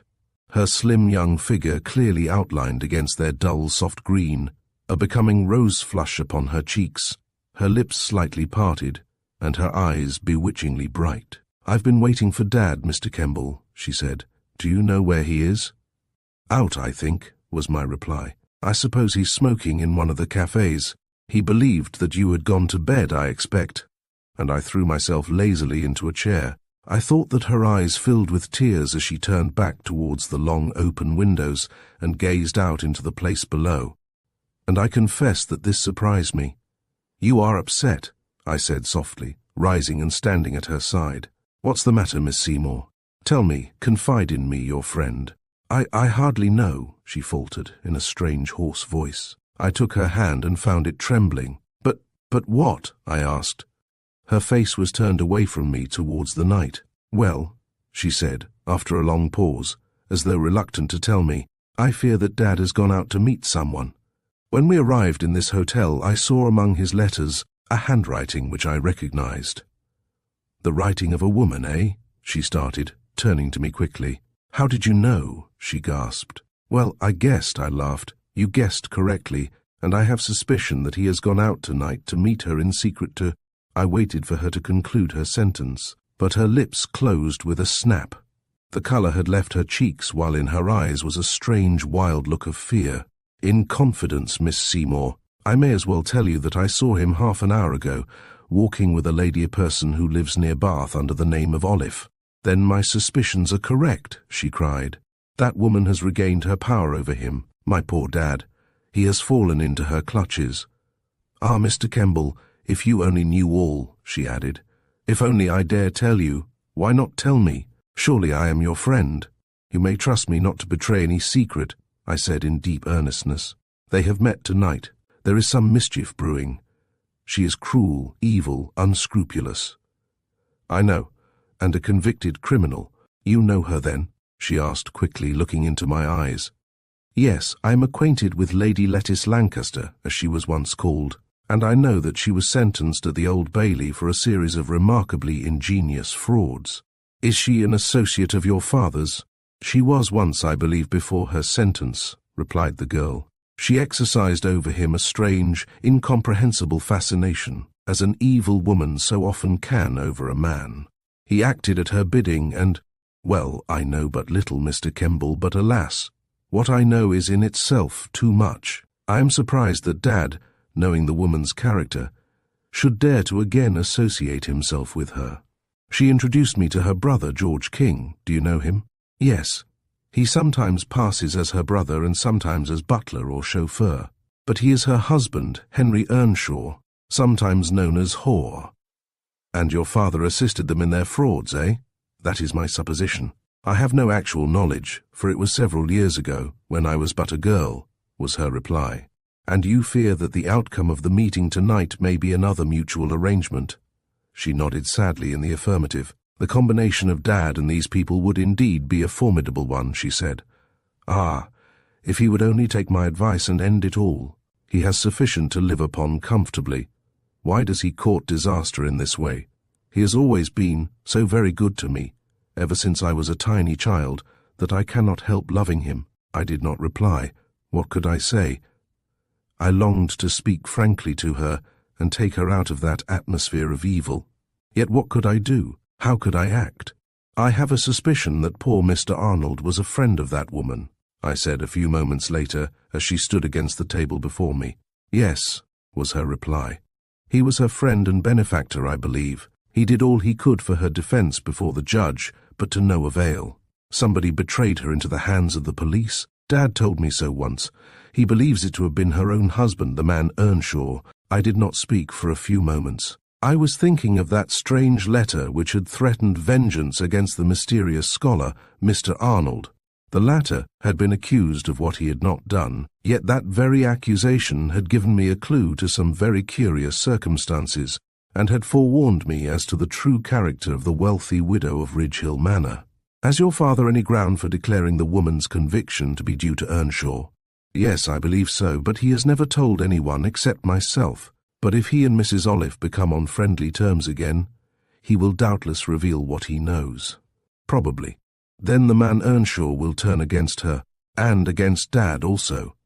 In that lies the great peril for Dad which I apprehend. I realized how far-seeing she was, how carefully she had weighed all the consequences, and how anxious she was for her father's safety. On the other hand, however, Shaw was certainly not a man to run any unnecessary risks. From what I had seen of him, he appeared full of craft and cunning, as became one who lived upon his wits. Tell me what you know concerning Mr. Arnold's association with this woman of 100 different names, I urged. I have a reason for my curiosity. I know but little. Once, when I was about 15, Dad and I travelled with Mr. Arnold from Vienna to Terete, and met her at the Hotel des Alpes there. She was very affable and nice to me, and she told me what an excellent friend Mr. Arnold had been to her. I recollect the incident quite well, for on that day she bought me a little chain bracelet as a present. I have it now. Your father quarrelled with Arnold, I believe. Yes, she said. They had some difference. I never, however, ascertained the real facts. He evidently wished to see me, for he wrote to me making an appointment, and when I went to the hotel for that purpose, I learnt, alas, that he was dead. Had he lived, his intention was to meet your father in secret at Totnes in Devonshire. Why in secret, I wonder? That same question has been puzzling me for a long time, Mr. Kemball, she said quickly. I have arrived at the conclusion that he feared lest Mrs. Olive might know of his arrival in England and set someone to watch his movements. He feared her. Then there may have been some reason why the woman desired that they should not meet, eh? Apparently so, I reflected. Mrs. Olive now knew that I had borne a message to Shaw from the dead man who had destroyed a fortune. Did she fear its results, and was she for that reason holding out to Shaw the olive branch of peace? I suggested that to Asta, and she was inclined to agree with me. We must do what we can to break off your father's friendship with this woman, I declared. It is distinctly dangerous for him. Yes, Mr. Kemball, she cried. I only wish we could. I only wish... Her sentence was interrupted by a sound which startled both of us. We listened, looking into each other's serious face without uttering a word. The sound emanated from the next room Shaw's bedroom, the door of which was closed. It was that low, peculiar whistle which I had first heard on the morning I had visited Titmarsh after poor Guy's mysterious death, and had heard on a second occasion when visiting at Lidford. "There's Dad again," she cried in a strained voice. "He evidently doesn't know we are still up." The whistle was again repeated, a low, long-drawn, peculiar sound in a high, shrill note. It was not the unconscious whistle of a man thinking, but a sound full of meaning, a distinct call, which even as we listened in silence was repeated a third time. Chapter 20. The Man with the Crimson Button. Pale and startled, she raised her finger in a gesture of silence, and we both stole noiselessly from the room, closing the door behind us. Upon the thick carpet of the corridor we crept past Shaw's door, and Asta disappeared into her own chamber, which adjoined, while I went on to mine. I could not get that peculiar whistle out of my ears. It seemed as though it were a signal to somebody, yet though I went back to Shaw's door and listened there for a full hour, I heard no sound of any movement. The room was in darkness, and he was, no doubt, already asleep. When I turned in, I lay a long time thinking over the reason of Shaw's friendship with the woman Olive. What Asta had told me only seemed to increase the mystery rather than diminish it. I must have dropped off to sleep about 2 o'clock, puzzled and fagged out by the long hours on the road, when I was suddenly awakened by hearing a loud, shrill scream. I started up and listened. It was Asta's voice shrieking in terror. I sprang out into the corridor without a second's hesitation and rapped upon the door, crying, "What's the matter? Let me in." In a few seconds she unbolted the door, and opening it I encountered her in a pale pink robe de chambre, her luxuriant chestnut hair falling about her shoulders, her large dark brown eyes haggard and startled, her hands clenched, her countenance white to the lips. "What has happened, Miss Seymour?" I asked, glancing quickly around the room. I hardly know," she gasped in breathless alarm. Only," she whispered in a low voice. I've seen the hand of death, again." "Seen it again?" I echoed, but she raised her finger and pointed to her father's door. "Tell me the circumstances," I whispered. "There is something very uncanny and unnatural about this which must be investigated. Last night it appeared to me 120 miles away, and now you see it tonight. Are you quite sure you saw it?" I asked the latter question because it was still dark, and she had switched on the electric light. I felt a cold, rough contact with my cheek, and waking saw the hand again. "I burn a night light, as you see," and she pointed across to a child's night light in a saucer upon the washstand, "and it vanished as before. Instantly. I thought I heard a slight sound afterwards, but I must have been mistaken." "Yes," I said, making a quick examination of the room, and looking beneath the bed. "There is certainly nothing here." I noted that the communicating door between her room and her father's was still secured by the small brass bolt. "Well," I declared, "it is utterly inexplicable." My voice evidently awakened Shaw, for we heard him tap at the door and ask in a deep, drowsy voice, "What's the matter in there, Asta?" "Oh, nothing at all, Dad," was the girl's reply. "Only I fancy there must be a rat in my room, and Mr. Kemball is looking for it." "Didn't you scream?" he asked wearily. "Yes," I said, as she unbolted the door, and her father entered. "Miss Seymour's scream woke me up." "Did you see the rat?" Shaw asked me. "No," I laughed, in an endeavour to conceal our fear. "I expect if there is one it has got away down its hole. I've searched, but can find nothing." "Ah," growled the man awakened from his sleep. "That's the worst of these confounded continental hotels. Most of them are overrun with vermin. I've often had rats in my room. Well, dear," he added, turning to Asta, "go to bed again and leave your electric light on. They won't come out then." The girl and I exchanged glances, and after a hearty laugh at the frightened spectacle we all three presented, we again parted, and I returned to my room. What was the meaning of that inexplicable apparition of the hand? Why had the dying man warned me of it? I could quite see Asta's reluctance to tell her father what she had seen, knowing well how he, plain, matter-of-fact man, would laugh at her and declare that she had been dreaming. But it was no dream. I myself had seen the thing with my own eyes, while my own cheek only a few hours before had borne witness to its actual existence. I saw how horrified she was at its reappearance, and what a terrible impression it had produced upon her already overwrought nerves. I knew that she would not again retire that night, and indeed, feeling that some unknown evil was present, I slipped on my clothes and spent the remainder of the night in an armchair, reading a French novel. Dawn came at last, and as soon as the sun rose I descended, and went out for a long, invigorating walk beside the Rhône. On my return, I met Asta strolling alone under the trees in the place near the hotel, and referred to the weird incident of the night. "Ah, Mr. Kemball, please do not recall it," she implored. "It is too horrible.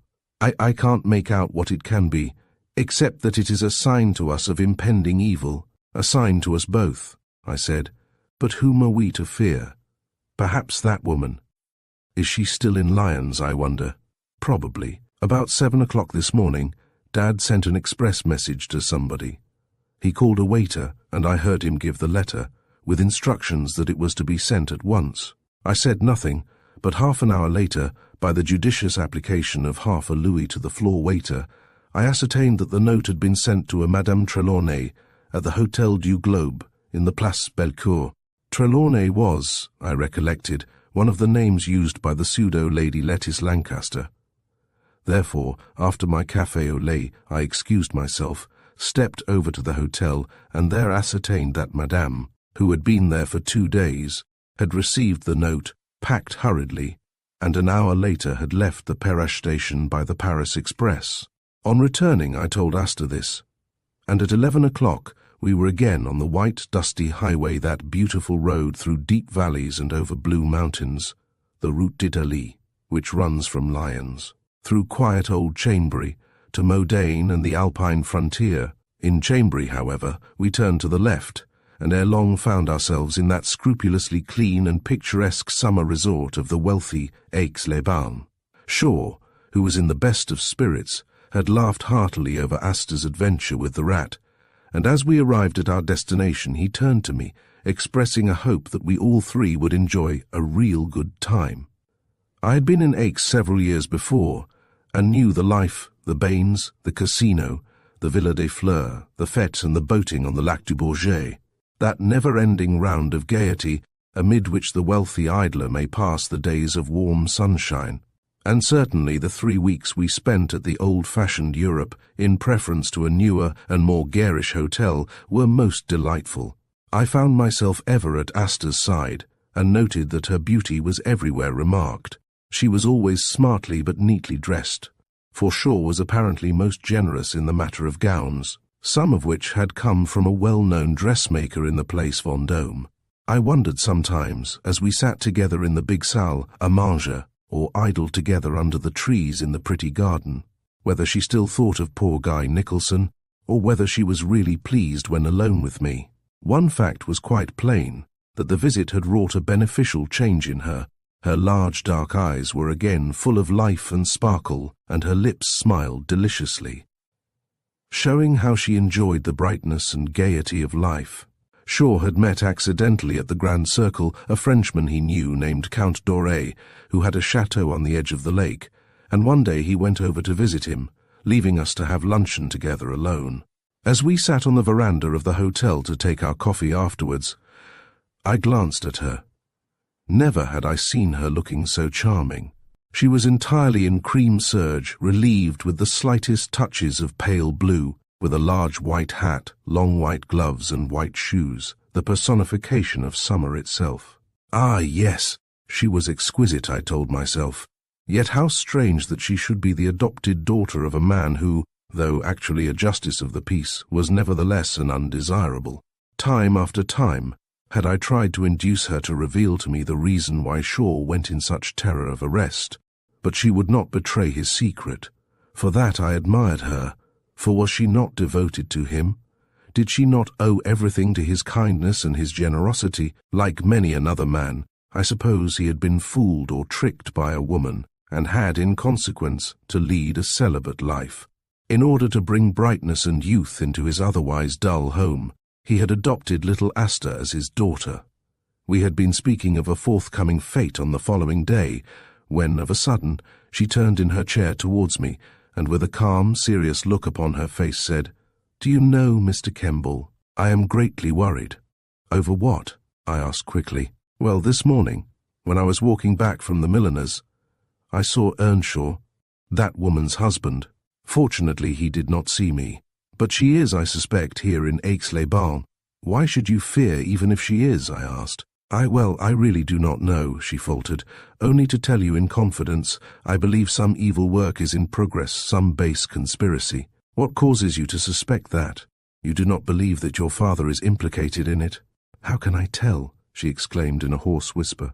I am filled with fear, always knowing in what peril he continually exists. I know, I said. Why he does not act more judiciously I cannot think. At home at Lidford he is surely unsuspected, and in security. I am always telling him so, but alas, he will not listen. You said that he is now under the influence of that woman. I fear so, was her low reply, as she sighed despairingly. We rose and strolled out together to the car, which was waiting to take us for a run over the hills and among the mountains by the Pont de la Caille to Geneva, 70 kilometers distant. The afternoon was glorious, and as we sat side by side we chatted and laughed merrily, both of us forgetting all our apprehensions and our cares. Ah, yes, those days were truly idyllic days, for I loved her devotedly, and each hour I passed in her society the bond became stronger and more firmly forged. But could she reciprocate my affection? Aye, that was the great and crucial question I had asked myself, yea, 1,000 times. I dared not yet reveal to her the secret of my heart, for even still she thought and spoke of that honest, upright fellow whose untimely end was so enshrouded in mystery. We dined at Geneva, in the huge salle et manger of the Beau Rivage, which overlooked the beautiful lake, tranquil and golden in the sunset, with Mont Blanc, towering and snow-capped, showing opposite against the clear evening sky. We strolled for half an hour on the terrace, where the English tourists were taking their coffee after dinner, and then, in the fading twilight, Harris drove us back again to Aix, where we arrived about 10 o'clock, after a day long to be remembered. Asta held my hand for a moment in the hall, raising her splendid eyes to mine, and then wishing me good night, mounted in the lift to her room. Afterwards I went along to the fumoir to find Shaw, but could not discover him. Later, however, the hall porter said he had complained of feeling unwell and had gone to his room. I threw myself into a cane chair in the hall and lit a cigar, for it was yet early. I suppose I must have remained there perhaps half an hour, when a waiter brought me a note. Tearing it open, I found in it a scribbled message in pencil from Asta. There is danger, as I suspected, she wrote. Be careful, do not approach us and know nothing. Destroy this, Asta. I crushed the letter in my pocket and dismissed the servant. What could it mean? Not more than a quarter of an hour later, as I still sat smoking and pondering, a tall, dark-bearded, pale-faced, rather elegant-looking Frenchman, wearing the crimson button of the Légion d'honneur in his coat, entered the hall from the street and, glancing round quickly, advanced to the bureau.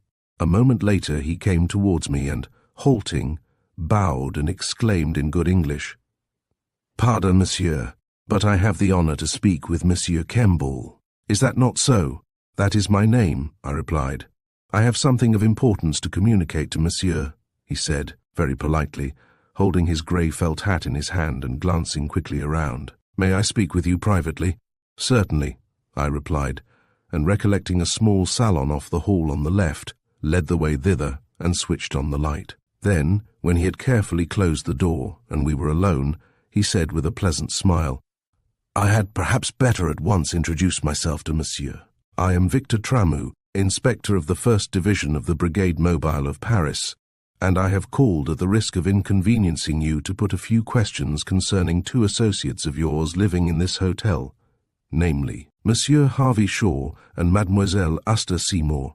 "Associates," I echoed resentfully. "They are my friends."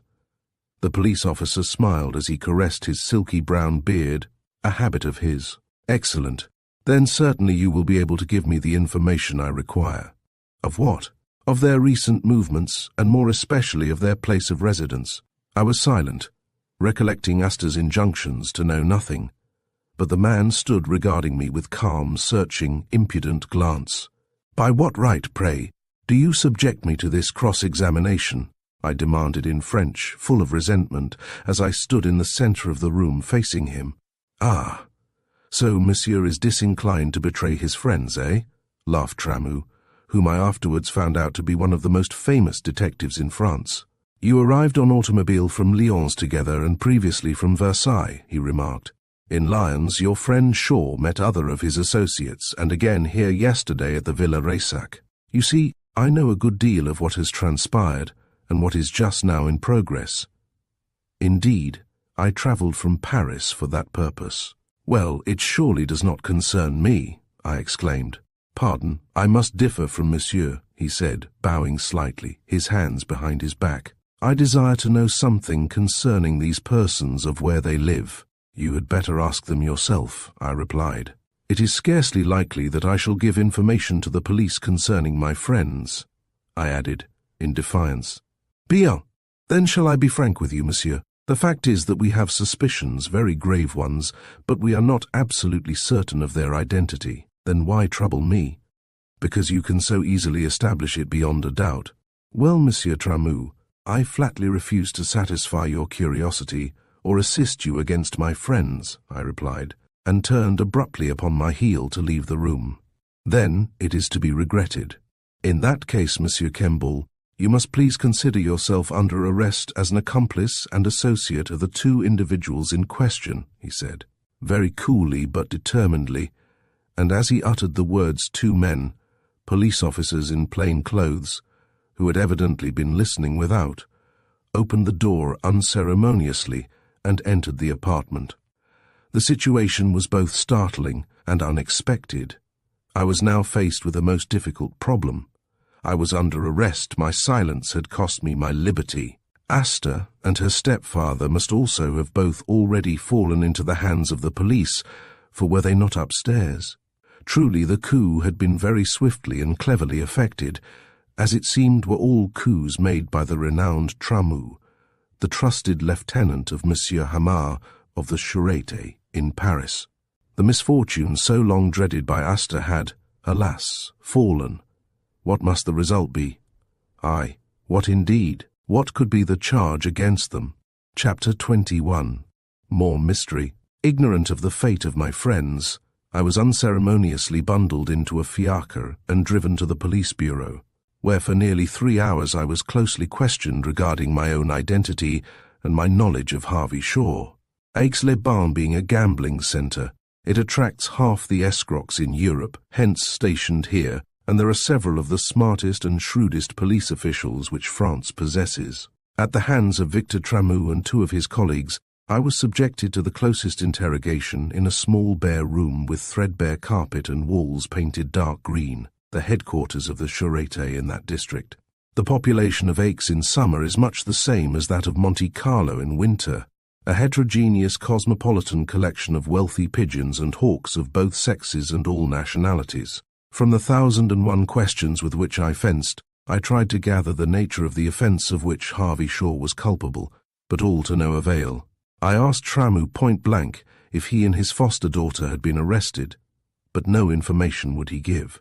"I am asking questions, not you, monsieur," was his cold reply. All the interrogation seemed directed towards ascertaining the hiding place of Shaw in England. "You knew him in England," remarked Tramou, seated at a table upon which was a telephone instrument, while I stood between the 2 agents of police who had arrested me. "Where did you first meet him?" "At a railway station." "Under what circumstances?" "I had a message to deliver a letter from a dead friend." Tramou smiled incredulously, as did also the 2 other officials at his side. "And this dead friend, who was he?" asked the renowned detective. "A man whom I had met on a steamer between Naples and London. He was a stranger to me, but being taken ill on board, I tried to do what I could for him. He died in London soon after our arrival. His name? Melville Arnold." Victor Tramou stroked his brown beard. "Arnold, Arnold," he repeated. "Melville Arnold, an English name. He was an Englishman, of course." "Certainly. Arnold, Arnold," he repeated, gazing blankly across the room. "And he was a friend of the suspect Shaw, eh?" "I presume so." "Arnold," he again repeated reflectively, as though the name recalled something to his memory. Was he an elderly, grey-haired man who had lived a great deal in Egypt and was an expert in Egyptology, eh? He was. Tramou sprang to his feet, staring at me, utterly amazed. And he is dead, you say? He died in my presence. Arnold, he cried, turning to his colleagues. All, yes, I remember now. I recollect a most remarkable and mysterious male. Dieu, what a colossal brain! What knowledge, what a staunch friend, and what a formidable enemy. And he is, alas, dead. Describe to me the circumstances in which he died, Monsieur Kemball, he added, in a voice full of regret and sympathy. In response, I briefly told him the story, much as I have related it in these pages, while all listened attentively. And he actually compelled you to burn the banknotes, eh? Asked the officer of the charade. He willfully destroyed his fortune, the money which I had hoped to recover, the money which but no, he is dead, so we need say no more. Then you knew poor Arnold, Monsieur Tramou, I remarked. Quite well, laughed the brown-bearded man seated at the table. For years the police of Europe searched for him in vain. He was far too wary and clever for us. Instead of enjoying the pleasures of the capitals, he preferred the desert and his studies of Egyptian antiques. He moved about so quickly, and with so many precautions, that we never could lay hands upon him. Indeed, it is said that he kept 2 ex-agents of police, whose duty it was to watch us, and keep him informed regarding our movements.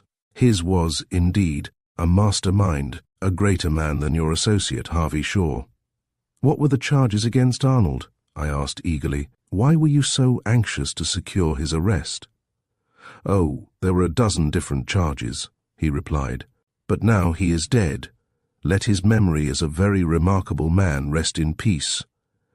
Our present action concerns the man Shaw. Where did you visit him in England? He visited me at my house Upton End. And you did not visit him? I saw him twice at the Carlton Hotel in London, and once at the Adelphi Hotel in Liverpool.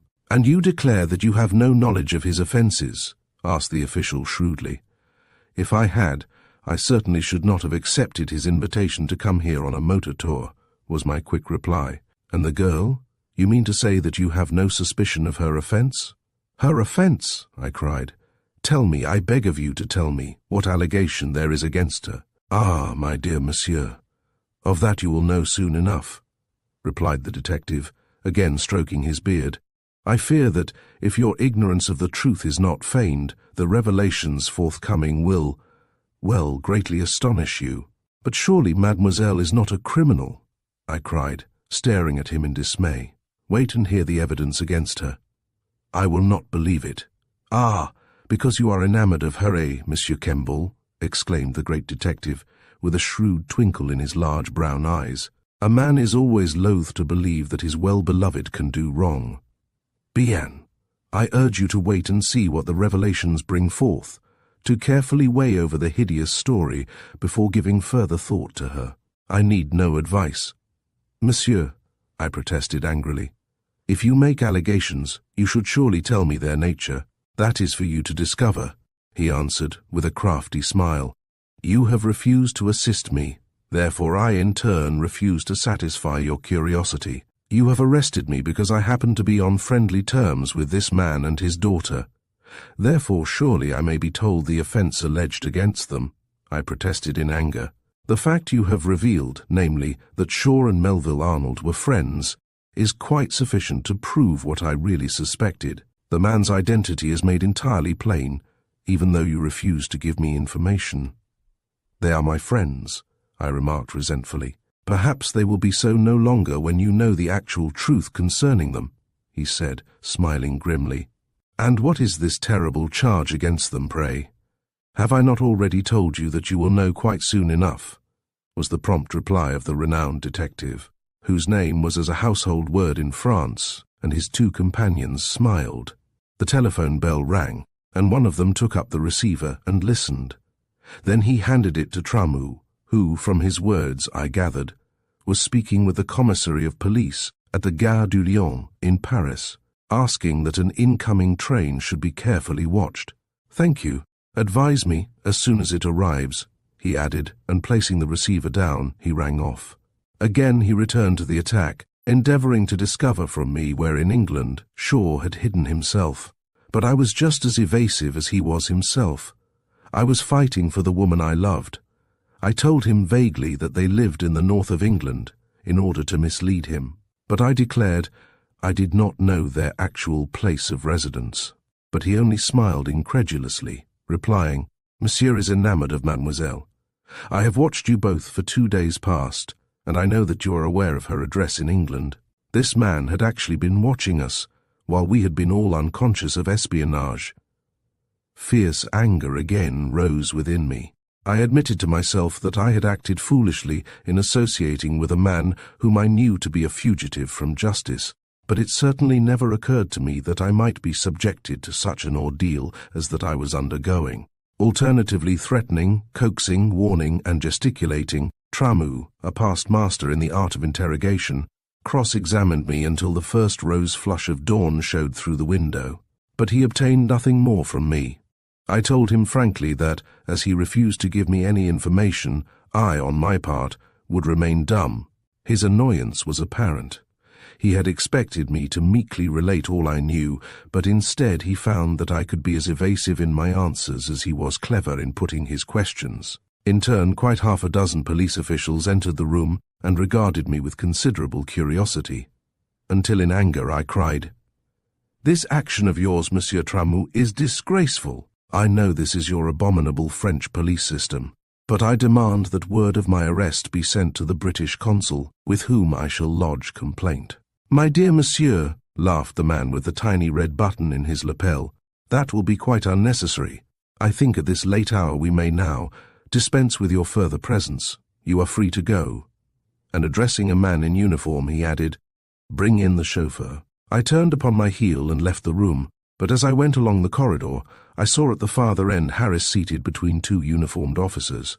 Surely they would obtain no information from him, for he had only been engaged for the tour, and knew nothing further of Harvey Shaw or of Astor except, he might know their address at Lidford. So I shouted along the corridor to him, "Harris, don't tell them Mr. Shaw's address in England, whatever you do." "Right you are, sir," he replied cheerily. "This is a funny job, ain't it, sir? They arrested me in bed. Where's Mr. Shaw?" "Don't know, sir. I suppose he and Miss Astor are in here somewhere," was his reply, as they ushered him into the room where the great Tramu awaited him. On my return to the hotel, the sleepy night porter admitted me. No, he had seen nothing of Monsieur Shaw or of Mademoiselle. Hastily I ascended the stairs to our suite of apartments, but they were not there. The beds had not been slept in, but their baggage had been piled up evidently by the police, in readiness for removal and examination. The drawers and wardrobes had evidently been searched after their arrest, for the rooms were in great disorder. In my own room, during my absence, everything had been turned topsy-turvy. The lock of my steel dispatch box had been broken and its contents turned out upon the bed. In France, when the police make a domiciliary visit, they certainly do it most thoroughly. Was it possible that in examining the effects of Shaw and Astor, the police had ascertained the address of their hiding place in England? I stood in the centre of the room gazing at the heap of papers and letters upon the bed, apprehensive and bewildered. Returning below, I induced the big Swiss night porter to rouse the manager, and some 10 minutes later the latter came to me in trousers and coat, evidently not in a very good humour at being disturbed. He seemed surprised to see me there, and I said with a laugh, "I suppose you believed I had been arrested?" "Well," he replied, "the police took you away." "For interrogation only," I replied, "but I am in search of my friends." "And the police are in search of them also, I believe," he replied abruptly. "It does no good to the reputation of the hotel to have such visitors, monsieur." "Then they have not been arrested?" I cried in delight. "No. Mademoiselle, I believe, must have recognized the inspector of the Charité from Paris as she was coming downstairs. She rushed back and told her father, and hastily seizing her dressing case, while he took a small bag, they both descended the service stairs and made their exit by the back premises.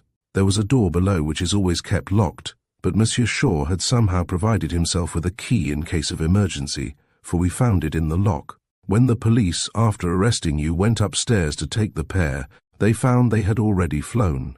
They must have rushed down to the station and caught the Paris night express, which was due just about the time they would arrive there. And the police are furious, I said. They must be. They have, I believe, just missed a most important capture. What was the charge against them? I inquired. They would not tell me, was his reply. They seemed to be acting with great caution and secrecy. They made a careful examination of everything, and only left about 3/4 of an hour ago. And with that, I was compelled to remain satisfied. Chapter 22. The Secret of Harvey Shaw. For 3 days I remained in Aix, awaiting some news or message from the fugitives. But none came. Tramu called and saw me twice, evidently astounded at the channel of escape which Shaw had so cunningly prepared. He had, no doubt, obtained an impression of one of the servants' master keys, and had one cut to fit the locked door, which prevented visitors from passing out by any other way save by the front hall. He had anticipated that flight might be necessary, and the fact that he had prepared for it showed that he was both cunning and fearless. Asta's injunctions to me to say nothing showed plainly that they intended still to keep their hiding place a secret, and if Shaw was the adventurer I believed, it was not likely that either he or she would carry anything by which to reveal their more respectable identity. So at length, full of grave apprehensions, I left Aix, sickened by its music and summer gaiety, and travelled home, halting one night at the Grand in Paris, and duly arrived at the Cecil in London. There I found a batch of letters sent on to me from Upton End, and among them was a formal letter from a firm of solicitors called Napier and Norman, 129, Bedford Row, W.C., stating that they were acting for the late Mr. Guy Nicholson of Titmarsh Court, and asking me to call upon them without delay. Exercising caution lest I should be watched, I had immediately on arrival telephoned from my hotel bedroom to Lidford, but the response came back in a woman's voice that the master and Miss Asta were still abroad. Therefore, about noon on the morning following my return, I went round to Bedford Row in a taxi, and was quickly shown into the sombre private room of an elderly, quiet-spoken man, Mr. George Napier, head of the firm. "I'm extremely glad you have called, Mr. Kemball," he said, as he leaned back in his chair. "I believe you were present at Titmarsh very soon after the unfortunate death of our client, Mr. Guy Nicholson." "Indeed. I remember now that we met at the inquest. Well, Mr. Nicholson, with his father and grandfather, before him, entrusted his affairs in our hands. And, naturally, after his decease, we searched his effects for any papers that were relative to his estate, or any private papers which should not fall into anybody's hands. Among them we found this letter, sealed just as you see it, and addressed to you. He evidently put it aside, intending to post it in the morning, but expired in the night, and taking a letter from a drawer in his writing table, he handed it across to me. I glanced at the superscription, and saw that it was addressed ready for the post, and that a stamp was already upon it. "Poor Nicholson's death was a most mysterious one," I exclaimed, looking the solicitor full in the face. "I don't believe that he died from natural causes." "Well, I fear we cannot get away from the medical evidence," replied the matter-of-fact, grey-faced man, peering through his spectacles. "Of course the locked door was a most curious circumstance, yet it may be accounted for by one of the servants, in passing before retiring, turning the key. Or, as you suggested at the inquest, the servant who entered the library in the morning may have thought the door was locked.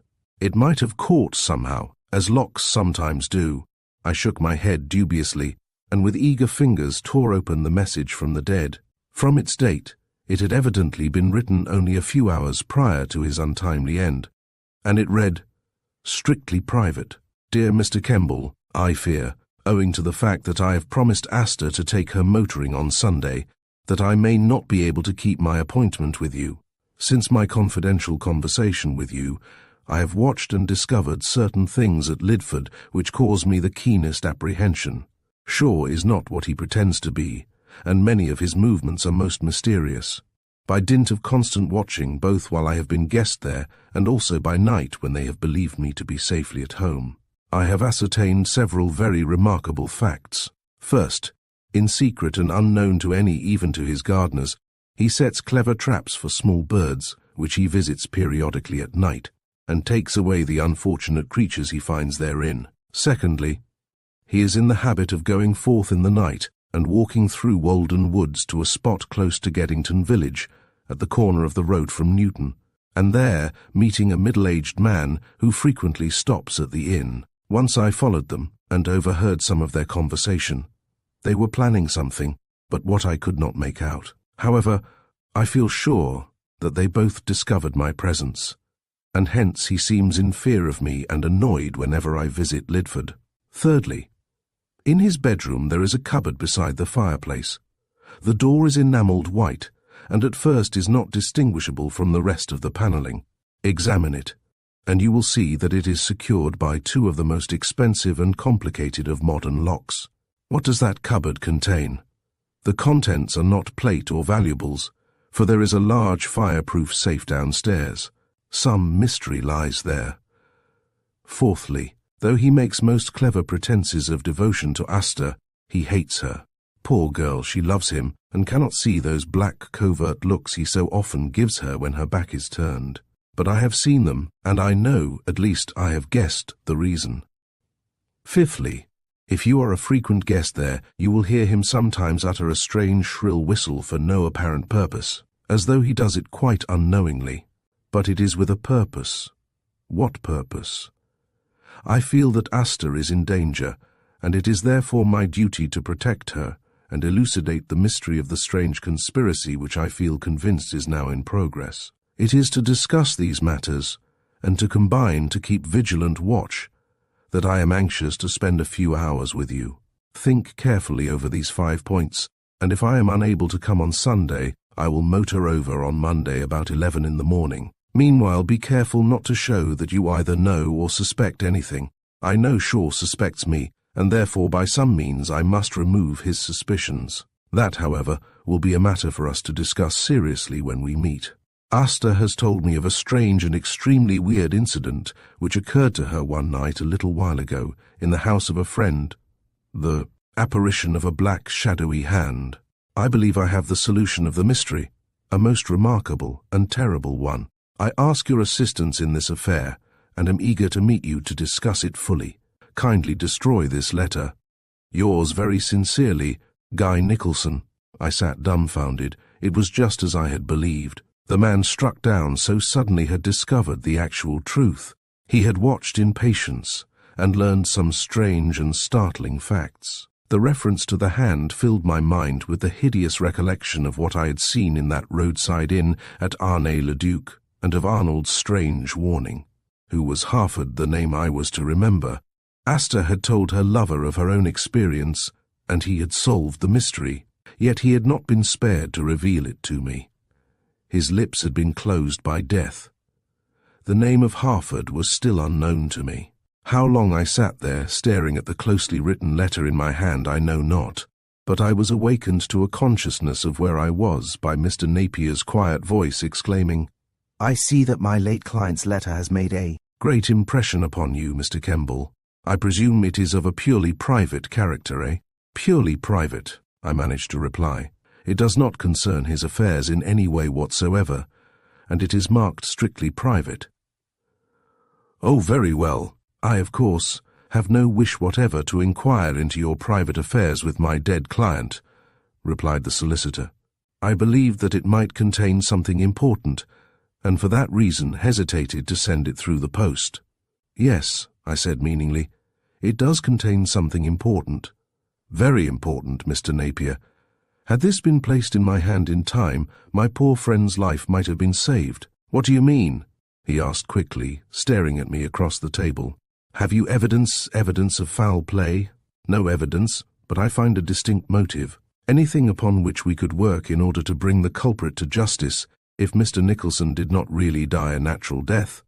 "I tell you he did not," I cried angrily. "The village jury were impressed by the medical evidence, as all rustic juries are.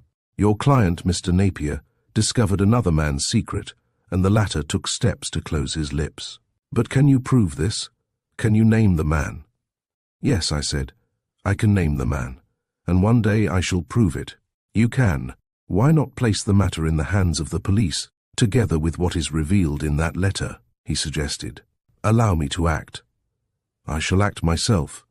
At present it is not a matter for the police.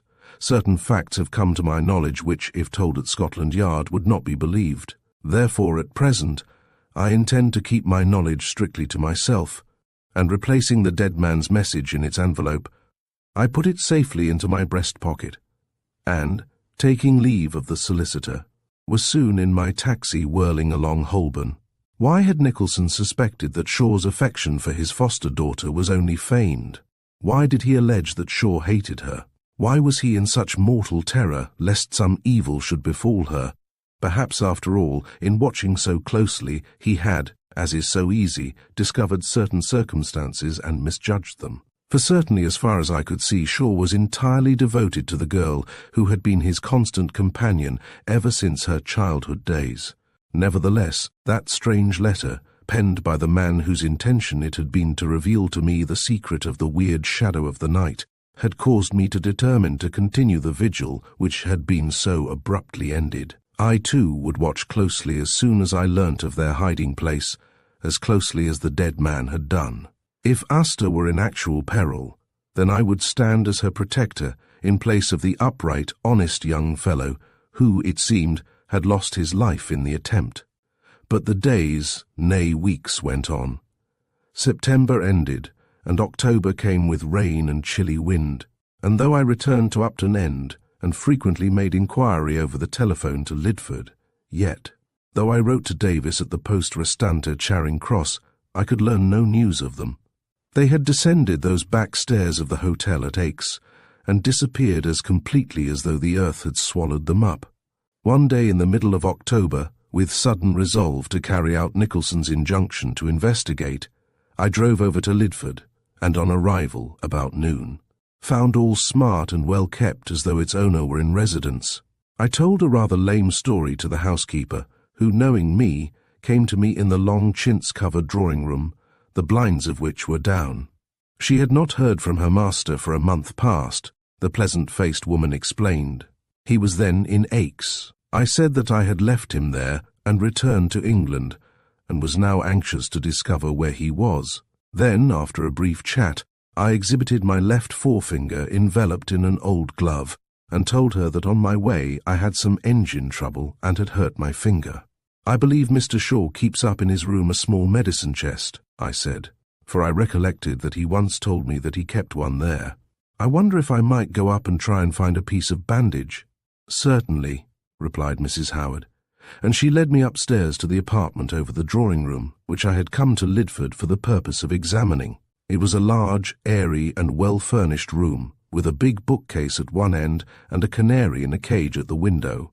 Without much difficulty, she discovered the small black japanned box containing various surgical drugs and bandages, and I at once sent her down to obtain a small bowl of warm water. Then, the instant she had gone, I sought for the cupboard indicated by the dead man's letter. Yes, it was there, a long, narrow cupboard beside the fireplace, secured by two large locks of a complicated character such as one finds on safe or strong-room doors. I bent and examined them thoroughly. The bed, I noticed, was set, so that the eyes of anyone lying in it would be upon that door. What secret could be concealed there? What had the dead man suspected? Aye, what indeed? Chapter: A foreigner. I remained a long time attending to my damaged finger, which in reality had been injured a week before, at the same time thoroughly investigating the missing man's apartment. Except for the cupboard, secured so mysteriously by those combination locks, there was nothing extraordinary about it. The outlook was pleasant across the wide undulating park, and the chairs with soft cushions and couch showed plainly that Harvey Shaw loved to take his ease. In no hurry to depart, I chatted affably to Mrs. Howard, wandering about the big old-fashioned home into regions I had never been before. "Poor Mr. Nicholson used to stay here sometimes, didn't he?" I inquired presently, in a casual way. "Oh, yes, sir.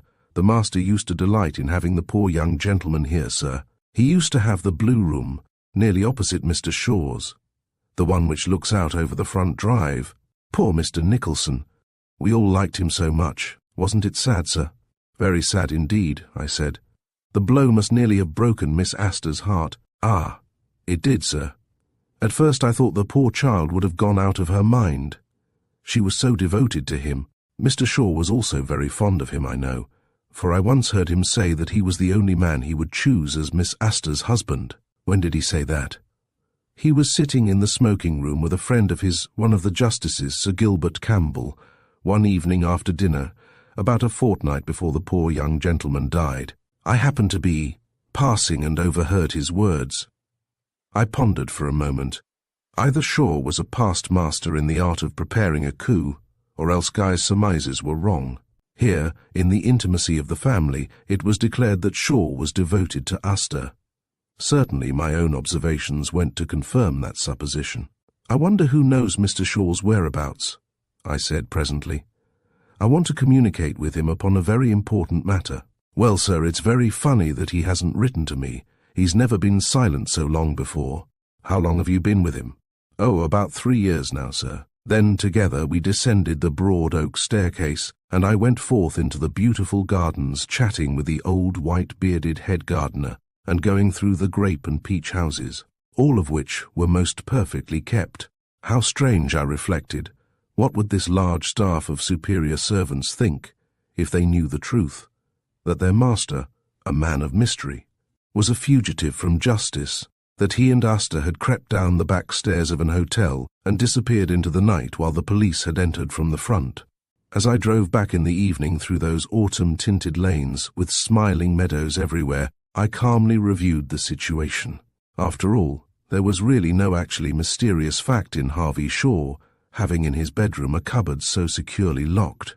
He, upon his own admission, led a double life.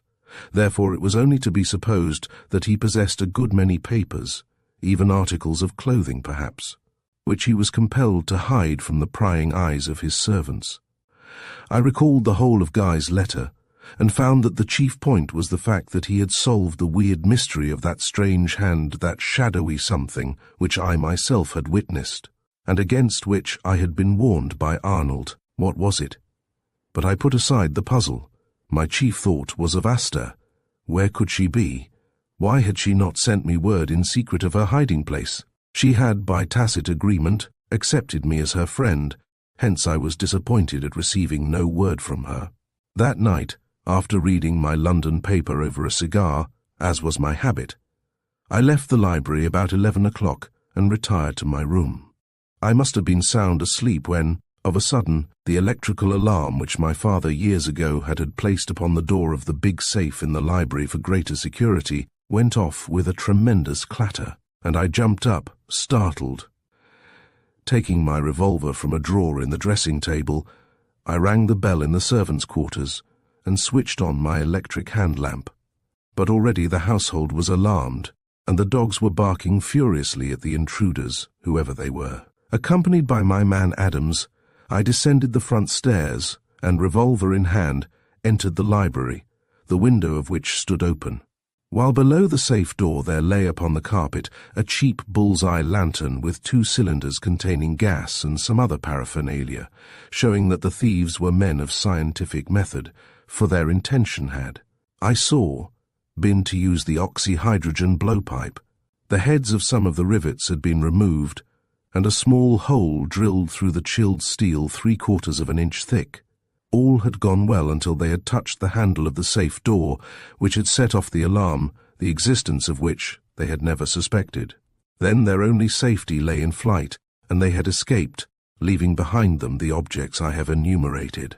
Adams telephoned for the police, while Tucker came up from the lodge, and I let loose the dogs and went outside into the drive.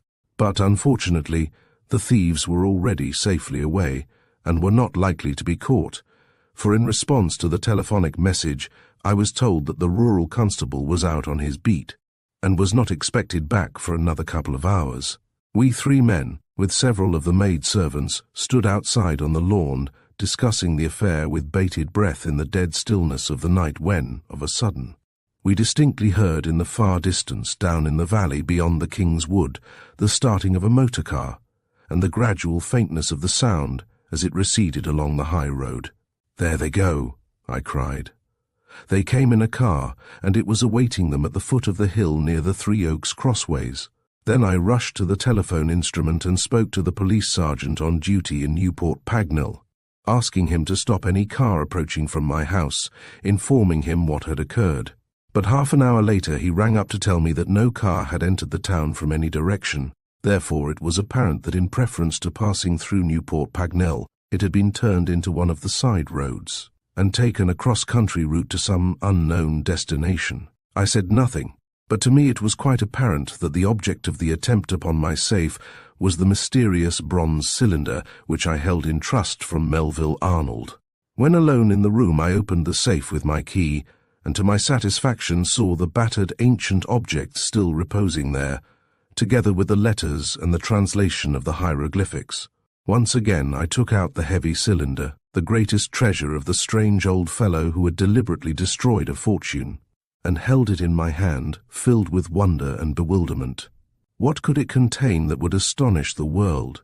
Surely nothing nowadays astonishes this matter-of-fact world of ours. We have become used to the demonstrations of wonders, from the use of steam to the development of aviation, the telephonic discovery, and the application of wireless telegraphy. How I longed to call in a blacksmith, cut through the metal, and ascertain what was therein contained. But I did not dare. I held the thing in trust for some unknown person who on Thursday, the 3rd day of November, would come to me and demand its possession. All that I had been told of the misfortunes which had fallen upon its possessor, and the mysterious fate which would overtake any who attempted to tamper with it, flashed through my brain. Indeed, in such train did my thoughts run that I began to wonder if possession of the thing had any connection with the appearance of that mysterious hand. Presently, however, I put the cylinder back into its place and relocked the safe, for the police from Newport Pagnell had arrived, and I bade them enter. They made a minute examination of the room and took possession of the objects left behind by the intruders, but upon them no fingerprints could be found. My visitors were evidently expert thieves, for they had worn gloves, and they had, no doubt, been in the house a full hour before they had tried the safe handle and unconsciously set off the alarm. Had they applied the powerful jet to the steel door and fused a hole through it, then they might have accomplished their object without disarranging the alarm at all. Next day, however, packing the cylinder, the old newspaper, and the letters in the bag, I took them up to London, where I placed them in a box in the Safe Deposit Company's vaults in Chancery Lane. Afterwards I lunched at my club and returned again to Upton End the same evening. Suddenly it occurred to me, while I sat alone eating my dinner that night, that if Harvey Shaw and Mrs. Olive were actually friends, then the latter would probably be aware of his whereabouts. The suggestion aroused me to activity, and it being a fine bright evening with the prospect of a full moon later, I got out my thick motor coat, packed a small bag, and after tuning up the car set out on the long run towards Bath. My way lay through Fenny Stratford and Bicester, through Oxford and down to Newbury. When I passed the Jubilee clock in the latter town it was 2:15, while in the Broad Street of Marlborough. 18 miles farther on, I stopped to examine the near tyre. It had, as I expected, a puncture. Therefore, I leisurely put on my stepney, and with 30-odd miles before me drove out upon the old highway over the hill through Calne, and up Black Dog Hill to Chippenham, where in the market-place stood a constable, with whom I exchanged greetings. There is a certain weird charm in motoring at night, when every town and village is dark and in slumber. Yet it is surprising how many people are out at an early hour. Even ere the first flush of dawn one finds sturdy men going to work with their day's food in the bag upon their backs, and teams of horses being driven to the fields. It was nearly 5:30 when I sped down the steep incline of Box Hill, and, slipping through Box Village and Betheaston, found myself winding round that leafy road, with the city of Bath lying picturesquely below. At 6 I was once again at the York House Hotel, and after a wash went for an early morning stroll in the town. Then, after breakfast, I took my hat and stick and strolled out for nearly 3 miles along the road to the inn at Kelston, where I called for a glass of ale, and sat down to chat with the white-bearded landlord, who at once recognized me as having been a customer on a previous occasion. For a long time, as I sat in the cosy little parlour, the table of which was dark and polished with the ale of generations spilt upon it. We chatted about the weather, the prospects of harvest, and the latest iniquity of taxation, until in a careless way I remarked, "I suppose in summer you have lots of visitors down from London. I mean the people who have big houses about here entertain a lot." "Oh, I dunno," replied the old fellow, sipping his glass which he was taking with me. "The Joyces do have a lot of visitors, and so do the Strongs, but Mrs. Olive's been away, and has only just come back. And Mr. King? He's been away too. Ridge Hill's been shut up and half the servants away on holiday. And they are back now? Yes. Mrs. Olive's been abroad, so the butler told me yesterday. But there," and his lips closed suddenly, as though he had something to say, but feared to utter it. "Rather a funny lot. So I've heard, eh?" I remarked. "Yes. Nobody can quite make 'em out, to tell the truth. Only the night before last, or rather about 4:45 in the morning, Mrs. Olive, her brother and another gentleman went by, here in a car on their way home. They'd been out all night, so the chauffeur told me yesterday. Mr. King drove the car." "Out all night," I echoed, in sudden wonder. "Yes." "And they'd been a long way, judging from the appearance of the car. I happened to get up to see the time, and looked out of my window just as they came past. It isn't the first time either that they've been out all night. The village knows it, and everyone is asking where they go to, and what takes 'em out of their beds like that." "Who was the gentleman with them?" I inquired eagerly. "Ah, I couldn't see him very well. He was in a big frieze coat, and wore a black and white check cap. I didn't catch his face, but by his clothes he was a stranger to me."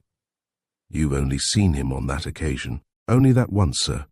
The chauffeur told me, however, that he isn't staying at Ridge Hill, and that nobody saw him.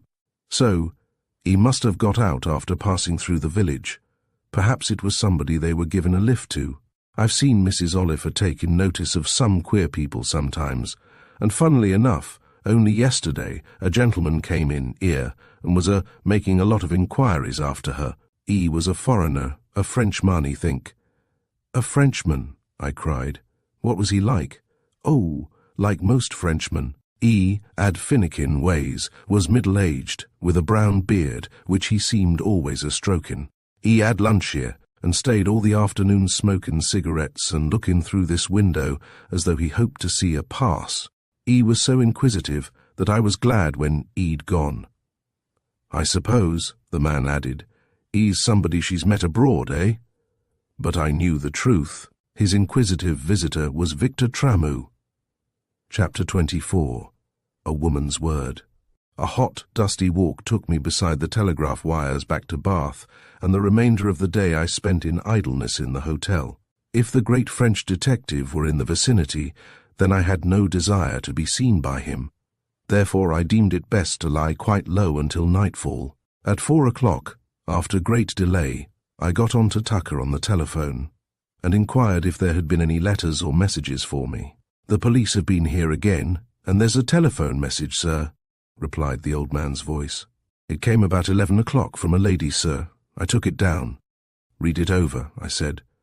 Then, listening intently, I heard the old man's voice say, "The message, sir, is, please ask Mr. Kemball to ring up, if possible, 802 Bournemouth, the Royal Bath Hotel, at 6 o'clock this evening from Miss Seymour." My heart gave a bound of delight. "Nothing else, Tucker?" "No, sir. That's all the lady said. She seemed very anxious indeed to speak to you." "All right, Tucker. I'll be back in a day or two. By the way, send on my letters to the Grand Hotel, Bournemouth." "Very well, sir." "And tell the police not to worry any further over the burglary. Tell them I will see the inspector in Newport Pagnell on my return." "All right, sir."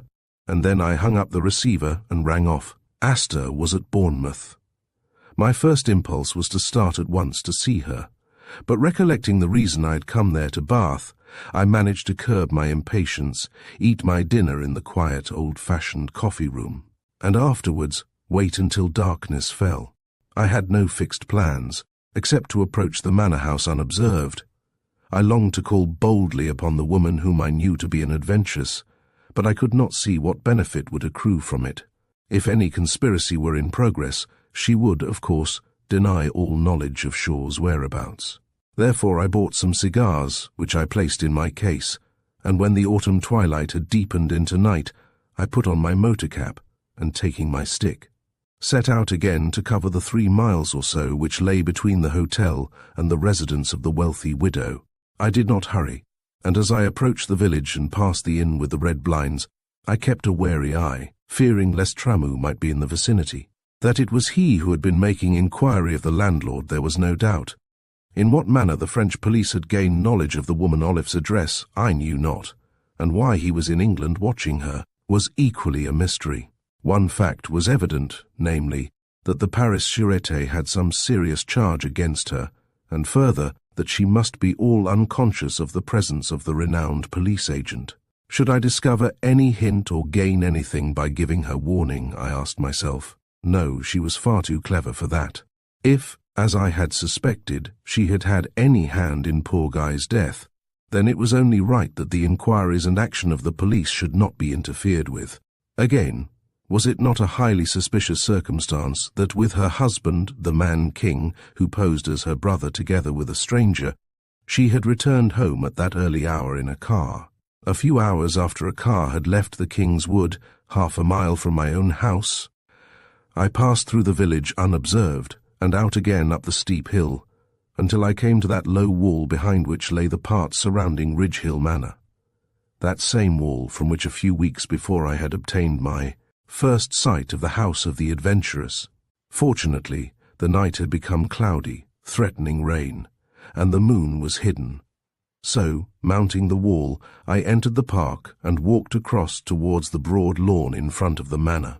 A dry ditch separated the lawn from the park to prevent cattle from approaching, and this I presently negotiated, at last standing upon the lawn itself. Nearby I saw a weeping ash, and beneath its bell-like branches I paused and there waited. From where I stood, I could see into the big lighted drawing-room, the blinds of which were up, but there was no one within, though the French windows stood open. I could hear voices, of the servants, most probably, and the clatter of dishes being washed after dinner. But the night was very still. Not a leaf stirred in the dark belt of firs which lay on my left, and which presently afforded me better shelter, allowing me to approach nearer the house. The night mists were rising, and the air had become chilly. Certainly this woman of many adventures, even though she were a convicted criminal, managed to live amid delightful surroundings. As the evening wore on, I caught a glimpse of her crossing the room in a black, low-cut dinner, dress edged with silver, a truly handsome gown. She swept up to the piano, and next moment there fell upon my ear the music of one of the latest waltzes of musical comedy. Then her husband, cigar in hand, and in well-cut evening dress, came to the French window, looked out upon the night, and retired again. But after that, I saw nothing until an hour later, when the butler closed the window carefully and bolted it, and then one by one the lights in the lower portion of the fine mansion disappeared, and those upstairs were lit. 2 windows, evidently the double windows of a corner room opposite me, were lit brilliantly behind a green Holland blind, but half an hour later they also were extinguished. I glanced at my watch. It was then 11:30, and the house was in total darkness, yet I still waited, wondering vaguely if Tramu were still in the vicinity. I found an old tree stump, and sitting upon it, waited in watchful patience, wondering if the agent of French police would make his appearance. Suddenly, however, a bright stream of light, evidently from an electric torch, shot from one of the upstairs windows, and continued for some seconds. Then it was shut off again, only to be renewed about a minute later. It was a signal, and could be seen from the high road. My curiosity was now thoroughly aroused, and I moved cautiously across the lawn to such a position that I could see anyone leaving or approaching the house by the drive. Again, I waited for fully 20 minutes, when a slight movement caused me to turn, and I saw the figure of a woman hurrying along the side of the lawn in the shadow of the belt of firs. At first I was puzzled as to who it might be, but presently, when she was compelled to pass out of the shadow into the grey light cast by the clouded moon, I saw that it was the woman who called herself Olive. She wore a dark dress with a dark shawl thrown over her head. In her eager hurry she had not noticed my presence as I stood there in the shadow. Therefore, When she had passed out into the misty park with its dark clump of trees, I quickly followed with noiseless tread over the dewy grass. She had evidently signalled to somebody, unknown to her husband. Straight across the wide grasslands I followed until she gained a spot where a stile gave entrance to a dark wood on the opposite side of the park. There she halted, and I was only just in time to draw back in the shadow and hide myself. I watched, and a few minutes later I was startled at hearing that peculiar whistle of Shaw's, and next moment he emerged from the wood and joined her. "Well, what's the fear?" I heard him ask her quickly. "I had your wire this morning and got to Bath by the last train. Couldn't you have written?" "No, it was highly dangerous," was her low response, and then she uttered some quick explanation which I could not catch. Was it possible that she had learnt of Tramu's visit? For I distinctly heard him cry, "You fool! Why did you bring me here? Why weren't you more wary?" But in her reply she turned her back upon me so that I could not distinguish her words.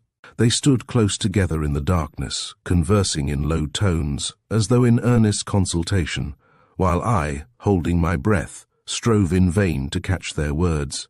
The only other sound was the mournful hooting of an owl in the trees above, for the dead stillness of the night was now upon everything. "Exactly," I heard the woman say. "My own opinion is that he suspects. Therefore you must act quickly as before." I am hesitating," the man's voice replied. "I can't bring myself to do it. I really can't."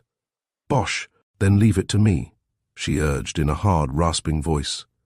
"You're becoming timid, chicken-hearted. It isn't like you, surely." "I'm not timid," he protested. "Only I foresee danger, great danger." "So do I, if you don't act promptly. Get her away from Bournemouth. Go anywhere else you like." They were speaking of Asta. I strained my ears, but her further words were inaudible. In a moment, however, I became conscious of a slight, stealthy movement in the bushes near where I was standing, and turned my head quickly. The next second, I realized that only a few yards distant from me the dark figure of a man had come up through the undergrowth, but so carefully that he had made no noise. He stood 10 yards away, peering out at the pair, but all unconscious of my presence there. He was watching intently, and by his silhouette in the darkness, I recognized the bearded face of none other than the great agent of the Paris Sûreté, Victor Tramu. Chapter 25. In the night. Fearing lest his quick eye should detect my presence, I stood there motionless as a statue. The pair, in earnest conversation, suddenly strolled away over the fallen leaves at the edge of the wood, whereupon Tramu emerged silently from his hiding place and crept after them, I being compelled to remain where I was. So the French police had traced Shaw to his place of concealment. I longed to give him warning, but was unable. What should I do? How should I act? Asta was at the Bath Hotel at Bournemouth. At least I could ring her up on the telephone and tell her what I had seen. So the watcher and the watched having disappeared, I hurried across the park until at length I gained the main road, and went on at a brisk pace till I was back again at my hotel. It took me a full hour to get on to Bournemouth, and after long delay, I at last heard her sweet, well-remembered voice at the instrument. I expressed regret at awakening her, but told her that I was leaving by motor in half an hour to meet her. "Where is your father?" I inquired.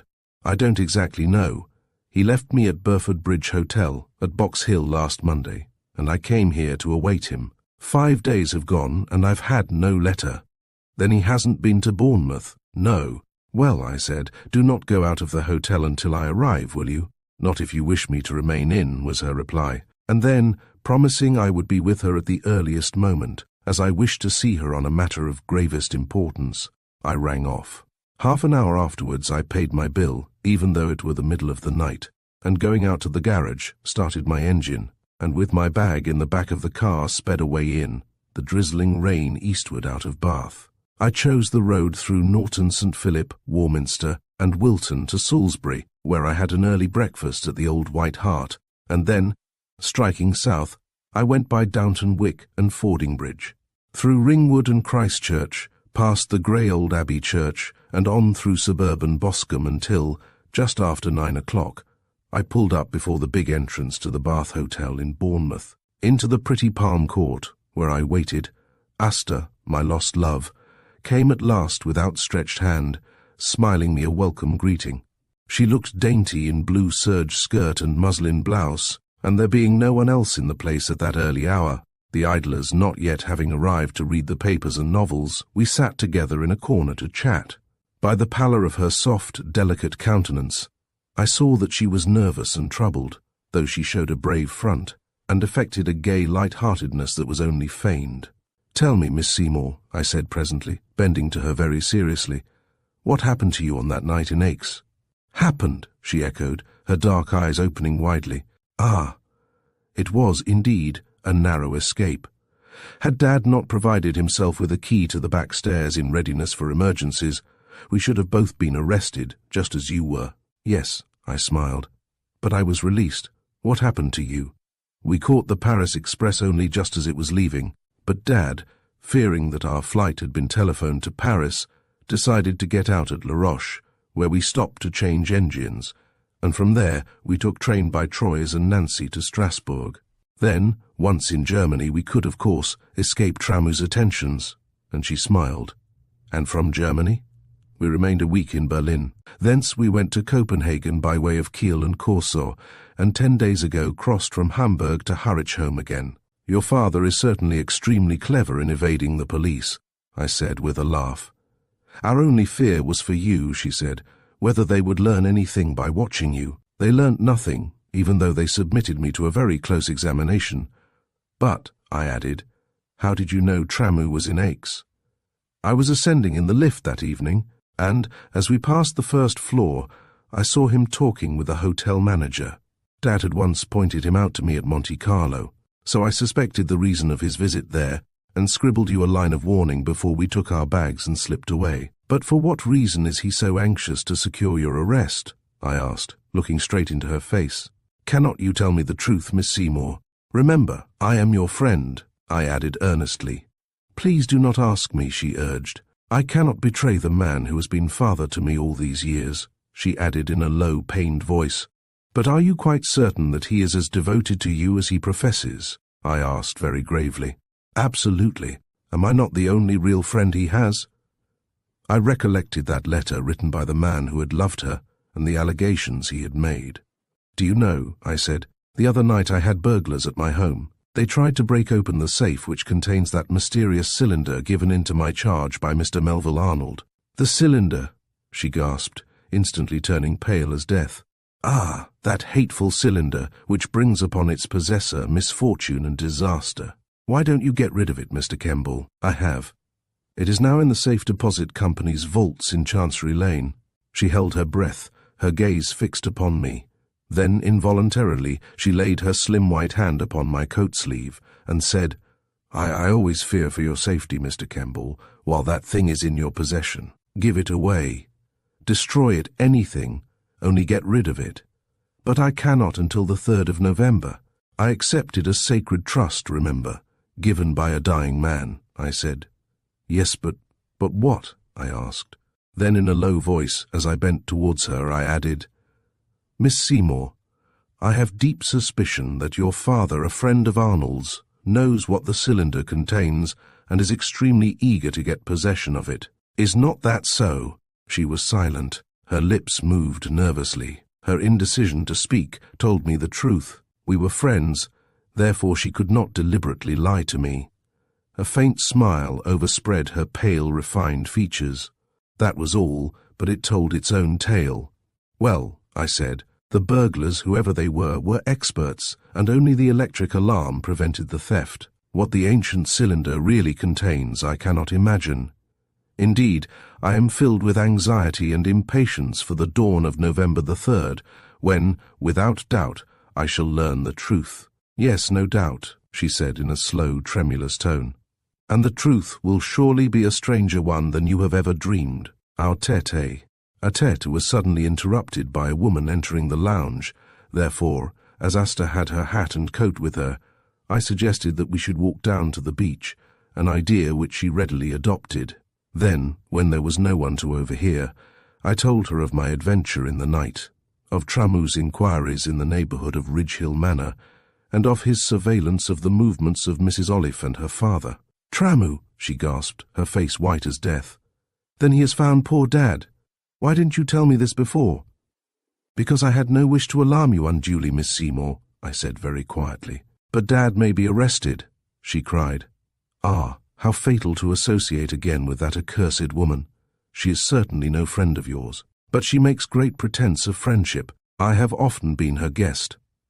For the last time, I trust. Yes, but what can we do? How can I warn Dad? She asked in deep anxiety.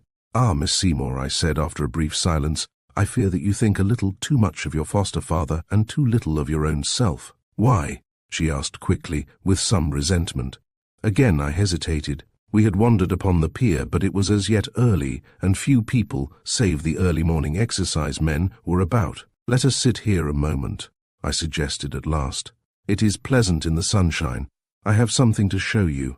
Without a word, she seated herself where I suggested, on a seat near the empty bandstand, and then I drew from my pocket the letter which Guy Nicholson had written to me on the night of his tragic death, and handed it to her. I watched her sweet face, so pale and anxious. In an instant she recognized the writing of the hand now dead, and read it through eagerly from end to end. I explained how it had come so tardily into my possession, whereupon she said, "It is true. He disliked Dad for some inexplicable reason. Apparently he had become aware of some extraordinary truth. It was that truth which he had intended to explain to me, but, poor fellow, he was prevented from doing so by his sudden death." Sight of that letter had recalled to her visions of the man whom she had loved so fondly, and next instant I hated myself for having acted injudiciously in showing her the curious missive. Ah, how deeply, how devotedly I loved her, and yet I dared not utter one single word of affection.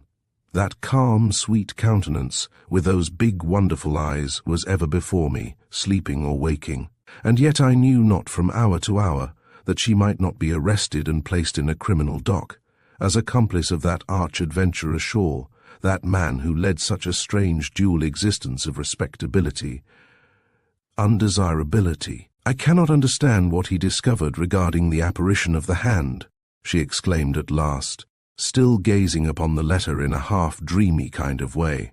"It seems as though, by some fact accidentally discovered, he arrived at the solution of the mystery," I said. "It was to explain this to me that he intended to come over to Upton End, but was, alas, prevented." "But why didn't he tell me?" she queried. "It surely concerned myself, for I had seen it, not in our own house, remember, but in the house of a friend at Scarborough. And I saw it in an obscure French inn," I said, "and previously I had been warned against it." "Yes, I agree, Mr. Kemball. It is a complete mystery." "Ah, how unfortunate that poor guy never lived to tell you his theory concerning the strange affair.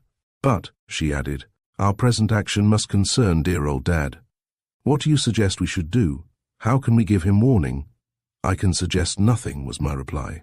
"Tramu is watching them both. Probably he is fully aware of some ingenious conspiracy in progress."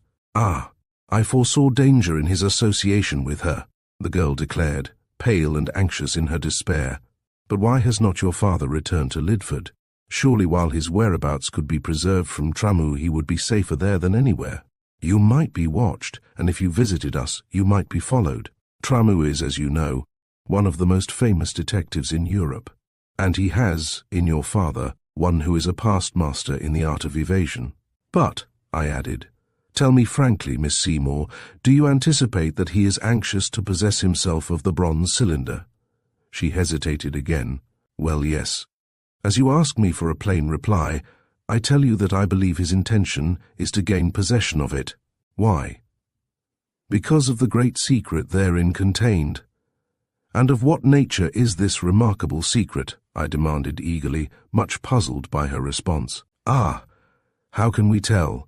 It is a secret from all, save to the person who shall dare break it open and examine it." "And dare you break it open, Miss Seymour?" I asked. "No, 1,000 times no," she cried, alarmed at the very suggestion. "I would rather see it taken up and cast deep into the sea." "Why don't you do that, Mr. Kemball? Take it out in a boat and sink it deep in the waters, where no man, not even divers, could ever recover it. Sink it deeply," she urged, "so that all fears may be dispelled and peace and love may reign." But I shook my head, expressing regret at my utter inability to accede to her desire. And then, very slowly, we retraced our steps back to the hotel, where an unexpected surprise was, we found, awaiting us. Chapter 26 contains an ominous message. As we re-entered the pretty winter garden, the hall porter gave Asta a telegram, which she tore open hastily and read, afterwards handing it to me in silence. To my surprise, I found it to be from Shaw, informing her that he was on his way to Lidford, and asking her to return home that day. The message had been handed in at Bath railway station, therefore it appeared that he was already on his way. "Is there not danger, distinct danger in this, Mr. Kemball?" she queried in great anxiety. "If Tramu were watching last night, then he will be followed home." "I don't see how we can prevent him from going to Lidford now," I said. "We have no address where a telegram would reach him." Truly, the situation was a critical one. Harvey Shaw, all unconscious of being watched, was actually returning to his highly respectable home. "Oh, if I could only warn him," Asta cried, wringing her hands. Yet personally, I was not thinking of the man's peril so much as hers. If she went to Lidford, would not she also fall into the dragnet of the police? Yet what was the mysterious charge against her, the charge which the French police had refused to reveal to me? While she changed her dress and packed her small trunk, I had a look around my engine, and an hour later, with her sitting beside me, we were already buzzing along the Salisbury Road. Returning by that level way I had followed earlier that morning. From Salisbury we travelled the whole day by way of Andover, Newbury and Oxford, the same road that I had traversed in the night on my way to Bath. It was delightful to have her as companion through those sunny hours on the road, and she looked inexpressibly dainty in her close-fitting little bonnet, fur coat and gauntlet gloves. An enthusiastic motorist, she often drove her father's car, which I now understood they had been compelled to abandon in the garage at Aix.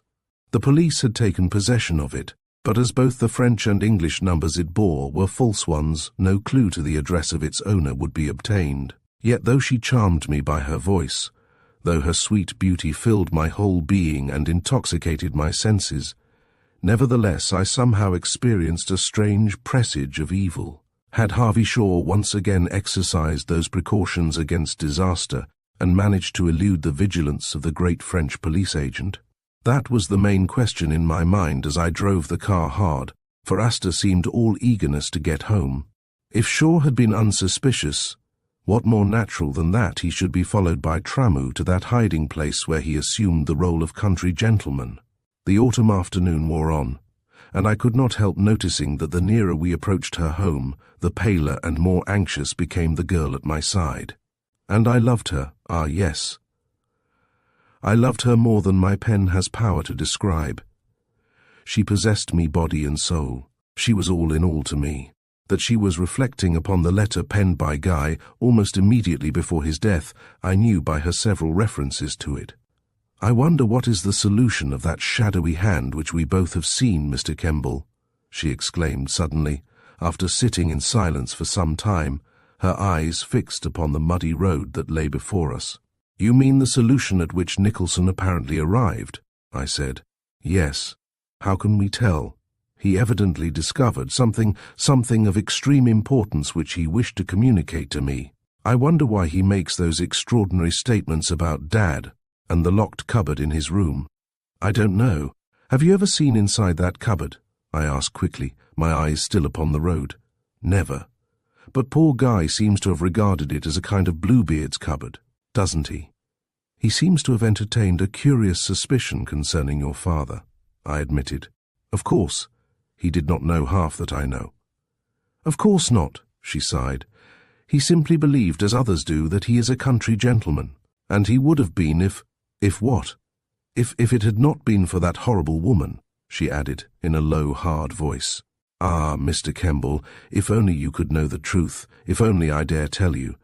But I can't betray the man who has been so good and kind to me all my life. But could I not, if I knew the actual truth, be of service to him?" I suggested.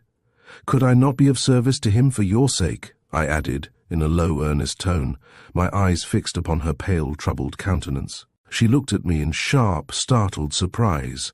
Her cheeks flushed slightly, Then, lowering her eyes, she turned her glance away straight before her again, and in pretense that she had not understood my meaning, replied simply, "If the heavy hand of disaster falls upon him, then I fear it must fall upon me also." How sweet she looked, how serious and pensive her beautiful countenance. "I must act as your friend and use my best endeavours to ward it off," I said. "Did you not do so in Aix, Mr. Kemball? We have to thank you for everything. They expected to learn a good deal through you, and while you engaged their attention, we were enabled to make a hurried exit. It is indeed fortunate that I recognize Victor Tramu." "Then I suppose you have had previous narrow escapes?" "1 or 2, she replied, smiling. "But Dad is always so very wary. He is generally forewarned." "By whom?" "By the man who watches him always, a man named Surridge, who never allows his identity to be known, but who acts as our watchdog, to give us warning of any unwelcome watcher. But he failed at Aix, because Dad foolishly sent him upon an errand to somebody in Paris. He is a friend of your father's, I suppose?" "Yes, a great friend. He was once in the London Detective Police, but on his retirement he found his present post a very lucrative one, the personal guardian of one for whom the police are ever in search. You saw him on his cycle on the afternoon I overtook you in the car the first time we met." And she smiled as she spoke. "His vigilance is never relaxed," she added, "and his true métier never suspected. No doubt he is near my father now on his journey back to Lidford." "Then he would not allow him to go if he was still being watched by Tramu?" "Certainly not. We can, I think, after all, make our minds quite easy upon that score," she replied. And as I sat at the steering wheel, I found myself wondering whether any other man had loved in circumstances so curious and so unusual. At the hotel in Bournemouth we had carefully concealed our destination, telling the hall porter we were going to London, lest any inquiry be made after our departure. We had tea at the Randolph at Oxford, and it was nearly 7:30 before we drew up before the grey stone front of Lidford Hall, where the butler threw open the door. The sound of the car brought Shaw out in surprise, and as soon as we had washed, we all 3 sat down to dinner in the fine old dining room. About Shaw there was no trace of the least anxiety, yet when the man had gone, and I told him in a whisper of what I had seen when watching in the park at Ridgewell, he started, and his face underwent a change. "I was a fool to have gone there," he said, "but it was unfortunately of necessity. Surridge was in Bath, but did not know that I went out to Ridgehill. Tramu may have had you watched, Dad." "No fear of that, child," he laughed. "Surridge arranged for a hired car for me today from Bath to Westbury, where I took train to Newbury, and the 16 met me there and brought me here. So for Tramu to follow is out of the question. I have not seen Surridge, but merely carried out his arrangements. He may, of course, have had a motive in them." "No doubt he had, Dad." The butler at that moment returned with the next course, therefore our intimate conversation was abruptly interrupted. As I sat at that table, lavishly spread and adorned with a wealth of flowers and a profusion of splendid old Georgian silver, my eyes wandered to the sweet-faced girl who, in a low-cut gown of palest O'Donnell chiffon, with velvet in her hair to match, held me so entirely and utterly entranced. Later that evening, while I had a cigar alone with Shaw, who lay back lazily in his chair, I detected his annoyance that I should have watched him meet the woman Olive. And yet how cleverly he concealed his anger, for he was, on the contrary, apologetic for the abrupt ending of our motor tour, and profuse in his thanks to me for my silence when interrogated by the police at Aix. Was this actually the man who had made the attempt to break open my safe and secure the bronze cylinder of Melville Arnold? No, I could not believe it. He was an adventurer without a doubt, but men of his stamp are invariably loyal to those who show them friendship. What, I wondered, had caused Guy Nicholson to doubt his affection for Asta? I certainly could detect nothing to cause me to arrive at such conclusion. The girl entered the room to obtain a book, whereupon, removing his cigar from his mouth, he said in a low voice, "Come and sit here, dear. I haven't been with you lately. I fear you must have found Bournemouth dreadfully dull." "Well, I did rather. Mr. Kemball's unexpected arrival was most welcome, I assure you," she declared, sinking into a chair and placing both hands behind her beautiful head as she leaned back upon the yellow silk cushion. "I confess I had no suspicions that Mr. Kemball was in Bath," declared her father with a smile. Then turning to me, he added, "I feared to communicate with you, lest Tramu might be watching your correspondence. He is one of the few really intelligent police officials that France possesses. He is evidently extremely anxious to make your acquaintance." I laughed. "I believe so, and I am equally anxious to avoid him. While I remain here, however, I am quite unsuspected and safe. It is really surprising," he added, "what an air of respectability a little profuse charity gives to one in a country district. Become a church warden, get appointed a justice of the peace, sit upon the board of guardians, give a few teas and school treats, and subscribe to the church funds. And though you may be an entire outsider, you can do no wrong in the eyes of the country folk. I know it from experience." "Ah, you are a little too reckless sometimes, Dad," exclaimed the girl, shaking her head. "Remember that when you've not taken Surridge's advice, you've run into danger." But the man with the small, shrewd eyes smiled at the girl's words of wisdom. Again and again there recurred to me those strange expressions in the letter of poor Guy. Ah, if he only had lived! And yet, if he were still alive, my love for the girl before me must have been a hopeless one. Only on those last weeks had she abandoned her deep, black, that she often sat for hours plunged in bitter memories I knew full well. Would she ever sufficiently forget to allow me to take his place in her young heart? Knowing her nature, her honest, true, open-hearted disposition, I sometimes experienced a strange heart-sinking that, after all, she could never reciprocate my love. Yet now, as the weeks had gone on, my affection had become stronger and stronger, until I was seized by a passion akin to madness. I loved her with my soul, as truly and as well as ever man has loved a woman through all ages. Yet, for what reason I cannot even now determine, I felt a strange foreboding that evil was pursuing her. I experienced exactly the same feeling that Guy Nicholson had felt when he penned that letter to me, the delivery of which was, alas, so long delayed. Presently, when Asta had risen again and left the room, Shaw turned to me and said, "Poor girl, Guy's death was a great blow to her, but she is gradually getting over it, don't you think so? I should never have risked going to the continent had it not been for her sake, in order to give her a change. But in these last few weeks, we've had sufficient change, in all conscience. She's always so cool and level-headed that I feel lost without her, Kemball." His words were surely not those of an enemy. No, more than ever was I convinced of his devotion to the girl who, as a tiny child, he had adopted as his own daughter. Mention of Nicholson, however, afforded me opportunity to tell him how tardily I had received a letter from the dead man. "It was written only an hour before he died," I added. "Written, I suppose, after his guests had left, eh?" asked Shaw, his face a little hard and changed, I thought. "He mentioned me. What did he say? What did he tell you?" "Nothing," I replied, sorry that I had spoken so injudiciously. "Poor Guy didn't like me, I fear," declared my host quietly. "He didn't know what you know, and hence he viewed me with suspicion.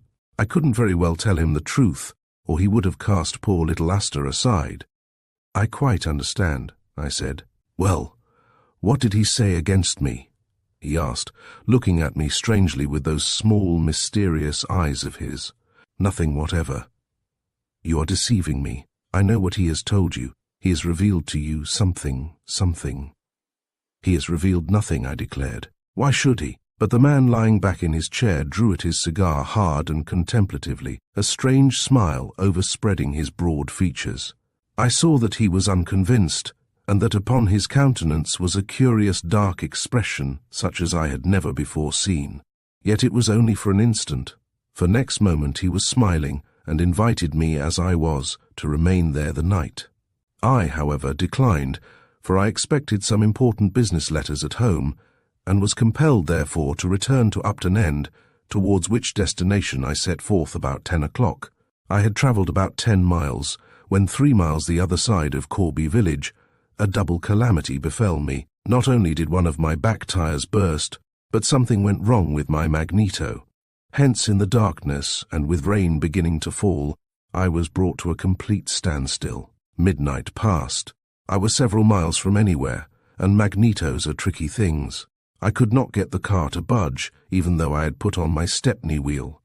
I must, I suppose, have been pottering about for fully 3 hours, and not a soul had passed me in either direction. The distant chimes of a church somewhere had struck too, and when just about to give up the attempt to readjust the magneto, I suddenly heard the sound of a galloping horse approaching in the darkness. As it came up, I saw it was ridden by a youth, and I was just about to hail him and ask him to fetch assistance when, with the perversity of such instruments, the magneto started again quite merrily.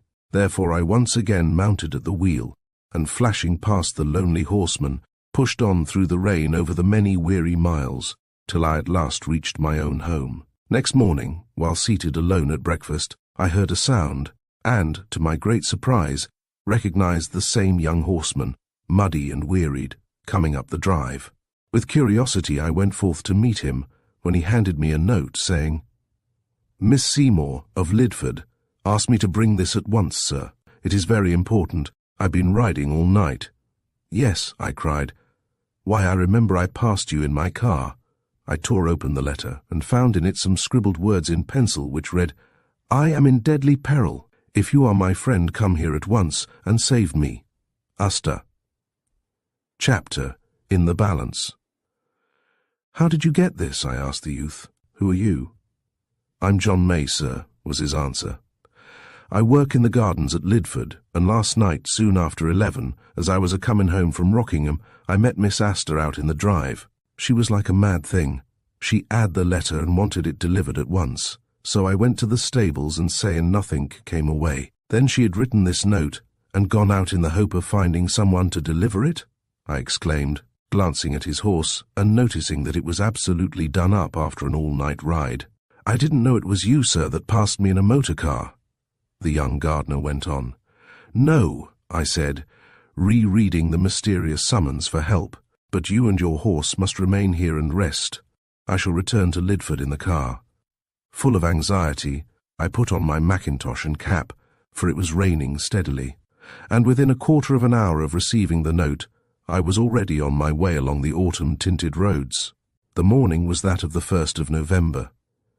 Regardless of speed limits or of police traps, I tore along until, just before 11, I again pulled up at the ancient stone porch of the hall. A maidservant opened the door, and I eagerly inquired for Miss Seymour. "She's very ill, sir," was the girl's reply. "Mr. Shaw's been called on the bench this morning, but he'll be back in an hour." "Dr. Redwood is here, sir." "Redwood? Then what's the matter?" I gasped. "I hardly know, sir, but here's Mrs. Howard," and looking along the wide hall, I saw the grave-faced woman in black standing out of the light. "Oh, Mrs. Howard," I cried, walking up to her. "What's happened to Miss Asta? Tell me. Is she ill?" "Very, I'm afraid, sir," replied the housekeeper in a low voice. "The doctor is upstairs with her. What happened in the night was most extraordinary and mysterious. Tell me all, I beg of you," I cried quickly. "Well, sir, it was like this," said the woman. "Last night, about 11, I heard Miss Asta go along the corridor past my room and downstairs into the servants' quarters. She was gone, perhaps, 20 minutes, and then I heard her repass again to her room and lock the door. I know she did that, because I heard it lock distinctly. Miss Asta sleeps at the other end of the corridor, to where I sleep just at the corner as you go round to the front staircase. Well, I suppose, after that I must have dropped off to sleep, but just after 2 o'clock we were all awakened by hearing loud, piercing screams of terror. At the first moment of awakening I was too frightened to move, but realizing that it was Miss Asta, I jumped up instantly, slipped on a dressing gown, and ran along to the door of her room. Several of the other servants, awakened by the cries, were out in the corridor. She had, however, locked her door, and we could not get in. I shouted to her to open it, for she was still shrieking, but she did not do so. At that moment Mr. Shaw came along in his dressing gown, greatly alarmed, and with his assistance we burst in the door. "Then he helped you to do that?" "Yes, sir," replied the woman. "Inside we found the poor young lady in her nightdress crouched down on the floor by the ottoman at the foot of the bed. She was still crying hysterically and quivering with fear from head to foot. I bent, and taking her in my arms asked her what was the matter, for as we had entered, somebody had switched on the electric light. For a moment she looked at me fixedly with a strange, intense expression, as though she did not recognize me. Then she gasped the words, "Death! Hand! Hand!" That was all. Next moment she fell back in my arms, and I thought her dead. Mr. Shaw was beside himself with grief. He helped to lift her onto her bed, and tried all he could to restore her with brandy and sal volatile, but without avail. In the meanwhile, I had telephoned to Dr. Redwood, who arrived about half an hour later, and he's been here ever since. "And how is Miss Astor now?" I inquired eagerly. "Still unconscious?" "The doctor has, I fear, but little hope of her recovery, sir." "She has," he declared, "received some great and terrible shock which has affected her heart." The circumstances were strangely parallel with those of Guy Nicholson's mysterious end. "No one has formed any conclusion of what caused the shock?" "No, sir. None of us, not even the doctor, can guess what hand and death could signify more than the usual figure of speech," the woman replied. "To me, when she spoke, she seemed to be strangely altered.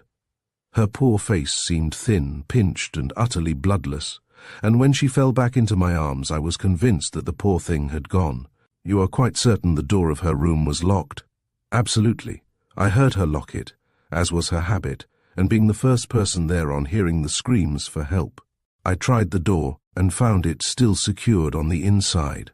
Mr. Shaw is half demented and would not at first leave the poor young lady's side until compelled to go to the petty sessions. It seems that there is an important case, and no other magistrate is at home to take his place on such short notice. But I'm expecting him back at any moment now." "And is Miss Astor still in her room?" I asked. "I think you said that the door was broken open." "Yes, sir." "For that reason we've carried her into the green guest room, which is lower down the corridor, nearer to my own." "Thank you, Mrs. Howard," I said. "I'll go up and find the doctor. I know my way." Then, in quick anxiety, I breathlessly ascended the broad, thickly carpeted oak staircase, and a few moments later was in the room which I knew. By the door was the apartment in which the weird occurrence had taken place. I recollected only too vividly my own terrible experience, and by those ejaculations which had so puzzled everybody, I knew that she had again witnessed that claw-like hand. The room, cosy, well-furnished and upholstered in pretty cretonne, was in great disorder. The bed, a brass one, with cretonne hangings over the head to match the furniture, was tumbled with half the clothes upon the floor, while the green satin-down quilt had been tossed some distance away. A chair lay overturned, and water and towels were about, showing the attempts at restoration. Upon a little wicker table near the bed stood a shaded electric light, and a novel which my love had evidently been reading on the previous night lay open. Yet though I investigated the room with careful deliberation, fearing every moment lest Shaw should return, I could detect nothing to account for the singular phenomenon. The window stood slightly open, but Mrs. Howard had explained how it had been unlatched by herself. I examined the lock of the door. The key was still on the inside, while the hasp was broken, while the hasp of a small brass safety bolt above had also been forced off. Hence the door must have been both locked and bolted. Certainly there could have been no intruder in that room. One object caused me curiosity, and my heart beat quickly. Upon the mantel-shelf was a little framed snapshot of myself and her father which she had one day taken outside the casino at Aix. But what had she seen within that room to cause her such a shock, nay, to produce upon her almost exactly the same symptoms which in the case of Guy Nicholson had terminated fatally? I heard a footstep in the corridor, and emerging from the room came face to face with the fussy old doctor in his rough tweeds. My unexpected appearance caused him to utter an exclamation of surprise, but when I asked breathlessly for news of his patient, he looked very grave and said, "A weak heart and brain trouble, my dear Mr. Kemball. To tell you frankly, alas, I fear the worst." "Come here a moment," I said, taking him by the arm and pulling him into the disordered bedroom. "Now," I added, as I pushed the door to as well as it would go, "tell me truthfully, Dr. Redwood, what do you make of this affair?" "Nothing at present," he replied with a peculiar sniff, a habit of his. "Can't make it out at all. But I don't like the symptoms. Only once she has spoken. In her delirium she whispered something about a hand. She must have seen something or other, something uncanny, I think." "And yet, what can there be here?" he asked. gazing amazedly round the apartment. "Look here, Redwood," I exclaimed firmly. "The facts are very similar to those at Titmarsh. Poor Nicholson saw something, you'll recollect, and he had locked himself in just as Miss Seymour did." The doctor stroked his ruddy, clean-shaven chin. "I quite admit that in many of the details it is quite a parallel case, but I am hoping to get the young lady round sufficiently to describe what happened. The servants say that the screams were loud, piercing ones of horror and terror. Shaw himself told me that he had the greatest difficulty in breaking down the door. They found her crouched down in fear yonder, behind the ottoman, and she shrieked out something about a hand. To what could she have referred, do you think? She's quite sane and of perfectly sound mind, or I should attribute the affair to some hallucination." "It was more than hallucination," I assured him, recollecting my own experience, yet determined not to assist him towards the elucidation of the mystery. The dead man had evidently made a discovery immediately before his fatal seizure. I recollected that brief, urgent note of Asta's. Had she, too, made a similar discovery? Yes. There could be no evasion of the fact. The two cases were in every way identical. For nearly a quarter of an hour, I stood discussing the amazing affair with Redwood. I could see that he was both mystified and suspicious. Therefore I extracted from him a pledge of secrecy, and promised to assist him towards a solution of the extraordinary problem. I made no mention to anybody of Asta's message to me, which I intended should remain a secret. At my earnest appeal he allowed me to creep on tiptoe into the darkened chamber, wherein still lay unconscious the woman I loved so profoundly, she who was all the world to me. I bent over the poor white face that presented the waxen transparency of death, and touched the thin, soft hand that lay outside the coverlet. Then, with eyes filled with tears, and half choked by the sob which I was powerless to restrain, I turned away and left the room. "Will she recover?" I managed to ask the doctor, but he merely raised his thick eyebrows in blank uncertainty. What devil's work had been accomplished within that locked room? Aye, what indeed? Against the man Shaw, who had so cleverly misled her into the honest belief that he adored her, there arose within me a deep and angry hatred. Why was he not there, knowing Asta's precarious condition? His excuse of enforced attendance at the petty sessions was no doubt an ingenious one. Little did he dream that, before the occurrence, Asta had summoned me, and for that reason I was there at her side. So strange had been all the circumstances from that moment when the man of mystery, Melville Arnold, had breathed his last, that I had become utterly bewildered. And this amazing occurrence in the night now staggered me. Only one person had solved the mystery of the shadowy hand, and he, alas, I had not lived to reveal what, no doubt, was a terrible truth. In the corridor I stood discussing my beloved's condition in low, bated whispers with the fussy country practitioner, a man of the old fox-hunting school, for nearly every one rides to hounds in that grass country. He had already telephoned for Dr. Petherbridge, in Northampton, to come for consultation, and was now expecting him to come over in his car. "I have done all I can, Mr. Kemball," he said, "but as we don't know the cause, the exact remedy is rather difficult to determine. Every symptom is of brain trouble through fright." "Exactly the same symptoms as those you observed in Nicholson," I remarked, whereat he slowly nodded in the affirmative and again stroked his rosy, clean-shaven chin. "Well, doctor," I said, "I intend to make it my business to investigate the cause of this peculiar phenomenon," and I sat down and wrote an urgent telegram to Cardew, who was, I knew, now stationed at Aldershot.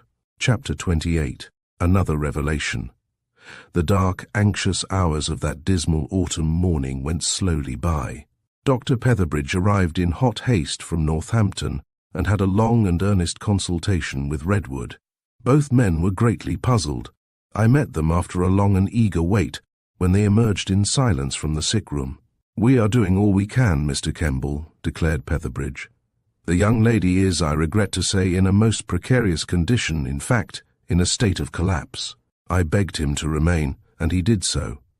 For several hours they were constantly at her bedside, while Mrs. Howard, anxious and solicitous for the welfare of her young mistress, expressed surprise that Mr. Shaw did not return. My own suspicion was that he had already fled, yet it proved ungrounded, for at 2:30 he arrived in eager haste, in a hired carriage, his car having broken down. Both doctors came forward and explained that the condition of Miss Astor had in no way improved. She was suffering from some obscure malady which they had diagnosed as affecting both heart and brain. Poor girl, he cried, tears welling in his eyes. Do your best for her, I pray of you both, he added. She's all the world to me. Can't we summon a specialist? Sir George Mortimer in Cavendish Square might see her, remarked the doctor from Northampton. Let's wire to him at once, urged Shaw eagerly. I accept your diagnosis entirely, yet I would like to have a specialist's opinion. Both medical men acquiesced, and a telegram was dispatched to the great specialist on brain trouble. As Redwood, seated at the library table, wrote the telegram, his close-set eyes met mine. The glance we exchanged was significant. How did you know of this terrible affair, Kemball? Asked Shaw, abruptly, a little time afterwards. I came over to invite you both to dine next Wednesday, I said, of course concealing the secret message I had received from the woman I had grown to love. In response, he gave a grunt of dissatisfaction and walked down the hall in hasty impatience. Was his impatience an eagerness to hear of the poor girl's end? Surely that could not be, for was he not utterly devoted to her? And yet her seizure and her symptoms were exactly similar to those of poor Guy Nicholson. The whole day I remained there, watching closely Shaw's demeanour and his movements. Once, when he found me alone looking forth from the window of the morning-room, he came up beside me, and, looking at me with those small, quick eyes of his, said, This is a terrible blow for me, Kemball. I have been quite frank with you, therefore be frank with me. I've not been blind. I've noticed that you've been in love with the poor child, and, well, to tell the truth, I secretly hoped that one day you would propose marriage to her. My own position is, as you know, one of hourly insecurity, and my keenest wish was to see her happily settled before the crisis. You guessed the truth, was my reply. I do love her. I love her more than I can tell. He sighed deeply, a sigh that echoed through the big silent room. Well, he said, our grief must be mutual, I fear. Petherbridge has just told me that they do not believe she can live another hour. Hardly had those words left his mouth when Mrs. Howard ushered in a tall, thin, white-haired man, the eminent specialist, Sir George Mortimer. Without delay he was taken to the poor girl's room, and then a long period of anxious waiting, while the trio of medical men remained with the door closed. I suppose it must have been about an hour afterwards when, on passing along the carpeted corridor near Shaw's room, next that of Astor, I saw that the door was shut, but as I passed I heard him utter that peculiar whistle, yet so very low that it was only just audible. Twice I heard it, and halting, found myself involuntarily copying him. He was whistling so softly that it could scarcely be overheard beyond the walls of his own room. What was the meaning of that sound? Probably it only escaped his lips when deep in thought. Some men invariably whistle softly or hum tunes while dressing, yet in any case it was curious that he should do this while Astor lay dying.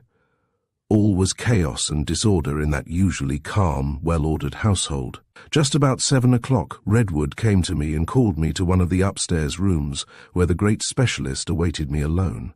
I believe that a friend of yours, a Mr. Nicholson, died a little time ago in somewhat similar circumstances to the present case, said Sir George, standing upon the hearthrug with his arms folded. Now, as far as I can make out, the young lady's illness is due to brain trouble, brought on perhaps by fright. I have seen several similar cases in my experience, and I have treated them. But Miss Seymour, will she live? I asked in frantic anxiety. Ah, that I cannot foretell, he replied calmly in his soft-spoken voice. I have administered 2 injections, and I'm glad to tell you that she is infinitely better. Indeed, I expect her very soon to regain consciousness, and we may hope for a turn. Thank God! Thank God! I cried with overburdened heart. She is very dear to me, Sir George, I added with emotion, and I thank you deeply for your efforts to save her. I quite understand, my dear sir, he said with professional calmness. Yet from what my 2 colleagues have told me, I can't help thinking that there is, well, a little mystery somewhere, eh? A little mystery, I echoed. Ah, Sir George, there is a very great mystery, one which I intend at all hazards to investigate, now that Asta has fallen a victim. But as I spoke, the door was unceremoniously pushed open, and Shaw, who had put on a dark blue suit, and who looked unusually pale and haggard, entered and inquired for the latest bulletin of the patient. "I'm glad to tell you, Mr. Shaw, that she will probably recover," replied the eminent man. "In an hour we trust to have her conscious again, and then she will, I hope, tell us what happened, what she indicated when." In her fright, she made mention of this mysterious hand. The hand. I recollected those written words of Melville Arnold. "She was delirious, I suppose, poor girl," Shaw said. "But this is real good news that she is getting better. You are quite sure that she will not be taken from us?" "I hope not. I have treated similar cases." "Ah, then there is nothing abnormal in this," he cried eagerly. "I cannot exactly say that, Mr. Shaw. When the poor young lady recovers, she will be able to tell us what really occurred to cause her mysterious seizure," Sir George replied gravely. "Yes," said Shaw. "I hope she will be able to clear up the mystery.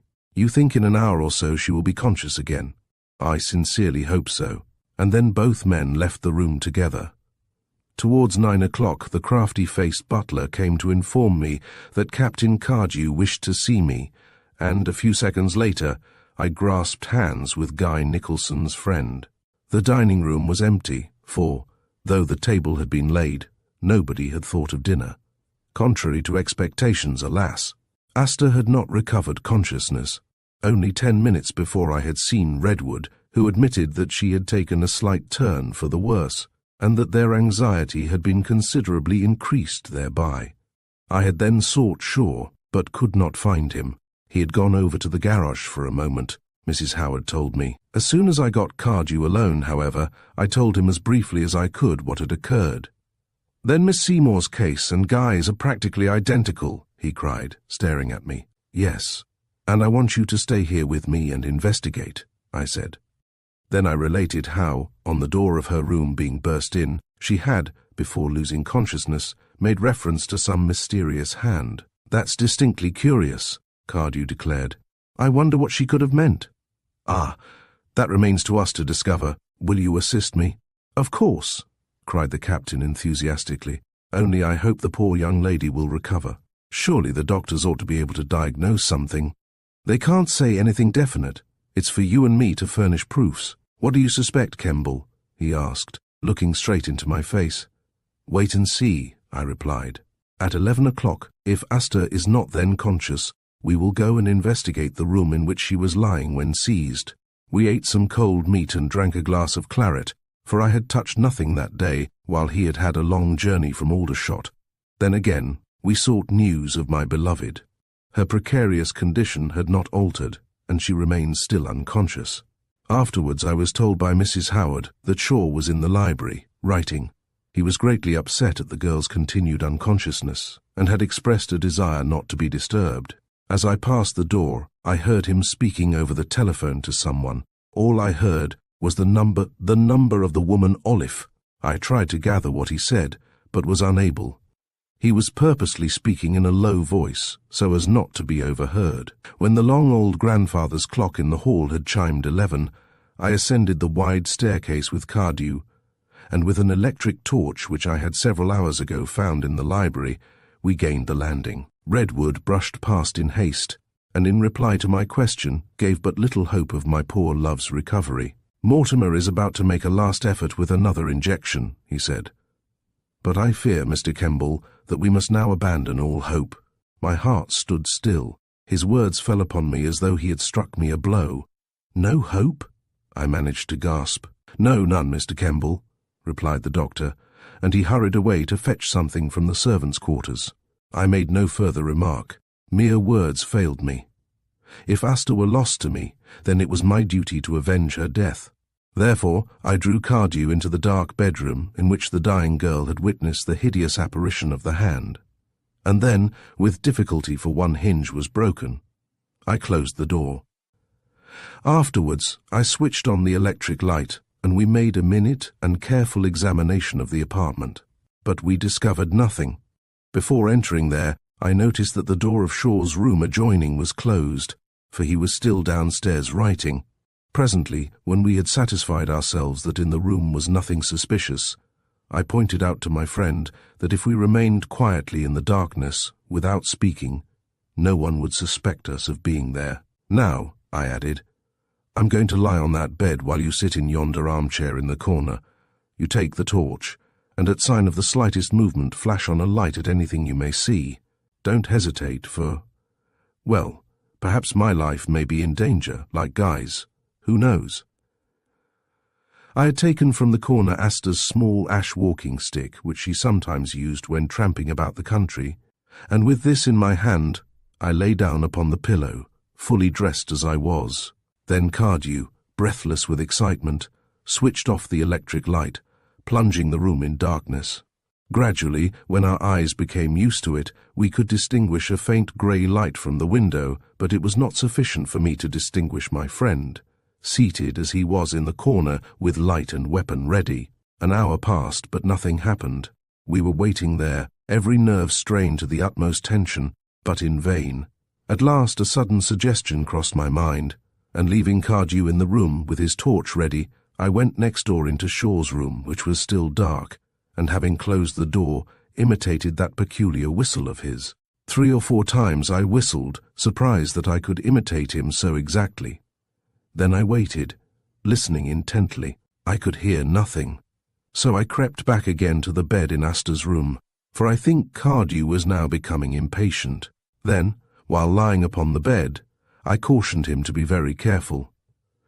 "Open your light at the slightest sound, remember." I held my breath, and could hear my own heart beating in the dead silence. Then, after the lapse of a few moments, we were both listening to the hum of a receding motor car, and wondering whose it was, I suddenly gave vent to that low, curious whistle. Once, twice, thrice I repeated it, low and cautious, so that anyone passing the door might not be attracted by it. Then I listened again with bated breath. A few seconds went by, seconds of intense anxiety. Then, of a sudden, my quick ears caught a curious ticking sound, and next moment, a flood of white light fell upon the bedclothes close to my head. I sprang up with a shriek, for there close to me, I saw the terrible claw-like hand. Chapter 29 discloses Shaw's secret. The thing was ugly, hairy, and horrible. A huge dark brown tarantula, the size of a man's palm, which, the instant it was discovered, turned and sped across the bedclothes and disappeared in the darkness. Cardew had jumped to his feet with a wild, startled ejaculation of horror, having switched on the light, but though we rapidly searched the room high and low, yet nowhere could we find the horrible arachnid. But the secret was out. The revolting hairy thing, which had on that night in Arnold appeared to me like a weird hand, was that huge venomous spider whose bite was as fatal as that of a cobra. Armed with sticks, Cardew and I groped into every hole and corner of that room, but it had vanished so suddenly that we could not decide in which direction it had gone. "Well," gasped my friend, amazed. "By gad, I never expected that." "Neither did I," was my breathless reply. "But the reason of poor Guy's death is now vividly apparent. He was bitten by that arachnid, which Shaw, in all probability, purposely left in his young friend's library prior to returning home on that fatal night." "I think I realize the truth," I cried. "This particular species of Lycosa tarantula is, I have read, found in the primeval forests of Peru, and will only attack human beings when they are motionless or asleep. Its bite is most deadly. It causes stupor, followed by coma or paralysis, and the victim rapidly dies. Yet if the mark of its bite be concealed and unsuspected, as it may easily be in the hair, then the symptoms are identical with those of inflammation of the brain, the disease which from poor Guy is supposed to have died." "Then you suspect Shaw of having kept the horrible thing as a pet, eh?" he gasped, staring at me amazed. "Both as a pet and as an instrument of murder," I replied. "The thing being nocturnal in its habits would, if introduced into a room, remain carefully hidden all day, and only attack the victim at night while he is sleeping. I had a narrow escape while motoring in France with Shaw, and then, in a few words, I described my own experience, and also Asta's previous sight of what had appeared to both of us as a weird, uncanny hand. "Then this scoundrel Shaw evidently intended that you should die," he exclaimed. "By Jove, old chap, you've had a narrow escape." "Yes, he must have carried his dangerous pet in secret in a box, I suppose, and must have taken it away with him when he fled from Aix." Then, suddenly recollecting that curious whistle of his, I realized how Shaw had used it in order to recall the great spider. "Put out the light, Cardew," I said. "Have your torch ready. I have an idea." "But," he hesitated, in apprehension. "Have no fear. We want to see the hideous thing again and to kill it," I said. The next second the room was once more in darkness, and after a few moments I began to imitate softly that peculiar whistle that I had learnt from Shaw. Then we waited in breathless silence, not moving a muscle. Again and again I whistled, but we could hear no movement. The huge spider was, we felt assured, somewhere in the room, but where we could not discover. "Switch on the light," I cried at last, and in a second the place became illuminated again when, to our surprise, halfway down the pink and white cretonne curtains at the head of the bed, the ugly arachnid, with its long claws, stood revealed and startled at the sudden turning on of the light. He had crept slowly down from the small canopy above the bed, seeking the place where I had lain. In an instant he turned to ascend the curtain again, but we were too quick for him, for with 2 or 3 sharp cuts with our sticks we brought him down, and he was quickly stretched dead upon the floor. I went forth boldly to search for Shaw, but could not find him. His room was in disorder, for he had apparently seized some things, packed hurriedly and left. The car we heard leaving the house while we were in Asta's bedroom had evidently been his. He had escaped at the very moment when we had discovered the ingenious means by which he had committed his crimes. We called the 3 doctors and showed them the huge dead spider. Then, in a moment, all 3 agreed that Guy Nicholson had succumbed to its bite, and examination of poor unconscious Asta's hair showed plainly where she, too, had been bitten just above the right ear. The trio of medical men stood utterly astounded. No time, however, was lost by Sir George in applying various antidotes and restoratives, and by dawn he came to me with the joyful news that she had taken a turn for the better. Our knowledge of the real cause of the ailment had only been gained in the very nick of time. Further examination of the walls of Asta's room resulted in the amazing discovery that the door of a cupboard in the wall beside. The fireplace was warped, and when closed, left a space of an inch open at the bottom. The cupboard was lined inside with wood panelling, and in one panel at the back a tiny trapdoor about 4 inches square had been cut, so that it could be removed from within the corresponding cupboard, which was in Shaw's room adjoining. Investigation showed that the cupboard in question was the one secured by those 2 patent locks, and on breaking it open we found that in it Shaw had kept the venomous spider, for both water and food were there, as well as a thick India rubber glove which he no doubt used when he wished to handle his hideous pet, and a small wire cage in which it could be carried. In order to release it into Asta's room, he had only to move the small piece of cut panel in the back of its place of imprisonment, and, glad to escape, the thing would pass through, as no doubt it had done on the night when my well-beloved had been attacked. To recall it, Shaw had only to whistle. The spider knew the call. After the attack upon Asta, the scoundrel had evidently lost the reptile in the confusion, and disliking the light, it had found refuge on the small cretonne canopy fixed against the ceiling, over the head of the bed. Knowledge that its bite had not proved fatal, as in Nicholson's case, and that Asta might recover and describe what she had seen, together with the fact that he had been unable to induce his pet to return to him, had terrified him, and he had escaped. Quickly I telephoned to the police in Northampton, and very soon 2 officers came out on bicycles, and to them we made a statement. Then, an hour later, a hue and cry was flashed across the wires for the assassin's arrest. Slowly, very slowly, Asta recovered consciousness, but I was not allowed to see her, nor was she allowed indeed to speak. Yet the knowledge that my beloved would again be given back to life was, in itself, all sufficient for me. I had at least solved 2 points in that amazing mystery of avarice and cunning.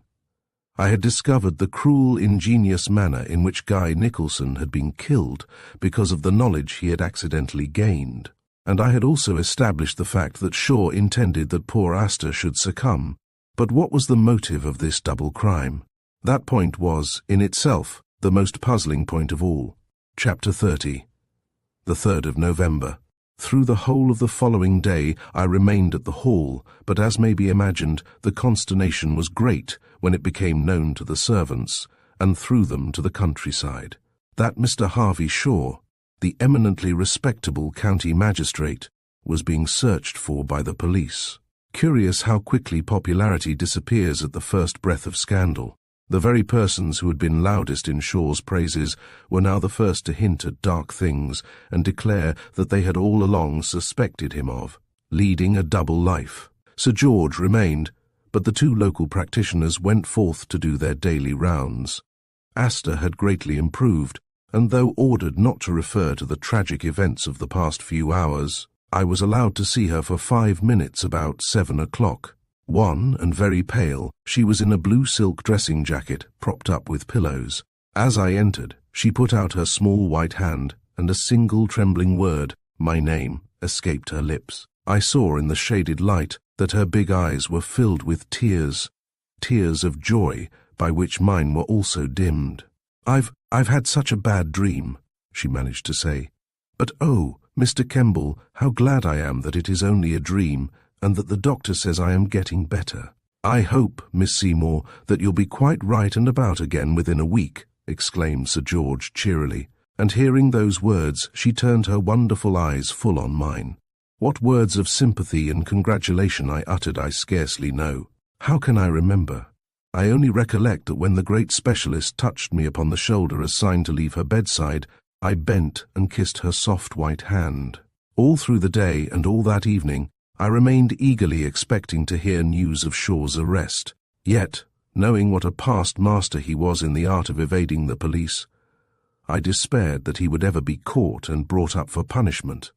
As I sat smoking in his armchair in the big morning room, I reflected deeply, and saw with what marvellous cunning and forethought he had misled Nicholson, Asta, myself, and indeed everybody into a belief that he was devoted to the girl whom, so many years ago, he had adopted and brought up as his own daughter. That decision to kill her lover, and afterwards kill her, was no sudden impulse, but the result of a carefully thought-out and ingenious plan. Whether the huge tarantula had been put into my room at that French inn with evil intent, or whether it had got loose and had concealed itself there, I could not determine.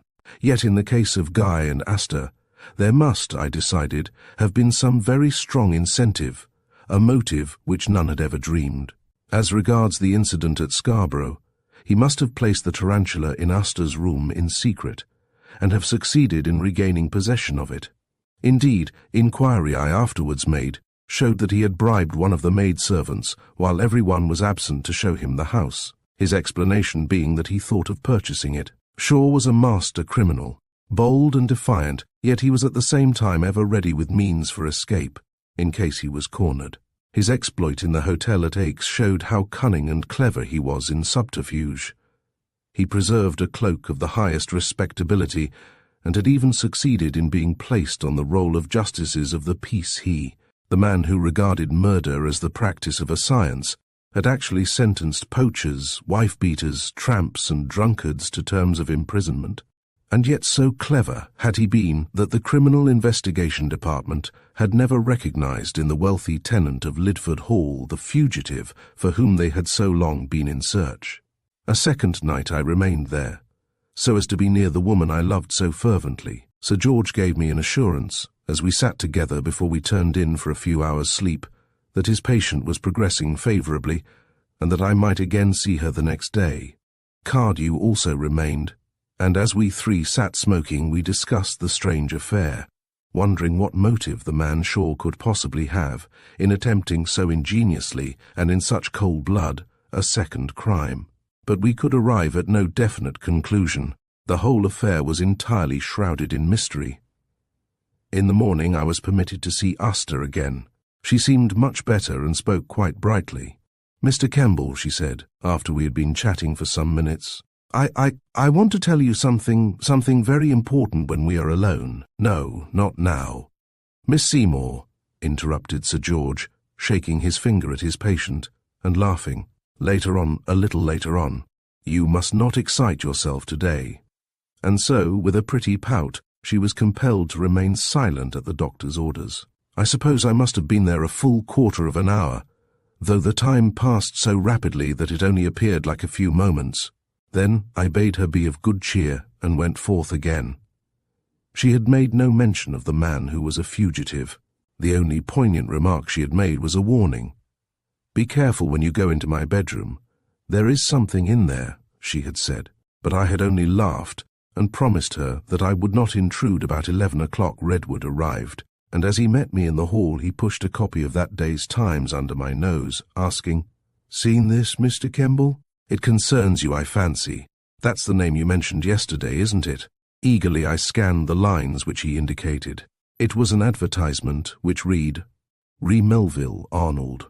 Will the gentleman to whom Mr. Melville Arnold has entrusted a certain ancient object in bronze kindly deliver it according to promise, first communicating with Messrs. Fryer and Davidson, solicitors, 196 London Wall, London, E.C." I read it again and again. Then of a sudden I recollected that it was the 3rd of November. On that day I had instructions to deliver the bronze cylinder to the first person who made application for it. The low, soft-spoken words of the dying man, as he had handed me the heavy cylinder, bidding me keep it in safe custody, recurred to me as I stood there with the newspaper in my hand.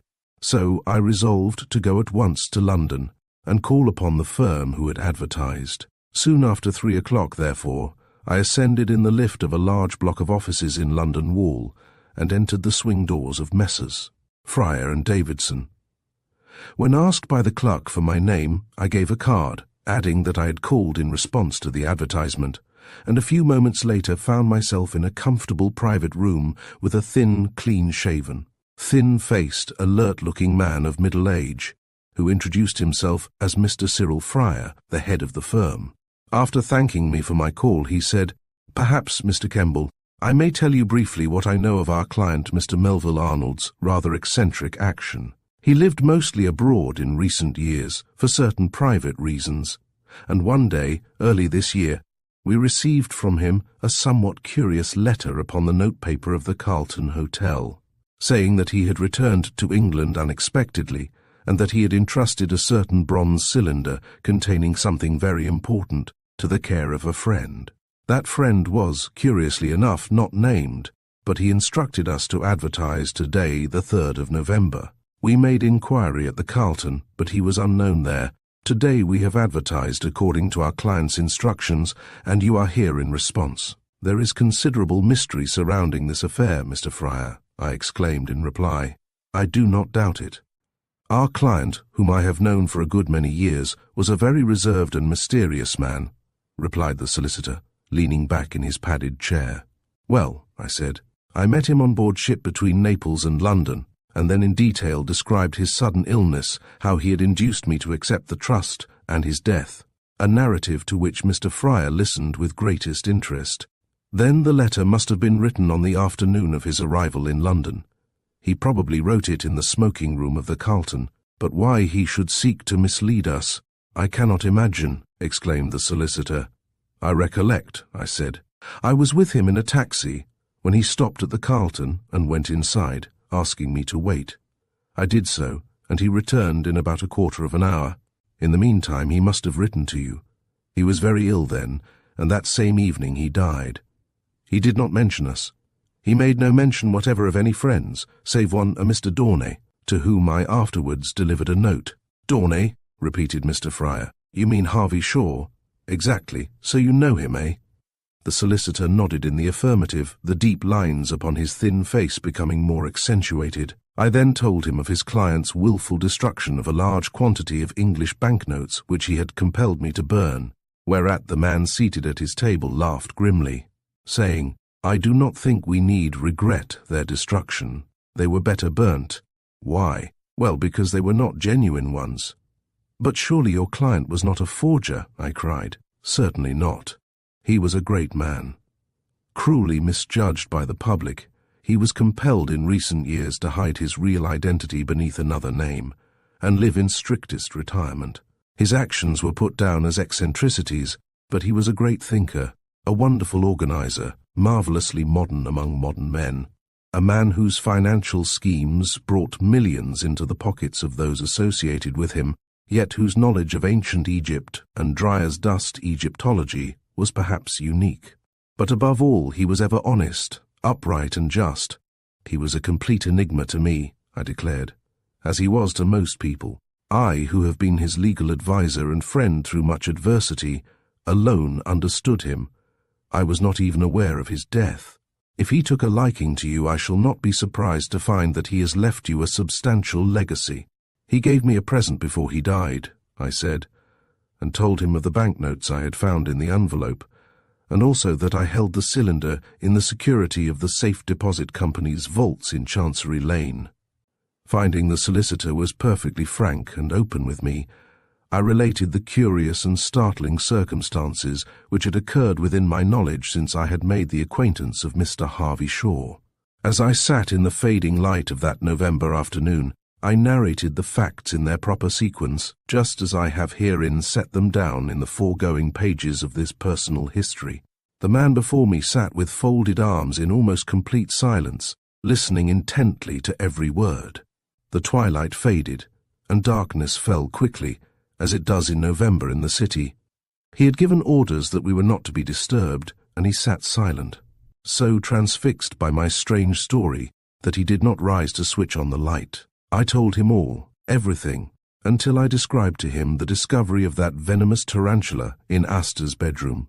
Then he suddenly struck his table with his fist and sprang to his feet, crying, "Ah, I've been expecting to hear of this all along. The scoundrel meant to kill the poor girl. There were reasons, very strong reasons, for doing so." "What were they?" I demanded quickly. "I have told you everything, Mr. Fryer.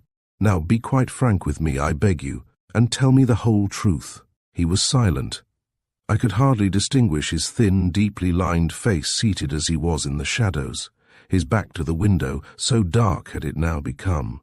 Presently he rose and turned on the light, saying as he did so, "Well, Mr. Kemball, as you seem to have been so intimately associated with the closing scenes of poor Melville Arnold's career, I will explain the whole truth to you, even at the risk of a breach of professional confidence. My client is dead, but the dastardly attempt upon Miss Asta Seymour must be avenged. That man Harvey Shaw shall be brought to justice.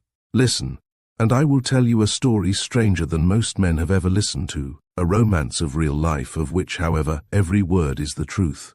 "The cylinder," I cried. "Are you aware of what is contained in it?"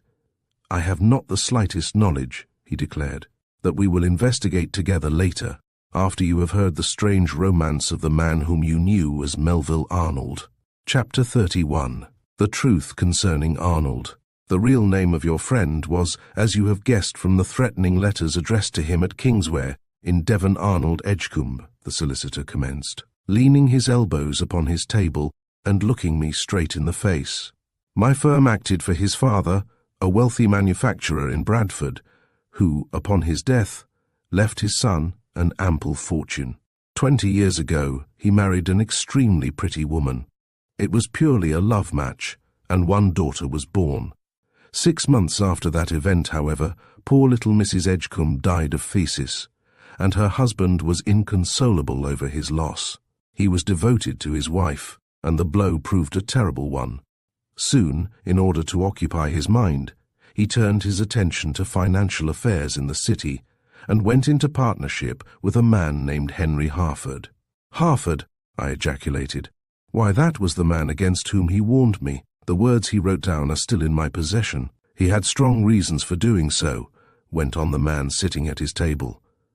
"The combination of the pair, both of whom were fearless and successful speculators, soon raised the firm to the position of one of the best-known financial houses in London. They dealt in millions, as others deal in thousands, and both men, in the course of a few years, amassed great fortunes. Suddenly, when just in the zenith of their prosperity, a great and terrible exposure was made. It was found that they had, by promoting certain bogus companies, which had been largely taken up, netted huge profits. The shareholders, numbering many thousands of widows, clergymen, retired officers, and such-like persons who are ever ready to swallow the bait of a well-written prospectus, became furious. And the public prosecutor took up the matter actively. Though my client was, I assure you, utterly blameless in the matter, and afterwards paid back every penny he had received from the transaction, nevertheless such public outcry was made against him as a swindler, that, victim of circumstances, he was compelled to fly the country, trusting implicitly to his partner, Harford, who, by a very shrewd move, cleared himself. Although he was no doubt the actual culprit, he, on the night of his flight, placed his little daughter, to whom he was entirely devoted, in his care, urging him to adopt her, and not to allow her to know her real father's name. "What?" I cried, starting suddenly to my feet as the amazing truth flashed upon me for the first time. "Then Asta is Edgecombe's daughter, and Shaw's real name is Harford." "Exactly. With these facts in your mind you will be able to follow me more closely." Again, I sank back into my chair astounded. "Well," he went on, "ingeniously as did Harford endeavour to cover his connection with the bogus promotions of which the Britannia Banking Corporation, which you will remember, perhaps was one yet the public prosecutor, after the accounts and books had been examined, decided that he was also a culprit, and 2 months after his partner's disappearance a warrant was also issued for his arrest. Harford, always wary, had, however, on the day previously, taken little Asta with him, and left for Greece, with which country we have no treaty of extradition.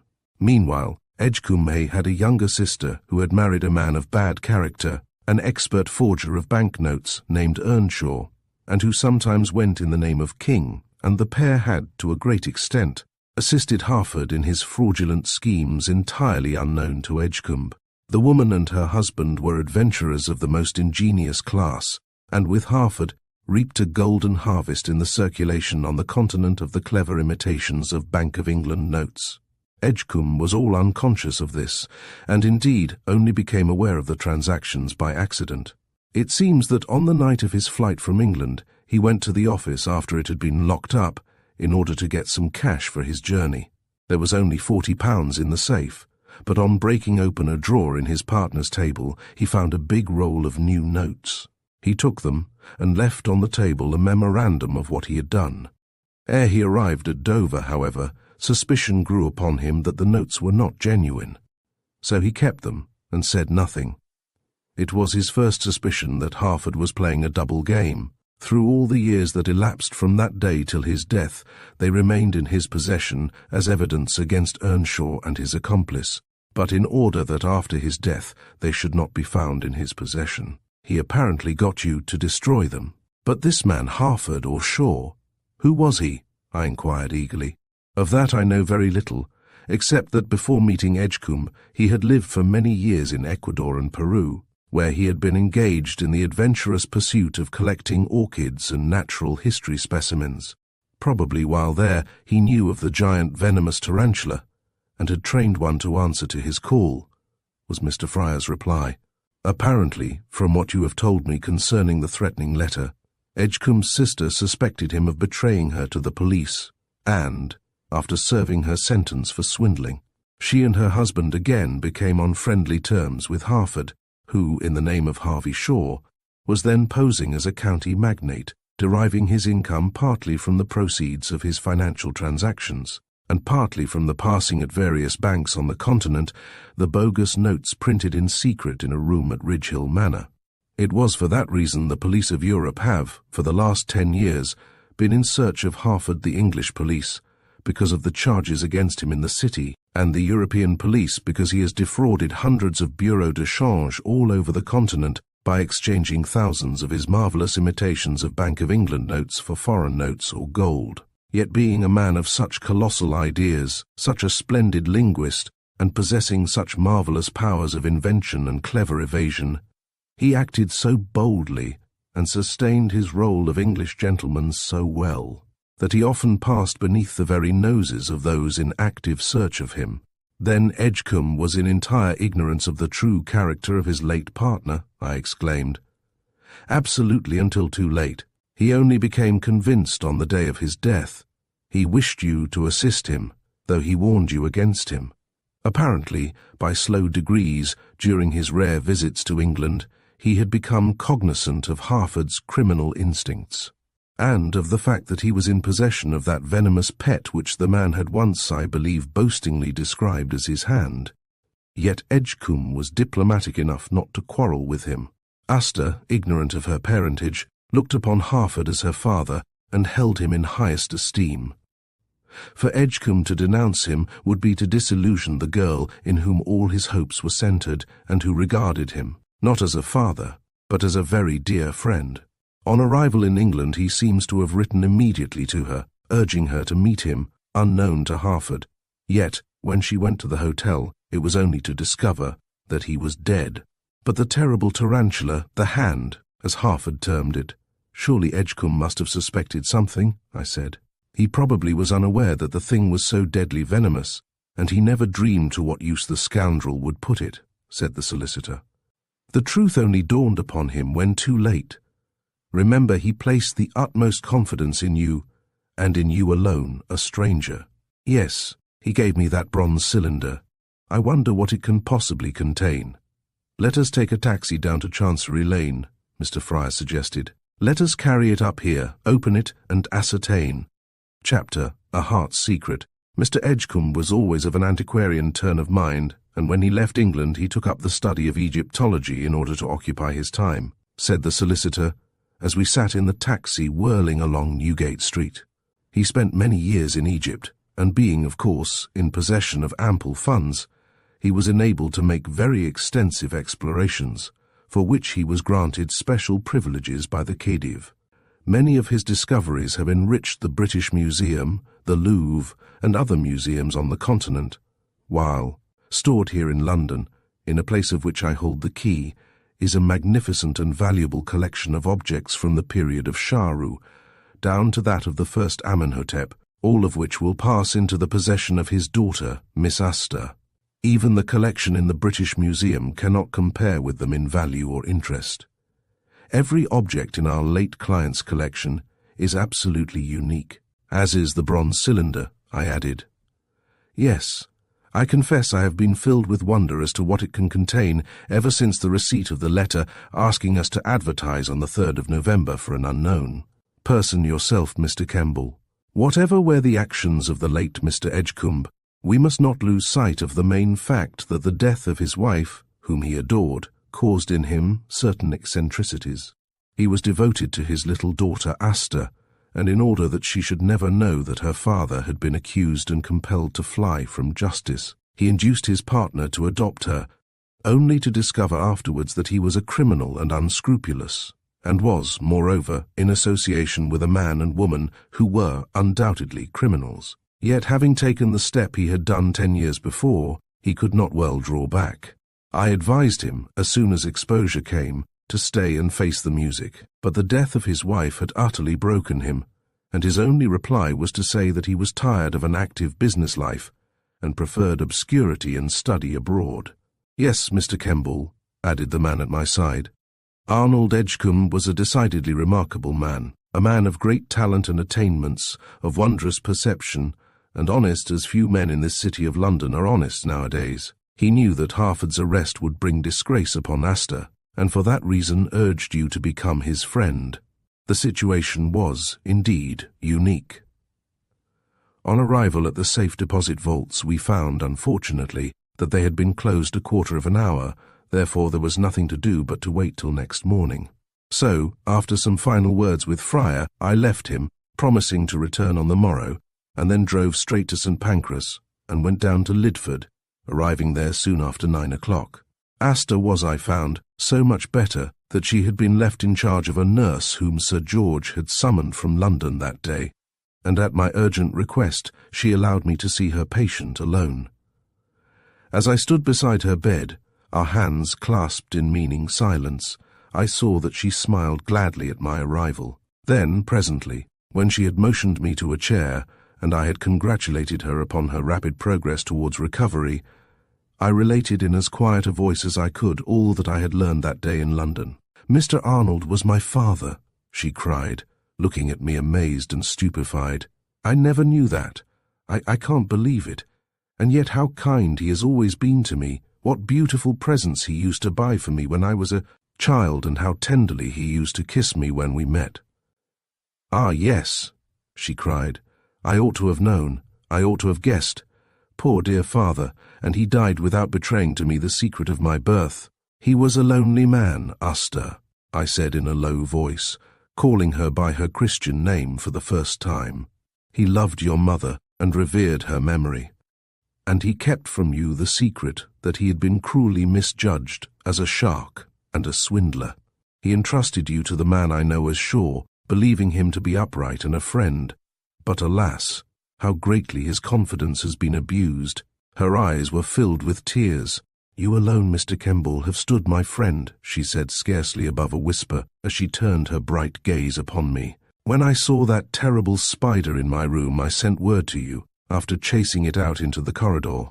A vague suspicion that it had been placed there purposely crept over me, but Shaw must have allowed it to pass into my room again after I had dropped off to sleep. I was your father's friend," I replied, "and I hope—" "Poor dear father. Why did he not tell me? He wrote to me to come to the hotel, urging me to say nothing to Mr. Shaw. Perhaps he had something to tell me—" "Ah, who knows?" she exclaimed reflectively. "But I arrived there, alas. Too late, too late." "He probably intended to reveal to you the truth," I remarked, looking into her pale, wan countenance. "But had he done so, perhaps you and I would not have been such close friends as we are today." "Perhaps not," she sighed. "I remember how, when we motored to Aix, Shaw was very careful of a little box." "Ah, yes, I owe more to you than I can ever repay." "No," I said softly, but let me make a confession to you, Asta," and I took the tiny hand that lay outside the down quilt. "When I first knew you, I grew jealous of poor Guy, forgive me, because Asta, I loved you." Her pale face reddened, and her eyes were downcast. She tried to withdraw her hand from mine. "But I knew what a good honest fellow he was, and I determined to become his friend.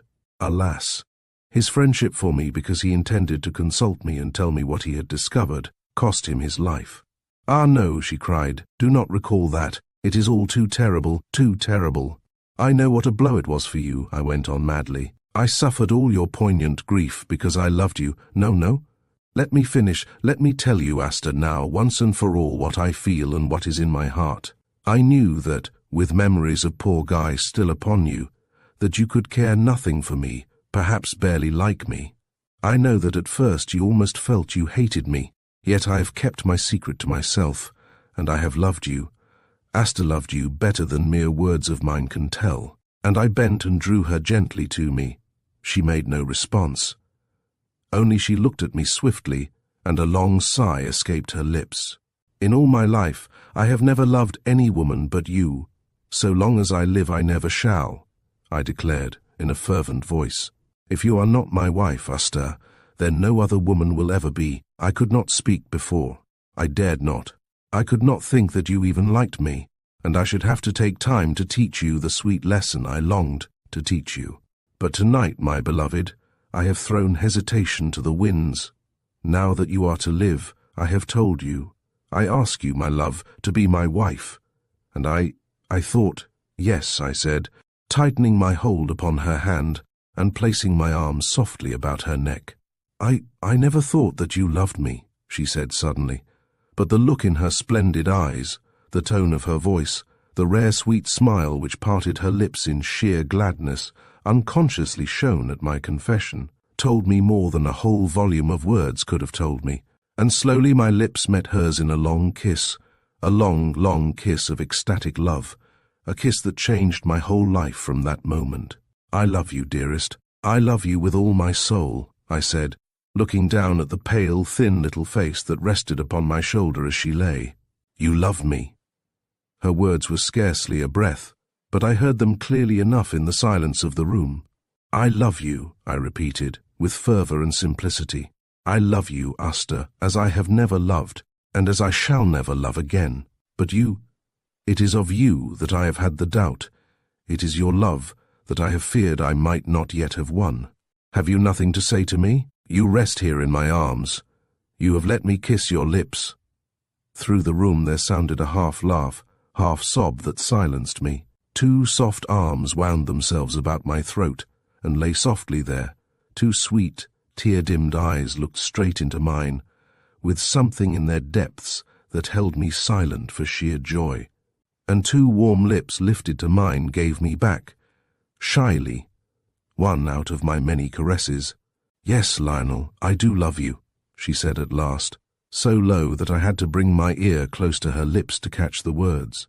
And if you really mean that you want me for your wife, really mean it," I echoed. "My dear love, cannot you understand that I live for you alone? Only you, that for you to be my wife is the greatest, almost the only wish of my life." "Then it shall be as you wish," she said softly. What passionate words escaped me I do not remember. All I know is that our lips met again and again many, many times, and we sat in each other's embraces childishly blissful in our newborn happiness. For a long time indeed, no further word was spoken between us. Our minds were too full for mere uttered phrases. Thus we sat until recalled to a sudden consciousness of the situation by the nurse's light tap upon the door. Then, before I left that room, and heedless of the presence of the nurse, I bent and kissed fondly upon the lips my wife who was to be. Ah! Can I adequately describe my feelings that evening, my heart bursting to tell to some intimate friend the secret of our love? No. I will leave you who have loved to imagine the boundless joy I felt at the knowledge that Asta loved me after all, and that we were betrothed. Chapter. Plot and counterplot. In London next day, I met Mr. Fryer by appointment at 11:30 at the Holborn restaurant, being near Chancery Lane, and together we went to the Safe Deposit Company's vaults, where we obtained the ancient cylinder from the strong box in which I had placed it, and then entered a taxi and drove to the city. Across Holborn, in Red Lion Street, we found a locksmith, and took him with us to Fryer's office in London Wall. He brought with him some tools, but when he seated himself and examined the mysterious cylinder, he shook his head, remarking, "This'll be a pretty tough job. It's been very well welded together. I'll have to file it off." "Is it ancient welding?" I asked. "Oh, no, sir. It's a very ancient bit of bronze, but the top's been off of late, and when welded on it's been painted over green to imitate the patina of the old bronze. Whoever did it was one of those fakers of antiques, I should say." "Well," said the solicitor, "make a start on it and get it open." The mechanic seated himself at the table and, taking up a long, sharp file, began to cut into the hard metal while we stood aside watching him intently. What could it be that was so securely concealed therein, the thing that had been withheld even from Mr. Fryer, the dead man's confidant in everything? For a quarter of an hour the man worked hard, but made little or no impression upon the ancient metal. So the solicitor took me into an adjoining room, where after a brief chat he said, "Since our conversation last night, I've been carefully weighing matters. The motive of the cruel and ingenious assassination of your friend Nicholson is perfectly plain. Harford knew that there was a will in existence, for now I recollect Mr. Edgecombe, after getting me to make it, told me that he had revealed its provisions to his friend. They are that his daughter should inherit the whole of his very substantial fortune, but in the event of her death while unmarried, it was to go to Harford himself, in recognition of his friendship and of his kindness to Miss Asta. Now, if Nicholson had married her, the money would have passed beyond his control, therefore aided, no doubt, by Earnshaw and his wife. They killed him by a method which fully bears out my estimate of the craft and cunning of my client's late partner. Edgecombe, not long before his death, had somehow become aware of the existence of the huge spider, kept as a pet, and having suspicions as to what use it might be put to, warned you of it with his last effort. Nicholson, against whom it is more than probable an unsuccessful attempt was made one night while sleeping at the Hall, also discovered Harford's secret. He intended to reveal it to you, but was attacked, and succumbed before he could call upon you. Harford next feared lest you might propose marriage to his ward, hence the fact that he carried his pet to the continent with him. And you saw the terrible hand, and narrowly escaped its fatal grip on that night in the old French inn. Yes, Mr. Kemball, Fryer added, Depend upon it that Harford played his last card when he allowed the terrible spider to pass into Miss Astor's bedroom. He intended that she should die, and that Arnold Edgecombe's fortune should be his, a plot which would, alas, have been successfully accomplished had your suspicions not been providentially aroused. A sudden call from the locksmith caused us to return hastily to Friar's room, and there we saw that the top of the ancient cylinder had been filed entirely off. "There's something inside, sir," said the man, addressing the solicitor. "Perhaps you'd like to take it out yourself." And Mr. Friar drew forth a portion of an ancient leather thong, attached to which was a large old seal of clay with an ancient Egyptian cartouche impressed upon it. Chapter 34. What the cylinder contained. Mr. Friar then took the cylinder in his hand, and with eager fingers first drew forth a piece of modern paper about 6 inches long, folded lengthways many times. When he opened it, I saw that parts of it were brown, as though scorched, while it bore at its base one of the long green stamps used in the consular service, obliterated together with attesting signatures. At a glance he recognized its nature. "Why," he exclaimed, "this is a fresh will signed a year ago before the British Consul General at Naples. Ah," he went on, reading it swiftly, "I see. His disillusion regarding Harford, whom he believed to be his friend, caused him to revoke his previous will, and by the terms of this he leaves his entire fortune, as well as what may accrue from the enclosed knowledge, unconditionally to his daughter Astor, but in the event of her death it is to go to found a sanatorium for the treatment of destitute consumptive patients. Then he must certainly have had suspicions of Harford. Without a doubt, in order to warn Astor of the existence of that deadly spider, and probably to make other provisions for her, he came to England from Egypt, but unfortunately died on the day prior to her call at the hotel. When he wrote to me, he, no doubt, felt a presage of imminent death, for he knew well that he suffered from heart affection and might expire quite suddenly. He intended, by making this new will in secret and placing it in your hands, that should Astor expire mysteriously, the assassin would receive a shock at finding that the money did not revert to him after all. "And see," he said, "read what is written here." I peered over his shoulder and read the lines of small but clear handwriting at the foot of the document, evidently penned after it had been completed at the consulate. "Memorandum made by me this 4th day of February, 1909, in case of the sudden or mysterious death of my dear daughter Astor before the opening of this cylinder. I desire that the circumstances of her death be fully investigated. The man Harford, alias Harvey Shaw, in whose charge I injudiciously placed my beloved daughter, keeps as pet a specimen of the Lycosa tarantula of Ecuador, which is most venomous and dangerous, and will attack human beings when they are asleep. In Ecuador and Peru, on account of its size and formation, it is known as the death hand.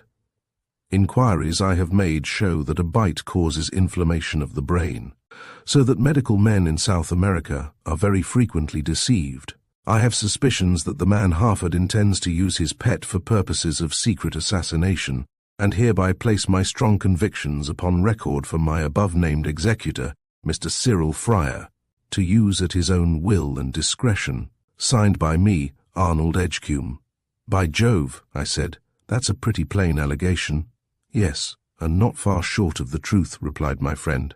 With these suspicions in his mind, I wonder what could have been the nature of his letter to Harford which you delivered at Totnes Station. It was addressed in the name of Dawnay. One of the names he used, one of his actual Christian names. It is evident, however, that, in it, he gave Harford no cause to suspect that he was aware of the existence of the strange pet. Otherwise he would not have made that too successful attempt upon Nicholson. "Yes, but by its delivery he knew that its writer was dead," I said. "Your client, perhaps, acted with some indiscretion in sending it. It at once placed Astor in peril. He had a motive, no doubt, but it imperiled Astor. Yet if he had not sent it, you would never have met the young lady, or been instrumental in exposing the clever and ingenious plot from which she has so narrowly escaped with her life," the solicitor remarked. The locksmith had been paid and retired, so we were again alone together. "The wording of this latest will is peculiar," Mr. Friar went on. "It refers to all that may accrue from the enclosed knowledge." "What enclosed knowledge, I wonder?" And taking up the cylinder, he again looked into it. "Why, there's something else here," he exclaimed, and inserting a long steel letter opener, he succeeded in drawing forth a small roll of ancient brown papyri, which, very tender and crumbling, was covered by puzzling Egyptian hieroglyphics. "This, in all probability," he exclaimed, "is what the cylinder originally contained when he discovered it in the tomb of the great Merempta. We must obtain a translation." "Yes," I cried eagerly, "let us take it to the British Museum. Professor Stewart will be able to decipher it at once." So, replacing the papyri in its bronze case, we took it with us in a taxi, and half an hour later sat in the room of the professor, the same eminent Egyptologist whom I had seen on my previous visit there. The great scholar put on his spectacles very leisurely, and with great care opened the crumbled relic out before him as he sat at this table and placed a sheet of glass over it. Then, for a long time, he pored closely over the queer, crude drawings. At last he broke the silence as he looked up at us through his round glasses, saying, "This, I may as well tell you, is one of the most remarkable and interesting records that have ever come out of Egypt, and, like the papyri which I deciphered for Mr. Arnold, and which was found accompanying this cylinder, it is in the hieroglyphics in use during the period after Alexander the Great had delivered Egypt and it was ruled by Ptolemy, and his descendants, Ptolemy the First. You will remember, perhaps, reigned from 323 to 285 BC, and was succeeded by 12 other kings of his dynasty. The famous Cleopatra was daughter of Ptolemy the 11th, and in 43 BC became Queen of Egypt. Here we have before us, upon this piece of papyri, a most important record concerning that famous woman. This was written at Thebes by one Sanehat, or Sanehat, son of the Sycamore, a general and a royal favorite in the year and month of Antony's death. Listen, and I will decipher one or two extracts to show you its purport. And carefully wiping his spectacles, the celebrated Egyptologist readjusted them, and then, examining the half-faded lines of hieroglyphics, said, "The opening is a long one in which Sanehat, son of the Sycamore, probably from his having been born or living at some place where there was a celebrated sacred sycamore, describes the love between Cleopatra and Antony, and the great treasures of the wonderful palace of the Ptolemies, which stood about in the center of the shore of the eastern bay of Alexandria. He relates how Antony and Octavian fought desperately for the possession of the world at the Battle of Actium, and how, after that wonderful royal banquet, which Athenaeus has already described to us in his writings, Antony sank deeper and deeper in the flood of his wild passion for Cleopatra. We have the queen's marvelous beauty, her fascinations, her limbs like gold, and her hair like lapis lazuli, so precious in Egypt in those days, and her sins here described by the hand of one who was her most trusted general, and who, by the way, is mentioned in at least two other records of this period, one now preserved at St. Petersburg, and the other at Berlin, published in facsimile in the Denkmaler of Lepsius.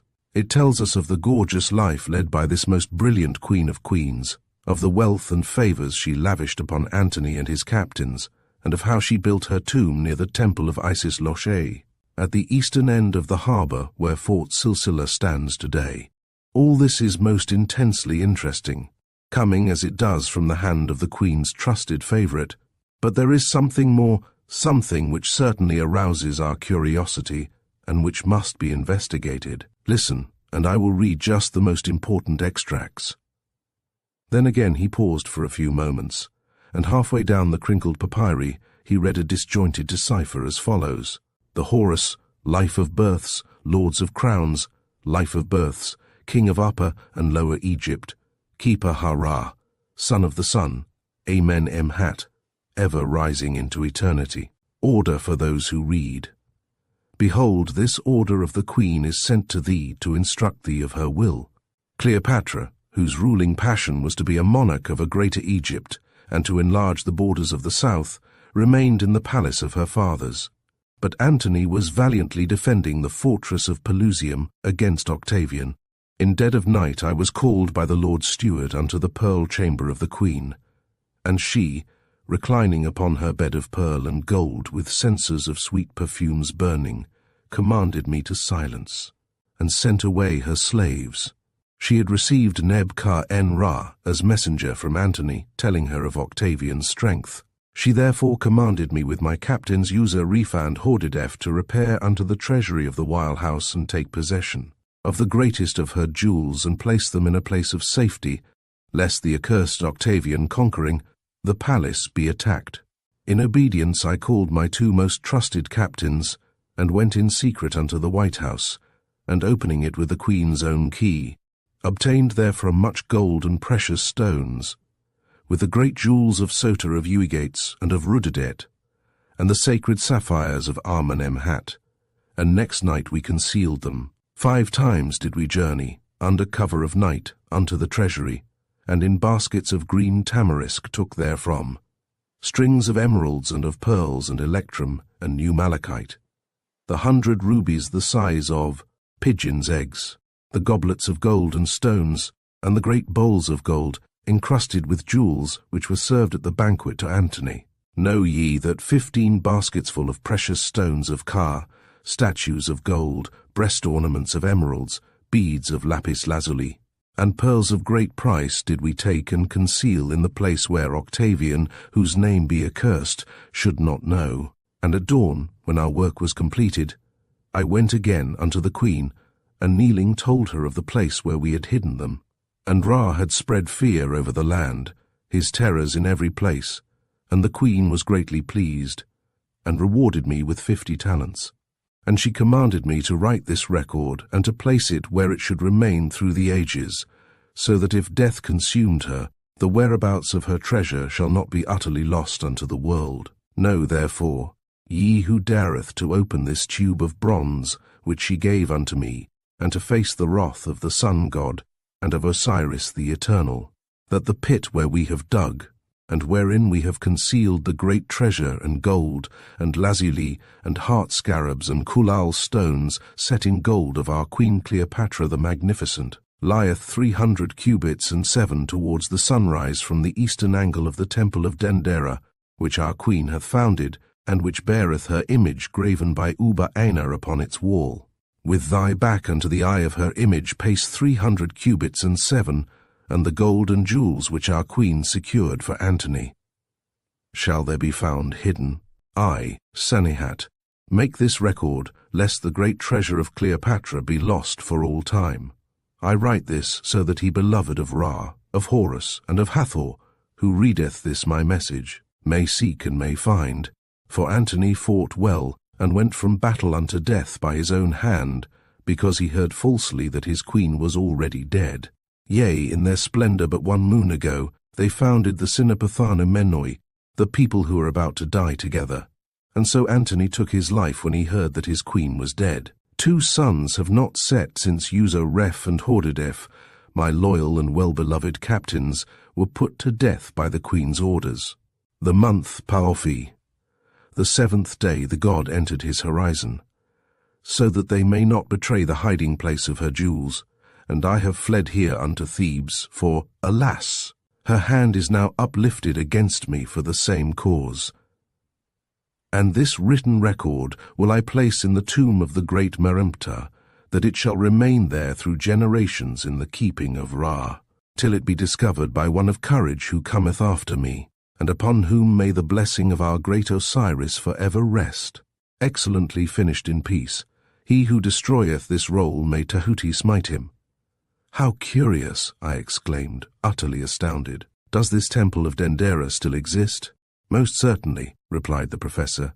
I myself have seen the graven image of Cleopatra upon its wall, as well as that of her child Caesarion.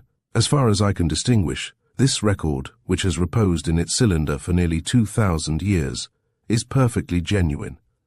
And as it is known that the marvelous Egyptian queen must have possessed untold treasures, this record of Sanehat should certainly be investigated. It was evidently written on the day of Cleopatra's death, but before the news that the gorgeous queen had committed suicide rather than be carried captive to Rome had become known. But does this wonderful collection of gems still exist, do you anticipate? Inquired Friar. Well, after reading such an authentic document as this, I am certainly inclined to believe that it may very possibly be found. I recall that the vicinity of the temple is desert, and that the ground at the spot indicated certainly shows no signs of recent excavation. Then knowledge of this papyri must be kept a profound secret, and the Egyptian government approached in confidence with a view to allowing exploration in the vicinity, Fryer said, his business instinct at once asserting itself. Most certainly, replied the professor. I am of course most intensely interested in this matter, and if I can be of any assistance I shall only be too happy. Personally, I believe that by this important papyri, the great treasures which Cleopatra was known to possess, and of which history gives us no account after her death, may actually be recovered. Chapter 35. Conclusion. 12 months have passed. The days have slipped away rapidly since that well-remembered morning when I stood beside Professor Stewart and watched him, peering through his glasses, decipher those puzzling hieroglyphics which Sanihat had penned 2,000 years before. No doubt you read the newspapers and of course have seen the interesting results of the excavations made and still being continued by the Egypt Exploration Fund under the auspices of the Egyptian government, with whom Mr. Fryer, as the late Arnold Edgecombe's executor, came to a mutual arrangement. Professor Stewart has for some months past been out at the Temple of Dendera, that cyclopean pile which Cleopatra built for herself. And though from time to time vague reports have found their way into the papers of important discoveries close to that famous edifice, yet, truth to tell, we are endeavoring to keep the actual extent of the discoveries as private as possible for the present. All I can say is that ancient jewels, worth many thousands of pounds taken from the spot, have already reached London jewels, ornaments and heart scarabs, which once adorned the person of Egypt's most gorgeous queen. But it is of my own sweet-faced queen that I think the most, she who sits here in silent love beside me at Upton End, as I now pen these final lines. We have already been man and wife for 8 months, and after a delightful honeymoon spent beside the Nile, during which we paid a visit, of course, to Cleopatra's temple, where Professor Stewart was superintending operations, have returned home and settled down in peace and happiness, a rural bliss, perfect and entire, that will last always. The hated name of Harvey Shaw is never mentioned between us, and little wonder indeed. Within a month after his flight from Lidford, 2 men, one a foreigner, called at night at a lonely cottage near Hexworthy, far away on wild Dartmoor, and asked to see the tenant, a gentleman who had recently taken the place furnished. The broad-speaking, old Devon housekeeper went upstairs to inform her master of his visitors, but she found the door locked. Shaw, for it was he, had recognized the voice of Victor Tramu, and knew instantly that he had at last been run to earth. The second visitor, a well-known officer from New Scotland Yard, rushed upstairs and called upon the accused to open the door, but on doing so they heard the report of a revolver, and bursting in, found the assassin of poor Guy Nicholson lying shot through the head and quite dead. It appeared, too, that on the day following Harford's flight, Ridgehill Manor was found by the police to be tenantless, and Earnshaw and his clever wife have not yet been found. The police, however, are confident that, possessing only slight funds, they must be heard of again ere long at their old game of passing forged notes to continental money changers. Astor, instead of existing upon the charity of a criminal and unwittingly exchanging forged notes for genuine ones and gold, as she had done so many times, is now wealthy in her own right, while Mr. Fryer has received a very handsome legacy as executor. Cardew, fond of adventure, got 6 months' leave to assist in the excavations in Egypt, and recently, on his return, has been here at Upton End on a visit, and has told us much of interest concerning what has of late been found there, and as evidence of the genuineness of that half-faded record, penned by the trusted general of Cleopatra, whom she afterwards desired to kill in order to protect her secret of her treasure, and preserved for so long in that bronze cylinder there stand before me, with the gold statuette of Osiris beneath domes of glass, upon a side table in the library, wherein I am this evening writing, a canopic jar of alabaster and 4 ancient golden goblets, varying from 7 to 10 inches in height, thickly encrusted with magnificent rubies, sapphires and emeralds, the actual cups which once held the wine drunk at those gorgeous bacchanalian feasts which the great queen gave to Antony, over whom she exercised that fatal fascination. They represent but a specimen of what has already been recovered, and is later on to be divided between the Egyptian government, the British Museum, and Asta herself. Though we are extremely careful to conceal the real facts from the papers, extensive works of examination are at this moment in progress. For it seems that the Queen's enormous wealth was buried hurriedly beneath stones in a watercourse, which has ages ago dried up. The action of the water scattered the loose gems, as from the sifting of the sand each day, precious stones, cut and uncut, are now being recovered. Never in these our modern days of progress and discovery has such a flutter of excitement been caused in archaeological circles, and certainly never has such a magnificent and authentic treasure, the lost million of Cleopatra, been located. Arnold Edgecumbe, always attracted to the study of Egyptian archaeology, had devoted the last 17 years of his broken life to studies in Upper Egypt, and, truly, the discovery he made in the tomb of Meremptah has resulted in the recovery of great numbers of the gems and ornaments actually worn by Cleopatra herself. Every national museum in Europe has eagerly offered to purchase specimens, hence the estate of the late Arnold Edgecumbe, the man so cruelly misjudged and hunted down by the investing public, will be greatly enriched by the remarkable discovery, which, on that evening of his death, he predicted to me would astound this our prosaic modern world. Often have I congratulated myself upon my narrow escape from a sudden end on that night in the old French inn, for surely the cunning ingenuity and truly devilish resourcefulness of Asta's foster father, from the moment when he so successfully cast the blame of fraud upon his friend Arnold Edgecumbe and caused him to flee to Egypt, until that night when he so nearly succeeded in taking the young girl's life, showed him to be a veritable master criminal. But the days of darkness, insecurity, and despair are happily over. The clouds have parted, and the sunshine of happiness now falls upon the dear, sweet girl who 8 months ago knelt beside me at the altar of that grey, square-spired village church which, here as we sit in the summer sunset, we can see peeping beyond the old elm avenue across the park. "Yes, my darling, I am at last truly happy," she whispers softly in my ear, bending over to kiss me in reply to a question. So happy that I cannot adequately describe what I feel amid this perfect peace. And so, with her sweet lingering caress upon my lips, a kiss more full of love and holy passion than ever, Cleopatra gave Antony beside the Nile.